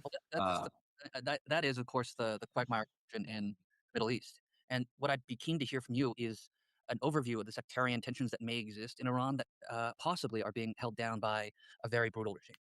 Yeah, not games. Yeah, Turisk, listen, please. when we talk about kind of the social divisions, right? A large majority of the population are, if we're talking about, let's say, religion, right? Let's start with that dimension and we can move on to other dimensions. A large percent of the population are Shia Muslims. Hypothetically, that's maybe 80 to 90%. And a small minority are Sunni and kind of other religious backgrounds. Of course, that 80, 90% Shia majority, many of those are last Shia. So people who are. I agree, Method. Everyone in this chat agrees that this is a completely senseless war, that regime change wars are stupid, that America doesn't even understand what they're doing there, that they shouldn't be there, and that bombing people is not useful. So I agree. Are secular. Maybe they've even become kind of anti-religious because of the experience of living under theocracy. Right? Now, Iran's kind of demographic makeup, in terms of, let's say, the ethno-linguistic makeup, is much more complex. Right. So, for example, we one of the main categories when we talk about who is the demographic majority in Iran, they talk about the idea of Persians. Right. Persian in Iran, it's not really an ethnic category; it's a linguistic category. Right. You actually very rarely have people inside of Iran identify as Persian. I'm from the province that's called Persia, right? We never called ourselves Persian. We identify, for example, based on our city. Also, the ethnic group that my family comes from, they're technically non-Persian. They spoke another group before they assimilated and started speaking Persian, right? If you look at who is a Persian speaker, you have people who, in my own family, I have people who are tall, blue eyes, blonde hair, they speak Persian. I have people who are Afro-Iranians, so from the south of the country, who speak Persian. I have Asiatic kind of looking family members who are also considered kind of Persian speakers. But Persian speakers, as a very kind of broad category, make up a majority, maybe 50 to 60%. Then there's other groups. Lur is a kind of a bacteria, and Lur is. The thing you have to understand about Lindsey Graham is he acts the way he does because he wants to go to hell. Because that's where he thinks all the gays are. Okay? Once you understand that, his behavior makes total sense. This man is trying to go to hell. Actively. Is a kind of a one group. They're kind of historically they were a pastoralist group. Then there's people from these kind of northern region. They don't really have any nationalist or state building projects, and the kind of ethnic tensions with them are kind of limited, right? So let's say that those populations, which make up a lot of the core of the state, might be like something like 2/3. The big ethno-linguistic groups, right? That potentially could have tensions with other groups and potentially have, let's say, sectarian projects within them, or maybe among some part of that population, and decide to either create an independent state or join another state. There's 2 or 3 main groups. So the first group are called Azerbaijanis, which are kind of Turkic speaker in the northwest of the country. Again, the complexity there is that, for example, if I had to talk about some of the biggest Iranian nationalists that I knew, most of them are actually Azerbaijanis. And that's the problem, is that even when you look at the ethnic and different kinds of breakups of groups in Iran, across the groups, there is an extreme level of Iranian nationalism. So even though, yes, there are a bunch of different ethnic groups within Iran, most of them really identify as Iranian. They don't want to break up. Speak Persian with a Turkic like accent, right? Actually, a lot of Iran's senior leadership, including Ayatollah Khamenei, who was assassinated recently, comes from a Turkic background. So there you have, for example, some cities like Tabriz, where there's a part of the population that would be interested, for example, in either joining the Republic of Azerbaijan and creating their own state. But the broader population either identifies politically and enters the identity either more with Shiism or more with the broader nationality. With Kurds, you have a kind of a similar breakdown, although you have a bigger part of the population within the Kurdish-speaking population that identifies as kind of pan-Kurdish nationalists. Mhm. So you have this Kurdish coalition that recently emerged. They kind of unified all these big parties. They represent kind of a big single ideological trend, which is pan-Kurdish nationalism, where they either on one end of the spectrum see autonomy or federalism within the state, and on the other end of the spectrum, some would seek independence and union with potentially creation of a greater Kurdish state. Yeah. Again, within Kurdish society, you have divisions, right? So they could, this part of the Kurds are, I think, so Azerbaijanis, I think, are seen as making something like a quarter of the population. Kurds are seen as making something like maybe Exactly, 10%, although we don't have pussies. very accurate, updated ethno-linguistic statistics. The Kurdish population, I would say, you could roughly divide it in half between Sunni and Shia speakers. Maybe these pan-Kurdish nationalist political current and this Kurdish coalition could represent anywhere as much as half. But if you look at the other part of Kurdish speakers, many of them, for example, are Shia, and they identify with the current regime and the current state. If you Mm. look at actually in the Kurdish-speaking areas, or who's doing the repression, oftentimes it's Kurdish speakers. Mm. And then you have others who are kind of Iranian nationalists. So you have these tensions, especially among and then you have Balochis, there's kind of a similar story there, right? So these are the, sorry, go ahead. We've heard rumors of denials of the Americans arming and Not the encouraging Kurdish militias incursion again. to rise up. How credible do you see these reports? And how much of a challenge would it be to the regime's authority? I don't find them very credible, personally. Thank It's God. possible that it's a form of kind of psychological warfare. Because a lot of the reporting you see gives the impression that this is kind of an operation that's been in preparation for a long time. Well, then why would you kind of announce it on CNN in advance, first of all? Right? Especially if Exactly. you're pounding the Islamic public security apparatus and they might not see it coming, right? So that's kind of the first signal to me. And, looking at kind of the Persian sources and some of the Kurdish sources that I usually read, there was no sense that there was some kind of buildup happening, right? Now, it's possible that since these protests started, they began that process. So it might be a relatively recent effort. I'm not quite sure if any kind of offensive is in preparation. In terms of, let's say I'm wrong, and this operation happens in the coming days or weeks, right? This man's after my own heart, right? I love an analyst who's willing to be like, this is what I think, but let's say I'm wrong. This is how it would play out. This is the most plausible way that this could happen if I'm wrong, right? I like him being like, I don't find it credible. Here are the multiple reasons I don't find it credible, and I also don't think it would work, but let's say I'm wrong. Success. Well, the historical pattern we see, and this is again going back like a century within the kind of modern history of the Iranian state, as long as those forces have the backing of foreign powers, in the case of, for example, large-scale air power, right, like a no-fly zone, they can achieve some operational successes, although they typically lack heavy weapons. But at least with close air support and kind of air cover of the U.S. military, the Israeli military, they might be able to make advances. The issue for this, for example, Kurdish coalition, or for example, the Balochis, who also have a kind of a organized a guerrilla group, is that once that foreign backing is withdrawn, they typically lack the political and military muscle to hold ground without the active engagement of that kind of foreign intervention. We've seen this a little bit also, this dynamics in Syria, right? Yeah. Where you had this SDF, which was a fairly competent fighting force, but as soon as the U.S. withdrew its support for it, they were forced to kind of negotiate and come to terms with Ahmed al-Shar. And last I saw, they were part of a process of being integrated into the state rather than carving out their own, for example, federal or autonomous. So I think it's the same in Iran. These types of groups, especially in the periphery of the country, they typically just lack the muscle. Now, one scenario in which they could have some success is potentially linking up with either defecting units or defectors within the regime, but also linking up with the kind of the leading opposition force in the core of the country. So if the periphery can work with the core, that makes total sense to me. Let's say a huge amount of Artesh defected, and you had a bunch of like okay, in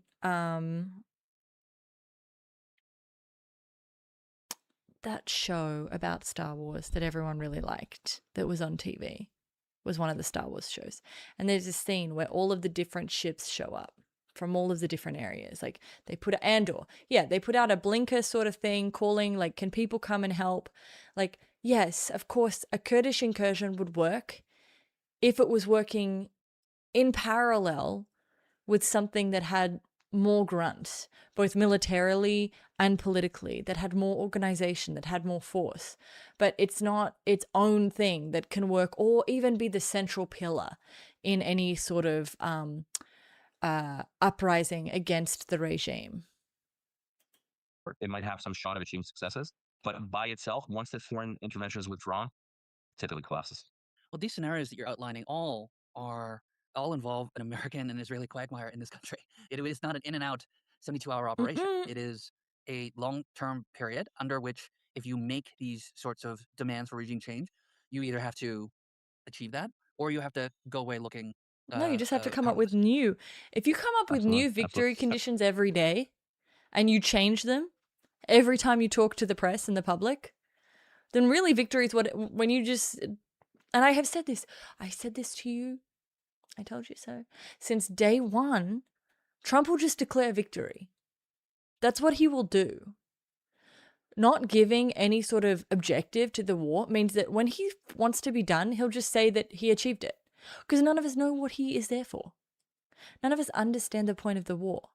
Therefore, he truly can just declare victory whenever he wants. And he can retroactively apply the victory conditions and be like, well, this is what we wanted to do. He'll say, we wanted to severely degrade their nuclear and military capacity, which we have done. We gave the people a chance to rise up against the regime. They chose not to take it this time around, but we gave them support for as long as we could without it impacting our own forces.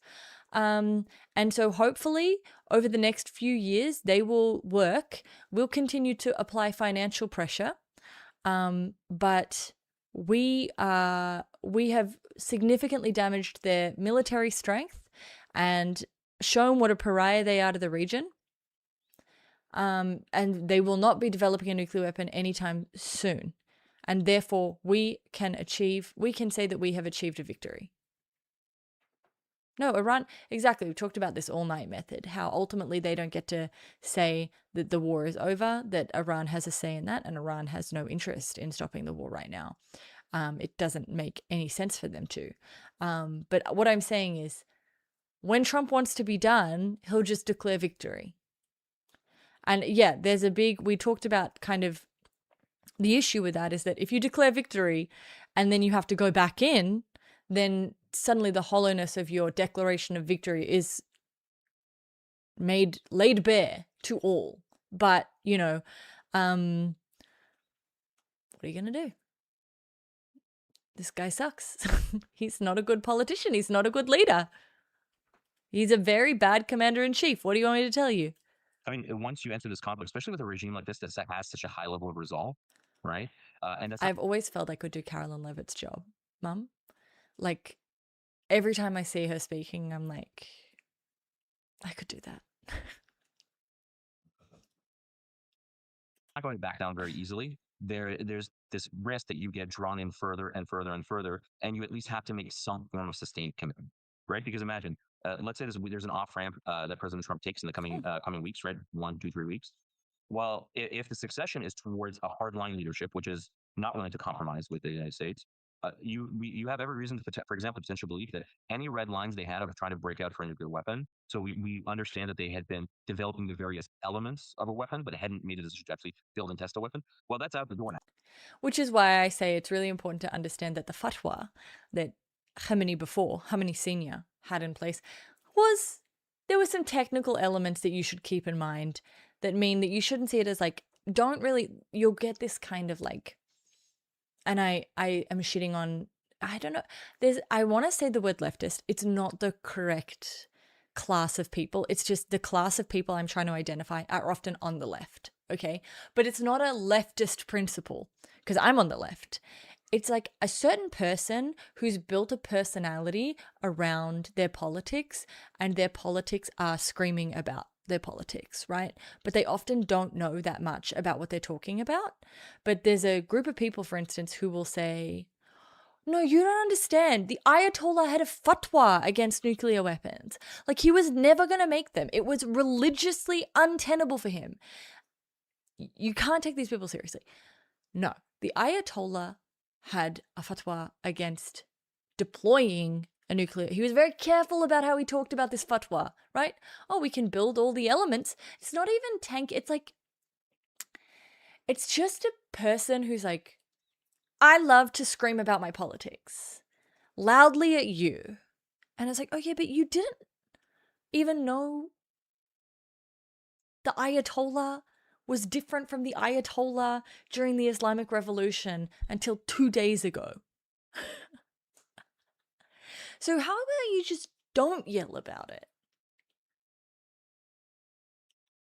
And it's like they often are aligned with a particular political position, but they can also be what are you understood? Thank you, apologies. What are you talking about? You didn't do anything wrong. You didn't do anything wrong, what did you do?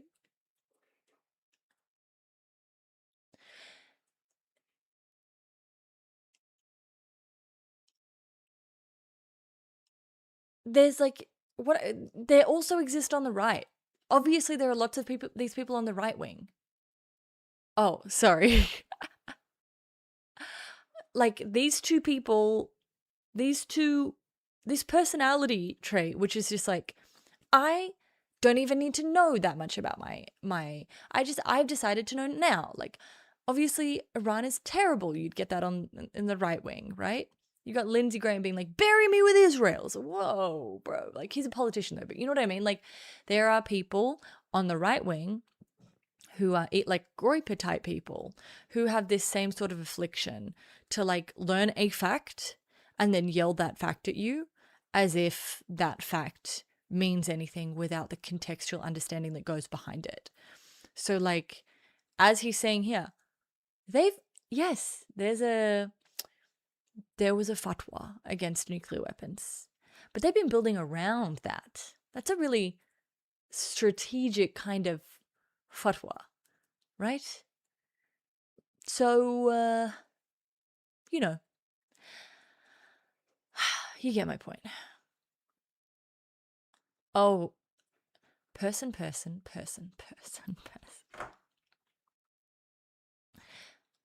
I know how good that feels. I fucking love it. When someone hates the same shit I hate. It's just very rarely this sort of stuff. But I love to scream about some stuff.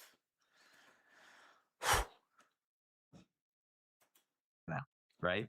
And so that actually becomes a greater concern. And so and you kind of get pulled into this dynamic, right? This trap where now you've really pissed them off. Now, whatever, maybe they weren't immediately trying to build a bomb before this war, but now you have every reason to believe they either may or they are doing it. And so you're forced to maintain kind of an ongoing level of commitment. And so that's why, again, in my view, it comes down, obviously, the U.S. at this juncture, at least, I could not see them committing more than limited ground forces, for example, for special forces raids. What I said. You have this Fatal Island, where Iran's main oil export terminal is, which is the kind of a lifeline for the national economy, right? If Iran continues to go all out and try to damage regional energy infrastructure and the global energy market, the U.S. would decide to seize that, right? In that case, you need kind of a limited force just to go on this island.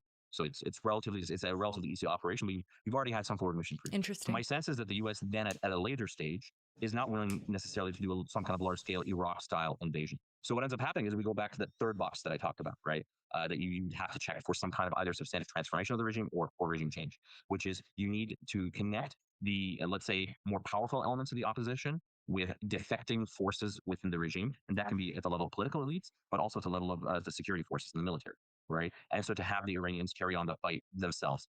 Of course, given the level of resolve of this political system, it's not one that bends or breaks very easily. You could see a protracted conflict emerging from that. It's hard to believe it's only been 6 days since 6 full days since this is all video started. guys. Sorry. What's your bottom line on whether you believe this will be a 3 or 4 week operation, or do you see the hubris kind of American power coming in and pulling us into a quagmire? So the 3 to 4 week kind of timeline, and that's from the start of the war, let's say, partly comes from the fact that in my private sector work, I engage with a lot of people from different backgrounds, open source intelligence experts, former U.S. government officials, former officials from kind of other countries, other governments. And so that's kind of the collective wisdom we come to. If I had to kind of say why I accept that timeline and kind of don't put something separate, is that it just the understanding I have of President Trump's condition. If he gets regime change, that would be ideal for him, probably. He said that before, but that's obviously not an easy 3 or 4 week operation, right? If he gets a new version of the same regime, which is willing to capitulate and give him everything he wants, and there's domestic political reasons why that's not so easy for this regime to do, but let's just say hypothetically, right? He would accept. I think President Trump would be willing like to he accept did in that Venezuela, as long as it was clear this capitulatory regime was somehow trustworthy. That's kind of a second layer. That's a non-domestic issue problem with the scenario, right? But if ideally, in his view, ideally is a regime change, but if he got the scenario, it would be acceptable. And this is kind of what people talk about when they talk about Venezuela. kind of scenario or regime modification. And then, but if you can't get that again in 3 or 4 weeks, right? We've seen the Islamic Republic's leadership moving to fill that authoritative vacuum at the top very quickly. Then I think, I could see President Trump at some point, the cost of the war going up. There's not much of a clear window of continuing the operations, which are quite costly indefinitely. So he becomes satisfied with the level of damage, both that he's done to the top levels of the regime and its kind of elite leadership, but also severely degrading its military capacities, including the missile capacity, the drone capacity, the kind of industrial back end to that production and supply chains, in addition to, for example, the Iranian Navy, which has been severely degraded, right? Yeah. At that point, he says, I killed Ayatollah Khamenei, who had tried to assassinate me and kill me, and who'd insulted America and was a threat. We've degraded the Islamic Republic's kind of military capacity, What I said just like he during the 12th Day earlier. War. He said we obliterated their nuclear program, right? So now we obliterated their military, and he uses that as an off-ramp. And as long as the Iranians do not continue to attempt to do Which they large-scale attacks, will. then that type of tentative ceasefire can hold. But as I'm sure you're aware, and you can kind of imagine, the risk that then we have more future rounds of these is quite high. And it's exactly that scenario that the Iranians hope to avoid by kind of expanding this conflict. Ardan, I'm so grateful for your time. I wonder if you want to give one more plug Okay, for your guys. We're done. We did it. I'm going to sing you the goodbye song. And I might go to the gym. Now I'm tired. You see? There's a problem. Okay. Hey, this was really fun. We hope you liked it too. Seems like we just begun when suddenly we're through. Goodbye, goodbye, good friends, goodbye. For now it's time to go. But hey, I say, well, that's okay. 'Cause I'll see you very soon, I know. Very soon, I know.